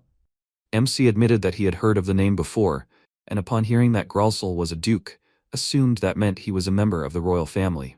Laius, looking out the window, said that was indeed the case, noting that the culprit who let Starkus into the capital was Viscount Gwala, but there was no way he could have gotten Starkus into Kossus's personal guard on his own. Looking at the little Prince Kossus playing in the street, Laius noted that there was definitely someone behind Gwala. Wright realized that Laius thought it was Gralzel, and Laius confirmed it. MC asked what proof there was. Laius did not answer right away, but finally said seriously that he was absolutely sure that it was Gralzel who did it, and asked if that was not enough for Wright. MC was silent for a while, and then, turning his back to Laius, declared that it was quite enough for him. He was only an executor, and therefore the morality and justice of the client did not interest him. Ripping a leaf from a bouquet standing on a table nearby, Wright said that if Laius wanted to carry out a purge, he could set the Gralzel estate on fire after the murder, so that it would become an example to everyone. To prove his words, MC made sure that the leaf he had plucked before was burned and turned to ashes. Wright really did not care who his client was, but the kingdom of Mises had become an important base for him. And if King Laius seemed unsuitable to MC, he could consider the possibility of killing Laius and taking the throne. Clutching the remaining ashes in his hand, Wright suggested that they first confirm the truth, and wondered out loud if Laius really wanted to execute Gralzel. He suggested that they first confirm the guilt, and Laius asked if Wright could do that. MC, leaning his elbows relaxedly on the table, crossed his arms over his chest and said that he could easily steal evidence of their estate after the murder. He smiled and asked if it was true that this was exactly why Laius was offering the job. Laius was silent for a while, without answering, and then laughed and realized that nothing could be hidden from Wright after all. Calming down, he added more seriously that there was one thing for which Gralzel could be sentenced to death immediately. Laius wanted MC to look for this very thing, and Wright asked what it was. Laius explained that MC needed to find the Hakara of the Protector of the Kingdom. Wright repeated the name, and Laius confirmed it, surprised by MC's question. He asked if Wright hadn't heard about the kidnapping of the kingdom's protector's Kakara. He noted that this incident would always remain in their thoughts, and MC reminded them that he lived in the mountains. Laius remembered that this was indeed the case, and explained that the kingdom's protector's Kakara was a sacred artifact of the Church of the goddess Midsus, bestowed by the goddess herself. However, someone had bypassed all the guards, killed 8 people, and stolen the artifact. The people were killed with poison gas, and so they were unable to figure out the culprit, but the Royal Secret Service named Duke Gralzel as the prime suspect. This was because Duke Gralzel was the only representative who could make such a poison. Laius couldn't believe Wright hadn't heard of this before, but MC didn't say anything and thought about the goddess artifact, Mises. In Wright's mind, Mises was just a silhouette of a woman with no face, and as MC pondered the artifact's composition, he wondered if it was gold or silver. He asked out loud what was special about this artifact. Laius explained that it gave a blessing to all the people of Mises and increased their strength by about 20%. Wright was amazed that the artifact gave a whole 20% to all the people in the country. There were artifacts in Virtual Life Online too, and they were very rare items that gave special power if left in a certain place. Even MC had only seen such artifacts in real life a few times, but even the strongest artifact in Virtual Life Online could only increase the strength of 200 people, and by no more than 3%. An artifact with a 20% improvement for all the people in the country would break all the rules of the game. Wright, distracted from his thoughts, asked if all artifacts worked this way. Laius pointed out that they did not, explaining that the Kingdom Protector's Kakara was the most powerful artifact in the entire world. After its theft, the Church of the Goddess Midsus had lost much of its power, and Laius suggested that the reason Starkus had not attacked them earlier was because he was wary of the artifact's power. MC realized that this explained Starkus's actions, and Lias, realizing the direction of Right's thoughts, suggested that in that case, the theft of the Kingdom Protector's Kakara would no longer be a coincidence. MC thought about the goddess Midz's artifact and the secret assistant, noting that Gralsel would have all the answers for them. He promised to take on the case, and Lias asked if Right would agree. MC smiled and confirmed his readiness to fulfill the order, admitting that he wanted to know more about Duke Gralsel and the kingdom's protector's Hakara. Right then returned to his conversation with Rumia and walked closer to the statue of the goddess Midz's. Rumia stopped and began to talk about how the goddess Midz's was kind and smart, noting that she was the embodiment of love and hope for the residents. Just looking at the statue of the goddess, Rumia felt calm in her soul, and MC, looking at the statue in bewilderment, asked if she really felt that way from the statue. Looking at the statue of the goddess Midz's, Right noticed that she was holding a staff in one hand and assumed that this was the kingdom's protector's Hakara, or to be more precise, a replica of it. And suddenly he was distracted from his thoughts by hearing Rumia call out to him. Rumia pointed to the people kneeling and praying and suggested that they pray since they were there. Rumia noted that this could be an interesting experience for MC and moved a little to the side and knelt down to pray. Right took the same position, thinking that if he was going to live with wolves, he would have to act like this. He closed his eyes and suddenly heard someone in his mind exclaim that they had finally contacted MC. It was Midz's, who thanked Right for defeating Starkus. Midz's didn't know what would have happened if MC hadn't stopped Starkus. Right, recognizing the voice, asked if it was Midz's. Midz's confirmed it, and MC asked if he could contact her through prayer. Without waiting for an answer, Right asked if Midz's couldn't have contacted him earlier if she knew about Starkus. Midz's admitted that she was going to help MC, but noted that she didn't have enough strength. Right asked again, not understanding what Midz's meant by helping, and Midz's, confirming her earlier words, said that she wanted to prepare everything in a calmer and safer place, but it so happened that MC was in the forest. Lowering her head, Midz's asked Right not to turn away from her. And in MC's imagination, a box of cute puppies appeared, seeming to beg for Right to take them with him. After a short silence, MC told Midz's not to worry, declaring that he would fulfill the order. He noted that Midz's sent him to an interesting world, and Midz's happily thanked Right for agreeing. The puppies that appeared in MC's imagination also cried happily, but suddenly began to blur, and Right asked if the connection was unstable. Midz's apologized to MC for this, and assumed that she still had little strength. Right wondered if it was because of a lack of believers. In the end, he said that he would ask Midz's one more question, and asked if the kingdom's protector's Kakara was with Duke Gralsel.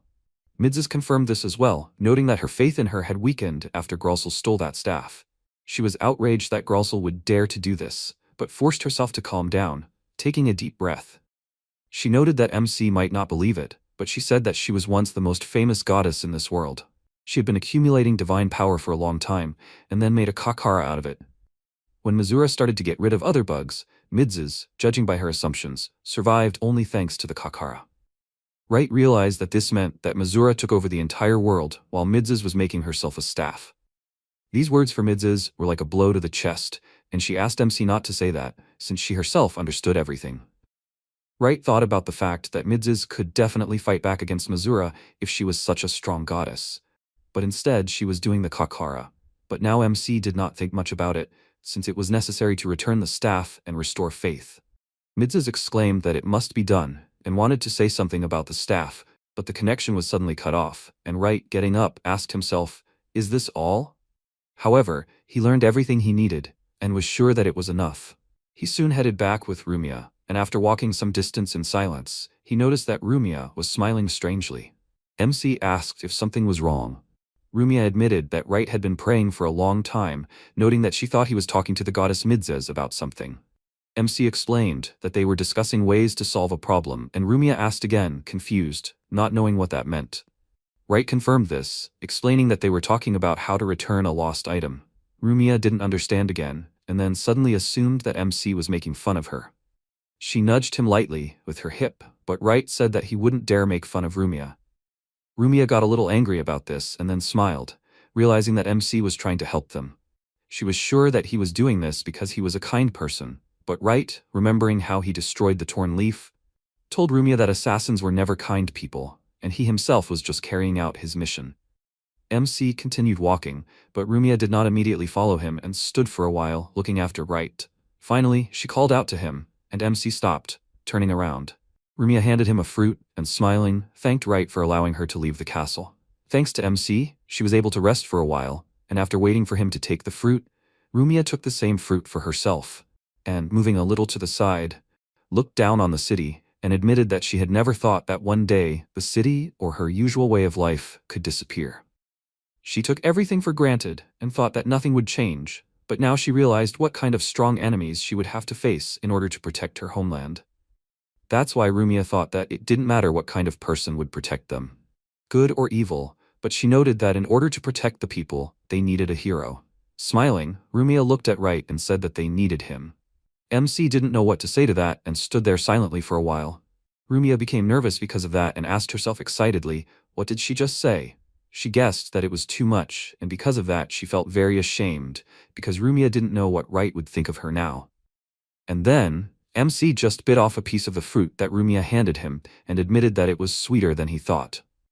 Rumia was distracted from her worried thoughts, and Wright, smiling, told her to contact him if there were any orders. He promised to help Rumia right away, and Rumia smiled, exclaiming enthusiastically. MC warned that he would not give a discount, and Rumia, a little angry, said that Wright was greedy. All this time, they were being watched by Gord and another knight. Some time passed, and the carriage pulled by horses entered the territory where the Viscount Govar's domain began. However, the announcement that said so was now crossed out. The carriage was driven by Gord and Larzal, and suddenly Rumia, whose face was hidden by a cloak, leaned forward, admitting that she did not even know that such a place existed in the city. Gord and Larzal were angry that Rumia looked out and asked her to stay out of the window. Gord couldn't believe that Rumia had hidden in the carriage to go with them. He didn't understand what would happen if Lias found out. And Rumia, closing her eyes, apologized to Gord and Larzal, admitting that she had simply heard that they were going to deliver something to Wright, and so she went too. Larzal noted that Rumia had just met MC recently, but Rumia said that it had been a whole week. Larzal didn't know what to say to that, and in order to change the topic, Gord announced that they would just give the package and come back immediately. Rumia agreed with this, and Gord suddenly froze, noticing a huge building in front of him. It was Wright's alchemy workshop, and Rumia, looking out of the carriage, asked with delight if this was MC's new workshop. Rumia heard that Wright had built it in just a week, and Gord confirmed this, saying that 3 days ago there had been an empty field here. Larzal agreed with this, and they all stopped the carriage and went outside. The building consisted of a forge, a weaving workshop, an alchemy workshop, a warehouse for raw materials and finished products, and living quarters. After listing all of this, Gord asked how many workers Carl would have requested to build all of this. Larzal asked Gord not to ask him about this, and Rumia was suddenly distracted, noticing a mouse model support artifact, which came closer and waved its hand. Rumia recognized it as an MC artifact. The mouse began to say something. Rumia, after listening carefully, asked if Wright was really not home right now. At the same time, having changed into clothes that were different from his usual suit, MC walked through the city, remembering how he met Lias, who announced to him that he had already collected all the necessary information on the Gralzel case. Wright also needed a map of the estate's surroundings, and Lias said that he would do it. In that case, MC could already be fulfilling the order right now, but Lias didn't have the map with him right now. This map was currently in the office of the Royal Secret Service, and Lias told Wright to take it from there. Holding out an envelope, he said that this was an address, and MC, although he took the envelope with the address, was angry because he still had to go somewhere. Lias asked Wright not to make such a face, explaining that it was very close. In addition, coming closer to MC, Lias noted that he trusted those people, since they, of course, are not hired killers, but maybe they can help Wright with something. MC simply sighed and left, and Lias wished him luck. At this point, Wright had reached the Rumiyaran cafe and paused for a while, looking around. As he walked a bit to the side, he asked himself why he didn't meet up with some other people. As he entered, he noticed that there were 2 people in the building, who upon noticing him, immediately greeted MC, recognizing him. Wright went down to the 2 men, who said that even though they were right there, it was their fault that such a person was able to enter the palace, and Lias almost died. However, they still asked that MC at least let them take the fall for them, and let Wright do the killing. MC said that they didn't have to worry about it, saying that he was being paid well enough. One of the men said that they knew that too, and asked that Wright let them atone for their guilt this time, and help him. MC seriously stated that he was only there to get the map, and asked if the men had not been informed that Wright was going on this job alone. The men replied that they had been informed, but told MC to just give the order if he needed help anyway. promising that they would do everything in their power.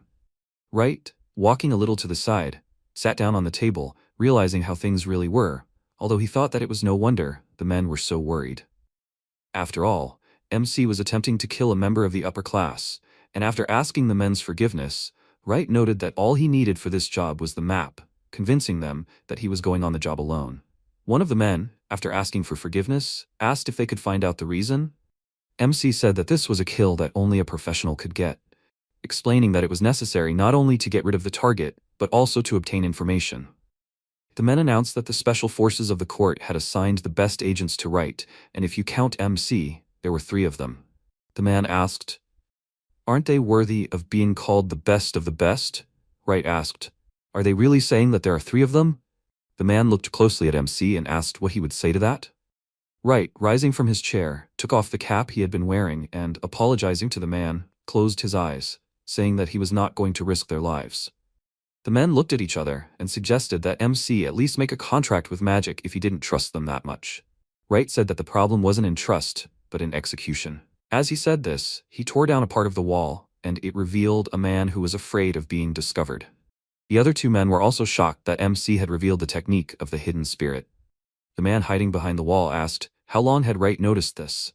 MC said he had noticed before he entered, and suddenly one of the men asked Wright for permission to be so brazen and declared that as an agent of the Secret Service he had to hone his fighting techniques. Taking a fighting stance and drawing his dagger, the man asked if MC would be his teacher. He ran forward, intending to attack, but suddenly froze, shaking slightly. The second man, noticing this, asked why Calda was not moving. Calda did not answer right away, but eventually admitted that he did not know what was happening and explained that he had suddenly become paralyzed.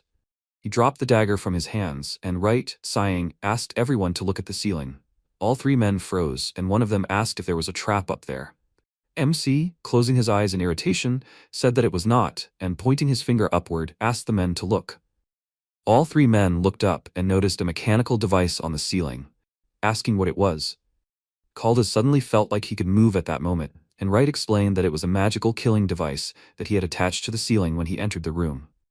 With a wave of his hand, MC began to control his artifact, and it fired, sending a needle flying down with force and piercing the floor. All 3 men froze, looking at it, as no one even noticed Wright leaving the tool there. If Wright was the enemy of these men, they would not have a chance to win, and MC, returning to the cap he had left on the table earlier, asked if the men understood him now. He told them to offer him help after they learned how to protect at least their headquarters. Wright asked. Now they gave him a map and put the cap on his head. One of the men lifted the lid of one of the tables, handed MC a sealed envelope containing a map, and announced that according to their information, Gralsel would be leaving the estate in 4 days.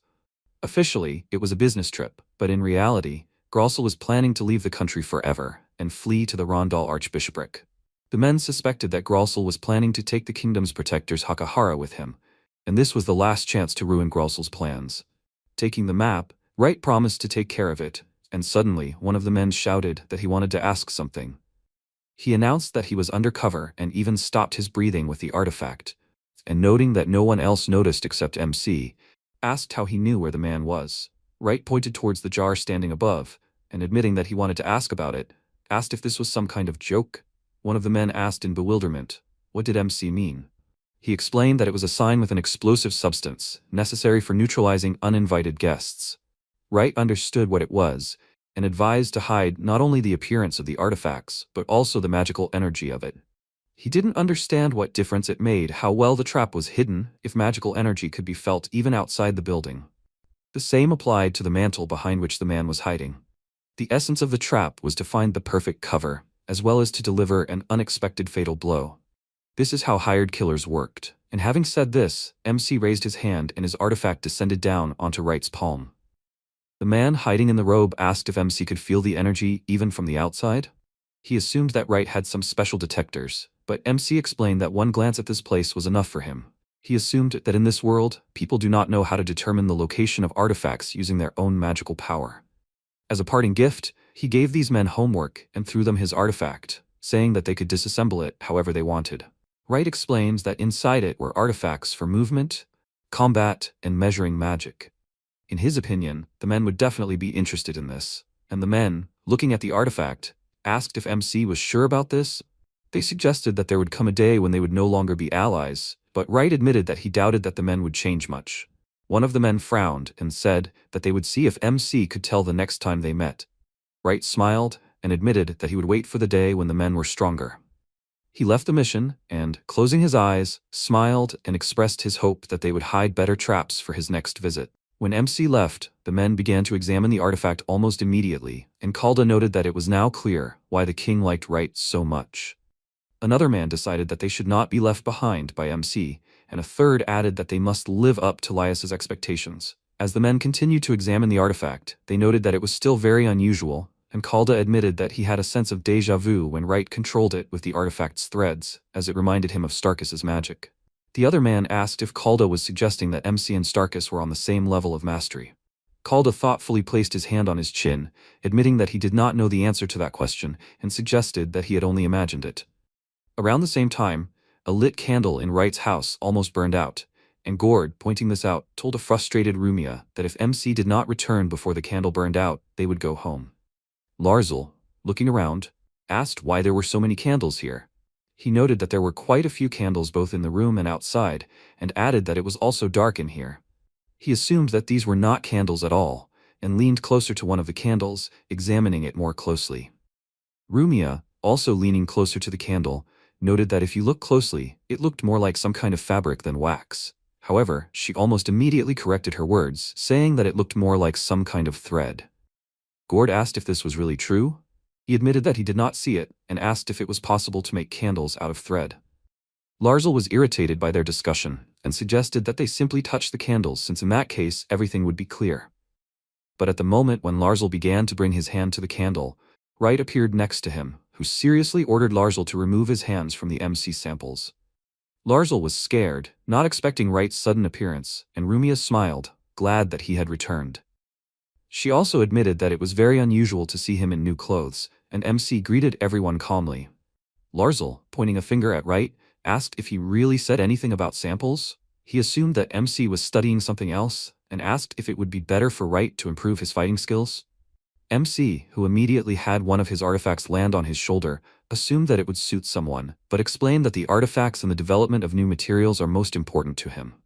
Changing the topic of conversation, Wright asked if it was okay for Gord and Larsel to have Rumia with them so late. He asked if Lias would be worried about Rumia. Everyone froze, not knowing what to answer to this question, and Rumia, smiling happily, exclaimed that she brought Gord and Larsel here, explaining that she was here to give MC a reward from the king. Wright asked again, perplexed, explaining that he had already received his land and materials. Starkus had collected a large amount of materials for the construction of the shrine, so MC was able to quickly build his workshop. Gord explained that he was talking about a reward that was not related to the construction of the workshop. Opening the chests they brought, Gord asked Wright to take a look at it. MC noticed that the chests contained magic stones, and Gord, coming closer, asked if it was true that Wright shared magic potions with them during the previous order. In Larsel's opinion, even this should not have been enough to repay MC for his kindness, but Lias sent Wright these magic stones as a token of gratitude. Everyone hoped that these magic stones would be useful, and after saying this, Larsel looked away a little irritated, unhappy that he had to address MC with respect. Wright, looking at the stones, noted that this could be used in construction.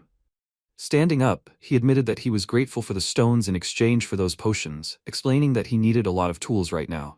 MC asked for a thank you to Lias for that, and Gord promised that he would do so. After that, he turned to Rumia, saying that it was time to go home, and Rumia, sadly hanging her head, admitted that she did not want to leave. Looking at the burning candles, and also noticing the map in Wright's hands, she asked if MC had accepted some dangerous order. The warrior asked in confusion why Rumia was asking about that. Rumia, hanging her head, wanted to say that she imagined something, but fell silent and smiling, simply said goodbye to Wright, asking him to be more careful. MC promised that he would do so, and Rumia, Gord and Larsel got into the carriage and began to leave. Wright waved goodbye to them, and waited for them to leave before entering his workshop, turning to the fourth artifact and asking what the results of the latest experiment were. Using magic, MC opened the door to the new room, and after listening to the fourth artifact, said that it was great, adding that it would then take the artifacts from number 7 to 47 and continue the research. Walking down the stairs to the room below, Wright said that he wanted to talk about the next order next.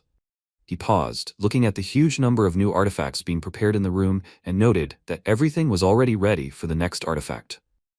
He suddenly remembered how Rumia smiled before leaving, and calling out to number 4, asked how long it would take to make the materials for that artifact. Number 4 said that it would only take a day. And MC, delighted, decided that tomorrow night he would go to Duke Gralsel's estate. For some time Wright continued his research, and at the same time in the estate of Duke Gralsel, a young guy, irritably closing his eyes, admitted that he understood everything, since Laius began to suspect Gralsel, but noted that this did not mean that he should now lead Gralsel by the hand to the toilet. Gralsel, who was sitting in the toilet, desperately ordered his interlocutor to shut up, as he was sure that it was easy for him to speak only because he had powers, and that Gralsel was being hunted by Starkus's killer himself. Nervously biting his finger with his teeth, Gralsel said that tomorrow he would leave the country, thinking that when the danger died down, it would be possible to return.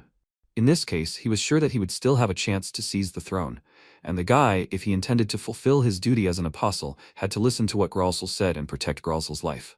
Suddenly, the apostle struck with great force and a crack went through the whole house. Part of the wall was destroyed, and the apostle asked Gralsel, "Was this really a threat?" The guy, stretching his sword in his direction, asked discontentedly, "Since when does Gralsel decide what is best for them?" Gralsel looked at the blade of the sword in amazement, and the guards who heard the noise began to run closer and asked Gralsel what happened. Gralsel, stretching his hand to the side, ordered the guards not to approach, declaring that he was fine. Looking at Relias, Gralsel admitted that he was wrong, and, confessing that his fear had clouded his mind, asked Relias to forgive him. Relias looked at Gralsel seriously for a while, and then, winking, put away his sword and said that he would forgive him. As Relias walked away, he noted that they still needed someone to take the throne, so Gralsel still had to live.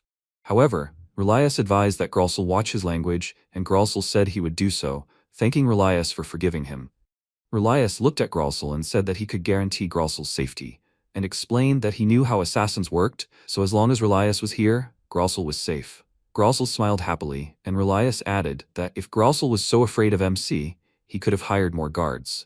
Gralsel looked at the knights leaving and said that it was dangerous, since there was a high risk that an assassin could infiltrate the ranks of the guards. If Gralsel were attacked outside the compound, he could escape using the secret path, but he was not going to let the killer get into his house under any circumstances. There were many artifacts in this place, and so Gralsel was sure that even the most skilled killer would have a hard time getting in. He thought about something ideal, and Relias, looking away a little, noted that the estate was under reliable protection, ideal, although he admitted that Starkus's protection was much better. Gralsel suddenly remembered something, and asked how the kingdom's protector's Kakara was. He wondered if everything was okay with it, and Relias, reminding him that the Kakara was under his protection, asked if this meant that Gralsel doubted Relias.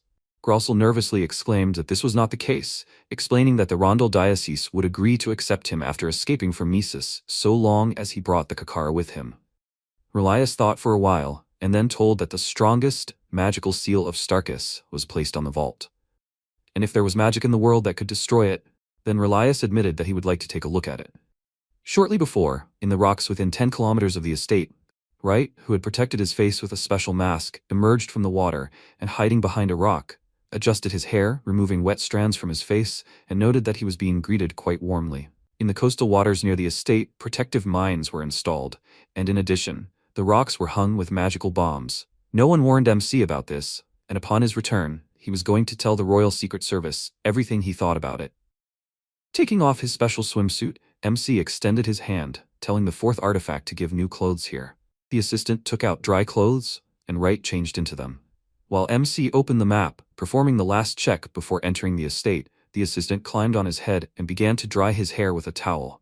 Looking at the map, Wright noted that his mission for today was to return the Hakahara of the kingdom's protector and eliminate Duke Gralsel. MC had wasted too much time on surveillance and placing artifacts, and unfortunately, he did not have time to study the situation inside. The Duke planned to flee the country to the Rondel diocese tomorrow, so it was expected that security would be tightened on the eve of departure. Wright understood that it was time to act now or never, and looking at the map, asked what was here. On one side there was a rocky coast, and on the other side a forest filled with monsters. He realized that Gralsel had chosen the right place, since it was convenient to defend, but almost impossible to attack. Even if someone managed to break through the defense from the sea, the estate was cut off from the shore by rocks, and it was impossible to get into it from this side. It was only possible to penetrate the estate from the outside, but there were all sorts of obstacles there. Now, with the help of one of his artifacts, MC noticed that armed people were walking through the forest, mentally noting that about 200 knights controlled the estate at a time, and considering that they changed 3 times a day, one could assume that at least 600 people were on duty. The security was serious, and Wright could not disagree with this, and putting away the map, noted that his professional skills in combat were useless, and therefore it was in his interests to avoid an open clash. The sacred artifacts were very durable, and even if Wright blew up the estate, the Kakara would not be damaged. Normally, Wright would have simply used the artifacts, but he wasn't going to do that this time. He was walking along the coast, looking at the estate ahead, and stopped for a moment, and around that time, the soldiers who were patrolling the area suddenly asked what the sounds were. They assumed that it was coming from their estate, and when a special panel appeared in front of Wright's face, he thought that everything was happening as he thought, and that there was another apostle of Mazur in the estate. Wright remembered asking again when he heard about the apostle, and Laius explained that this is what they called people who, like Starkus, received the blessing of God. Taking a sip of tea, Laius explained that all information about the apostles was classified, and even he knew little about it. However, Laius knew for sure that Duke Gralzel had the Kakar of the Protector of the Kingdom, and he also knew that it would most likely be kept by someone who was comparable in strength to Starkus. Wright thought with displeasure that Midzes could have told him about this, since it was really important. He asked out loud if Midzes had apostles. Laius admitted that he did not know if there were apostles before, but noted that there were definitely no such people now. It was said that for an apostle to appear, a god needed to have colossal power, and Laius noted that the Church of Luras Mers appeared relatively weakly, so he would not have enough strength for such a thing, much less 2 apostles at once. Laius assumed that there was something fishy here, warning that they needed to be extremely careful. Now Wright, having analyzed the magical energy emanating from the estate, realized that, judging by this, the second apostle was a magic knight. Wright had no idea what had happened, but he understood that if such a monster had settled in the estate, artifacts alone would not be enough. However, Wright was not going to retreat, and suddenly noticed a secret entrance. Stopping, he looked at it and started the magic meter. With this, he recreated in his mind an image of the space inside this entrance and, seeing a boat in the cave, to which a staircase led, he asked if this was really a magic boat. It was clear that great attention had been paid to the jet engine during the design, as magical artifacts were installed on the hull to prevent underwater bombs from detonating. Wright assumed that this was an escape route, noting that it would be foolish to try to enter the estate through this passage, as there was a high probability that he would be detected as soon as he stepped inside. However, Wright decided to leave modest gifts for Duke Gralzel here, and installed several of his artifacts. After this, Wright began to climb up the cliff, and heard someone announce that they were calling the security headquarters, ordering them to report the situation. One of the soldiers who received the signal said that everything was unchanged in the southwestern territories.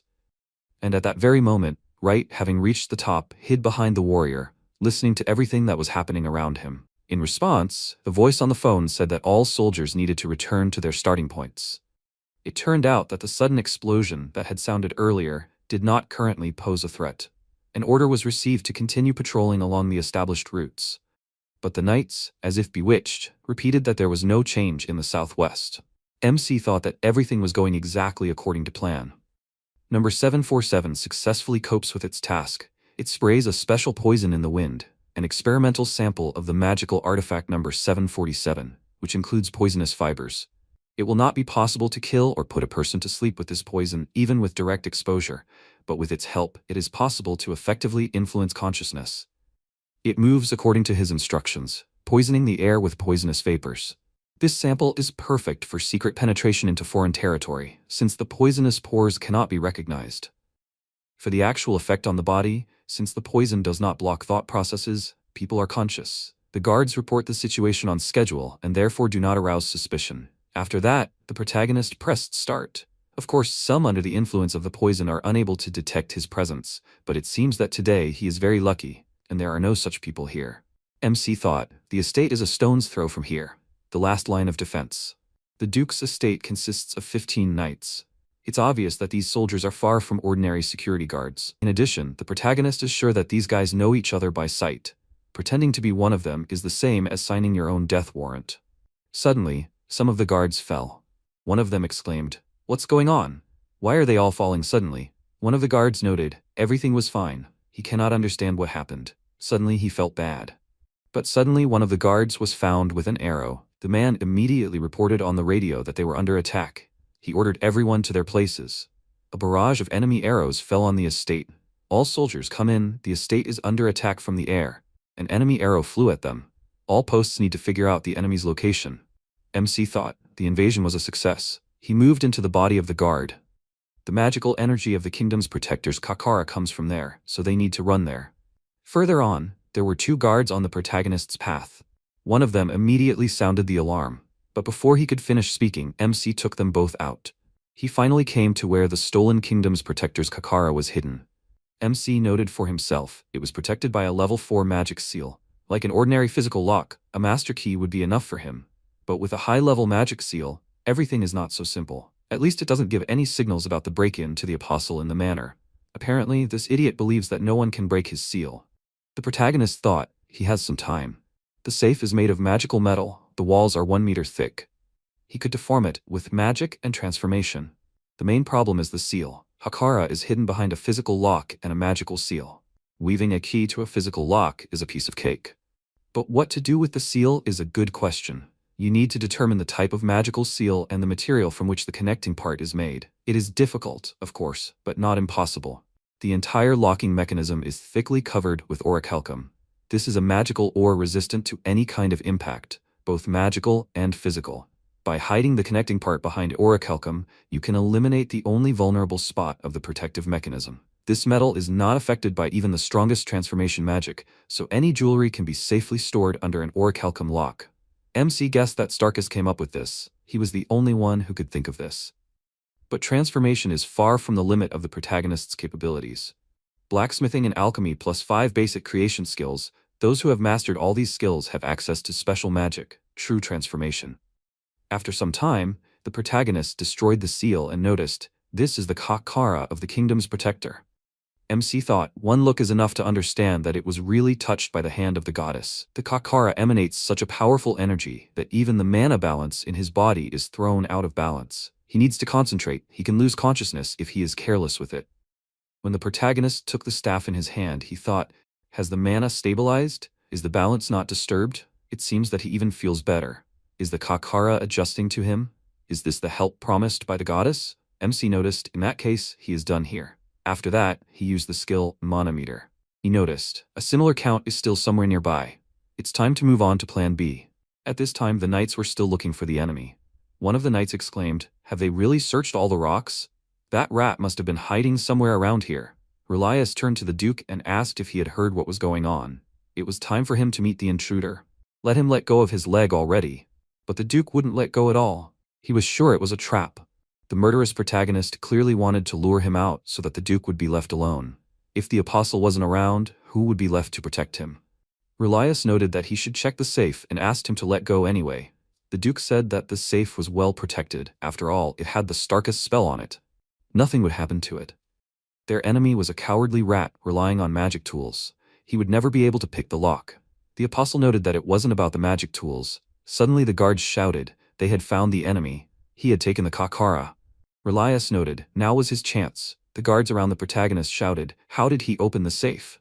MC looked at Relias and thought, here he is, the apostle. The protagonist said, his mission is complete, let them give him leave. He threw a flashbang grenade, and each of the knights was blinded. The apostle noted, what's interesting about this? At first glance, it's an ordinary flash bomb, but in reality, the soldier is attacking a small creature on the protagonist's belt, with needles with paralyzing poison. What a cheap trick. However, it must be admitted, it works effectively. Besides, it is unnoticeable. That's not bad work. He turned to the protagonist and said, did he manage to destroy the magical seal of Starkus? However, I think he is capable of more. He rushed to attack with mad speed. MC noted his speed, but this was to be expected from a magical knight. Perhaps he is even faster than Larzal.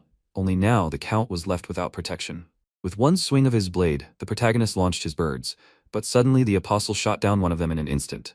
He noticed, the protagonist is fast, still doesn't want to show him his weak points. MC thought, he threw a rock at supersonic speed with his bare hands and knocked down his bird? Crazy, what kind of monster is this? Relias came closer and greeted the intruder. He asked him to tell him, how did the Kakara end up in his hands? The protagonist thought, now looking at him, he can say one thing for sure. This guy is a head taller than most magic knights. He wondered, is he really looking for an escape route? It was worth attacking him from behind. Relias noticed that he is in no hurry. Who knows what other traps he has prepared for him. He will be extremely careful. The protagonist noted to himself, this is a very difficult opponent. He has 1,000 times more magical energy than the protagonist, and even though he is stronger, he still remains on guard. Most likely, he is prepared and has already managed to study his basic killing methods. The apostle wondered what he was up to. Suddenly, an explosion occurred when he stamped his foot. The protagonist noted to himself, one frontal attack from him, and he would not have a chance to win. That's why he lured him here. Relias rushed to attack at breakneck speed. The protagonist threw a flash bomb right at him. The apostle had already swung his sword, but the protagonist had prepared something for him.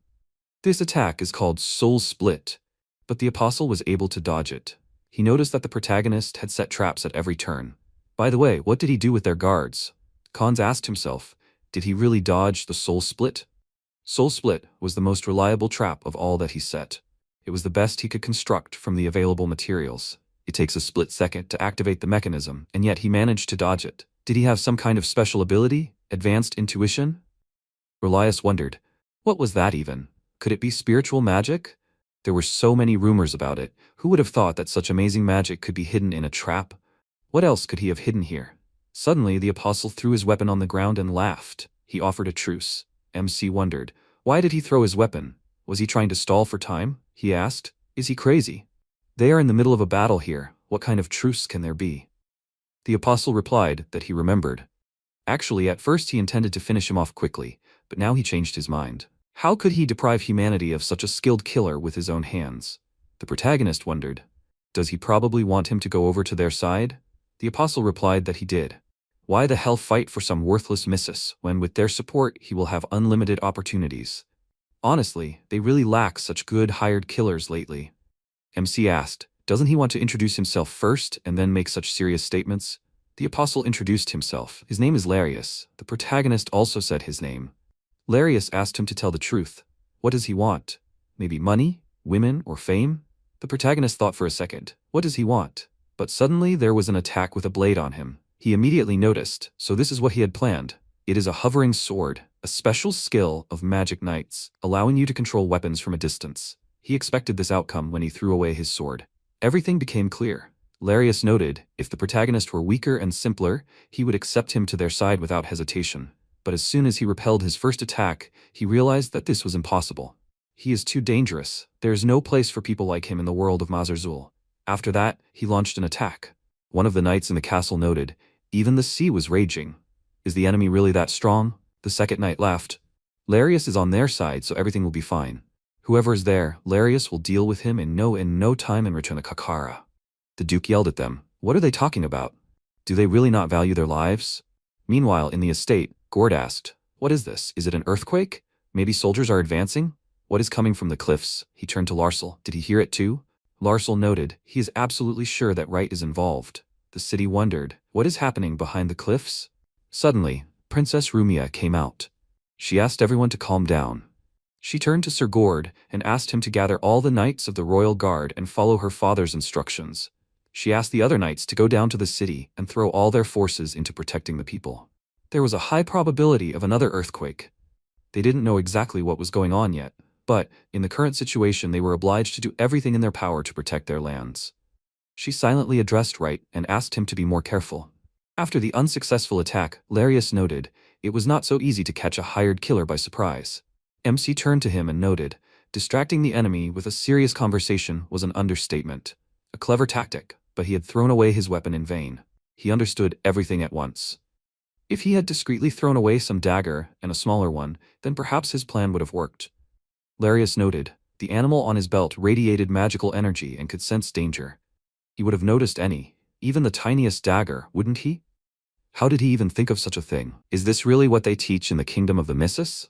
Suddenly, he saw something in the distance and thought, magical energy is coming from the palace. Could it be reinforcements? Well, when did he manage to call for reinforcements? Suddenly, the protagonist attacked him. Larius noticed, he put on a show to distract his attention. But then he realized, this is not a show, they are heading for the estate, the reinforcements are real. All their fuss with him is a trap. The protagonist noted to himself, this is all thanks to the magical artifact for communication. The protagonist launched a new attack, Earth Split, and thought, his magical artifact, he can't break such magic. Larius noticed something and thought, these are artifacts in the form of ravens. Does he really want to send them to the estate? The protagonist thought, maybe he should use spatial magic. If he imprisons him inside, he will no longer be able to get out. Larius noted, no time to think. He concentrated the mana in his hand and used purple lightning and oath sword. It was time for battle. He exclaimed, the radiance of the double stars will outshine the light of day. MC realized, this was the attack of the Royal Knight. Suddenly, the protagonist found that he could not open his inventory. This could not be. Larius noted, of course he could. They were in the Colosseum's double stars space. Not a speck of dust from the outside world could penetrate here, let alone magical energy. No one would save him. Only the winner would be able to leave here alive. He asked him, let him take one thing into account. He would not allow what happened to Starkus to happen again. MC thought. He had practically trapped him in a cage. There was no such magic in the VLO. It was clearly prohibited by the rules. He could not even use artifacts here. Things could not be worse. The Colosseum's double stars space, he had imprisoned him here. With high-level magic, he could probably get out of here with a true transformation, but he wouldn't have time. Without access to his inventory, he wouldn't be able to use his items. Attacking himself would be akin to suicide. Larius wondered, why was he so quiet? Couldn't he really fight without his artifacts? However, people like him always have an ace up their sleeve, a secret artifact, mind-affecting magic. Whatever he has in mind, he should feel free to use it to his heart's content. There are no rules in the double stars of the Colosseum. The strongest always wins here. The protagonist suddenly asked him, is he really an apostle? Then why does their entire battle look more like some kind of creepy test? It's in his interests to use all his dirty tricks and finish him off as quickly as possible, just like Starkus. Larius asked him, does he really think that every single apostle is obliged to obey their masters? Not at all. Not all of them choose to crawl at the feet of their superiors like Starkus. He has his own vision of this. The most important thing for him is the desire for absolute power. Suddenly, he exclaimed, how dare the protagonist compare them? MC thought, he is clearly not one of those who would hide anything intentionally, but something still does not add up. The key to victory must be hidden somewhere here. Larius noted, this is the end of their conversation. If he does not attack first, he will. The protagonist exclaimed, is this really spatial magic? He compressed the space, attacking with his sword. Larius performed the attack, Lightning Cross, but the protagonist dodged it. Larius thought, did he really manage to dodge his attack? He performed another attack, Lightning Fang. After that, the protagonist used Triumph of Fire into the battle and attacked the enemy with his fiery sword. After the attack, Larius caught the burnt piece of the protagonist's cloth. He thought, his clothes themselves are an artifact, but why does he need it? To feel the flows of magical energy? Or something else? But he threw the piece away and said, since it is now torn to shreds, it will not be of much use. What is really important is that his swordsmanship leaves much to be desired. But the boy moves well, much better than he thought. The protagonist asked, was he really scared? Here is a magic knight, the owner of the exceptional skills of the royal guards, or does he regret getting into a fight? Perhaps he is too tough for him. So maybe he will ask the soldiers outside for help. He is kind today. Larius offered to explain 3 things to him. First, the Colosseum serves the principles of justice, and therefore they will witness their fight. Second, his technique is called Knight Nobility. The royal knight is his companion, the one riding on a horse. The protagonist noted, he thought Starkus was his companion. Isn't he an apostle? Larius continued. Third, let him not try to stall for time. No matter how much he tries, the royal army will not be able to deal with the count so easily here. Jumping around like a flea and constantly dodging his blows is a waste of time. Let this fool start attacking already. On the other hand, since he is a guest here, he will answer, so be it, to his questions. Starkus is not his friend, he is his teacher. At first, he wandered the world as a self-proclaimed wise teacher of magic, but then, about 10 years ago, he took him and Laki, his older brother, as students. Laki showed great talent for magic, and a few years later, he joined the Imperial Knightly Order. He was a bright young star. He asked the protagonist, did the words ban on worship mean anything to him? When he was a knight of the Emperor, worship of the gods was strictly forbidden in the Empire. Without religion, there could be no gods, no apostles. However, faced with a real threat from a neighboring country, the imperial family lifted the ban on religion. And then Laki was born, an apostle created by the hand of man. It was a long night that will forever remain in his memory. The imperial knights rebelled against the apostle who lost control of himself, but they were no match for his power. The double stars of the Colosseum swallowed the empire, burying it under mountains of bodies and the bright flames of hellfire. All for the sake of Masur Zul. He and his fellow knight gave everything to shine even brighter. But before Larius could finish speaking, the protagonist apologized for interrupting, but something became noisy near the rocks. Would anyone really try to escape through the rocks? By the way, how are things with the Count? Larius thought, there is an emergency exit from the estate hidden in the rocks. Could he really have decided to use teleportation magic, not to call for reinforcements, but to lure the Count to the sea? The protagonist turned to him and noted, the Count is already dead. Now let him think for himself whether they have any reason to fight on. To be honest, the protagonist has already run out of artifacts. Larius noted, he is too dangerous to be left alive. He did not expect the Count to perish so soon, but he will pay for it. He attacked the protagonist with running lightning. The protagonist fell to the ground. Larius turned to him after the attack. He told him not to waste time. It must be hard for him to breathe. Everything is swimming before his eyes. He noted, the Colosseum is cut off from the outside world. This applies not only to magical energy but also to oxygen. The more a person moves, the more often and harder he breathes. In a confined space, oxygen becomes less and less. This certainly works on him, but he, unlike some, can still move. It's funny how such a trifle decides everything, isn't it? The outcome of this battle was predetermined, and he didn't even know it. But he shouldn't worry. His soul, like Loki's soul, will remain here forever, in the space of the double stars of the Colosseum, and will continue to shine just as brightly. And now the time has come, the double stars will unite. But the protagonist suddenly began to move. Larius was surprised. Did he really still have strength left? He noticed. Some strange feeling was tormenting him again. He thought, the artifacts are gone, he can no longer feel magical energy so subtly. But how does he predict any of his attacks, even those that are invisible to the eye? And most importantly, how does he move so quickly? As if he is not a person at all. MC launched a new attack, Storm Barge, and Larius couldn't believe it. The protagonist turned to him. Didn't he notice? He was really scared. Unfortunately, this skill works due to magical energy, so you can only dodge attacks with it. Alas, you can't attack yourself. It took a lot of time to learn it, but what an advantage it gives in battle. Starkus himself would be envious. Larius, feeling pain, exclaimed, his dirty, vile soul defiled their bright duel. This is a sin. And the light of dotation too is an outrage against the power of God. His powers and Starkus's powers were granted to them by God. He has no right to use them. He doesn't deserve it. Larius turned to Masur Zul and asked for forgiveness. He must definitely get rid of the protagonist. With one blow of his, he will put an end to their fight. MC thought, so that's where this nasty premonition comes from. An ordinary person is not able to resist the apostle. It's like mice attacking an elephant. It's not for nothing that he was crucified, about the principles of justice. It seems to him that the Colosseum was originally intended for the ceremony of sacrifice to the evil god. All this pathos is smoke and mirrors, a clever trick to hide the true essence behind the fight. And that is the truth. And yet, thanks to his anger, he had a chance to win. Larius screamed in agony for the protagonist not to dare run. He would not let him hide forever. He would wipe him off the face of the earth. But suddenly, a crystal pierced Larius's heart. He thought, where could they have come from?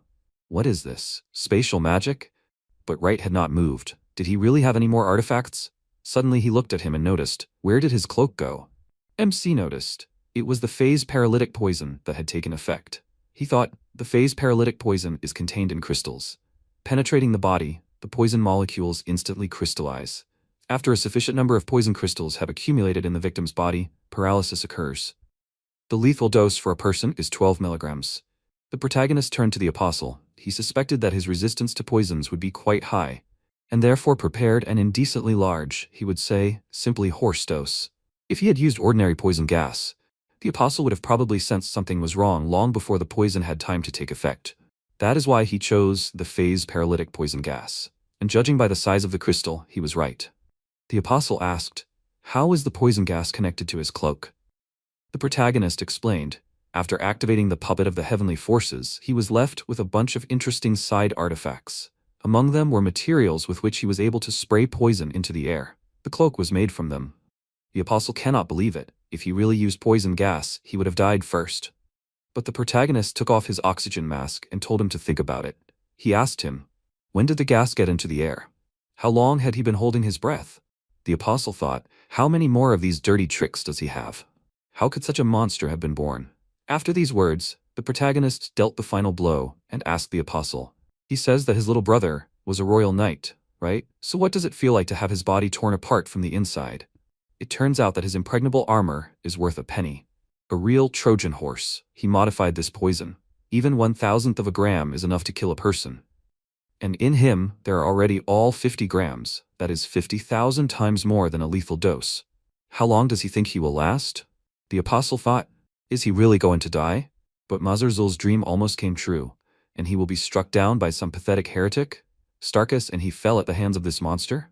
His eyes darkened. He shouted words about the glory of Mazarzul.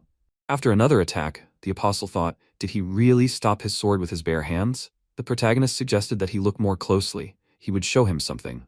He cast a spell, crimson blood, hellish flame, let it destroy everything in its path, everything in its path. The apostle said in complete shock, this can't be, but only he knows this spell. The protagonist continued casting spells, and after that the devil's corridor opened. Suddenly the apostle saw God, and noted that it was very beautiful. MC explained, this poisonous gas causes hallucinations. It contains the poison of Gallic frogs. In the wild, they show the victim what they want before they finish them off. This is his parting gift. The apostle looks so happy. What did he see there? MC noted, the puppet of the heavenly forces saved his life. He was incredibly lucky. The phase paralytic poison should have weakened him, but he could still attack. After all, they are terribly strong, these apostles. Who would have thought that some side artifact would save him so much? He should thank the princess for praying for his safety. Taking the sword, the protagonist said he will take good care of his loyal knight buddy. MC looked at the sky and noticed he simply disintegrated into particles.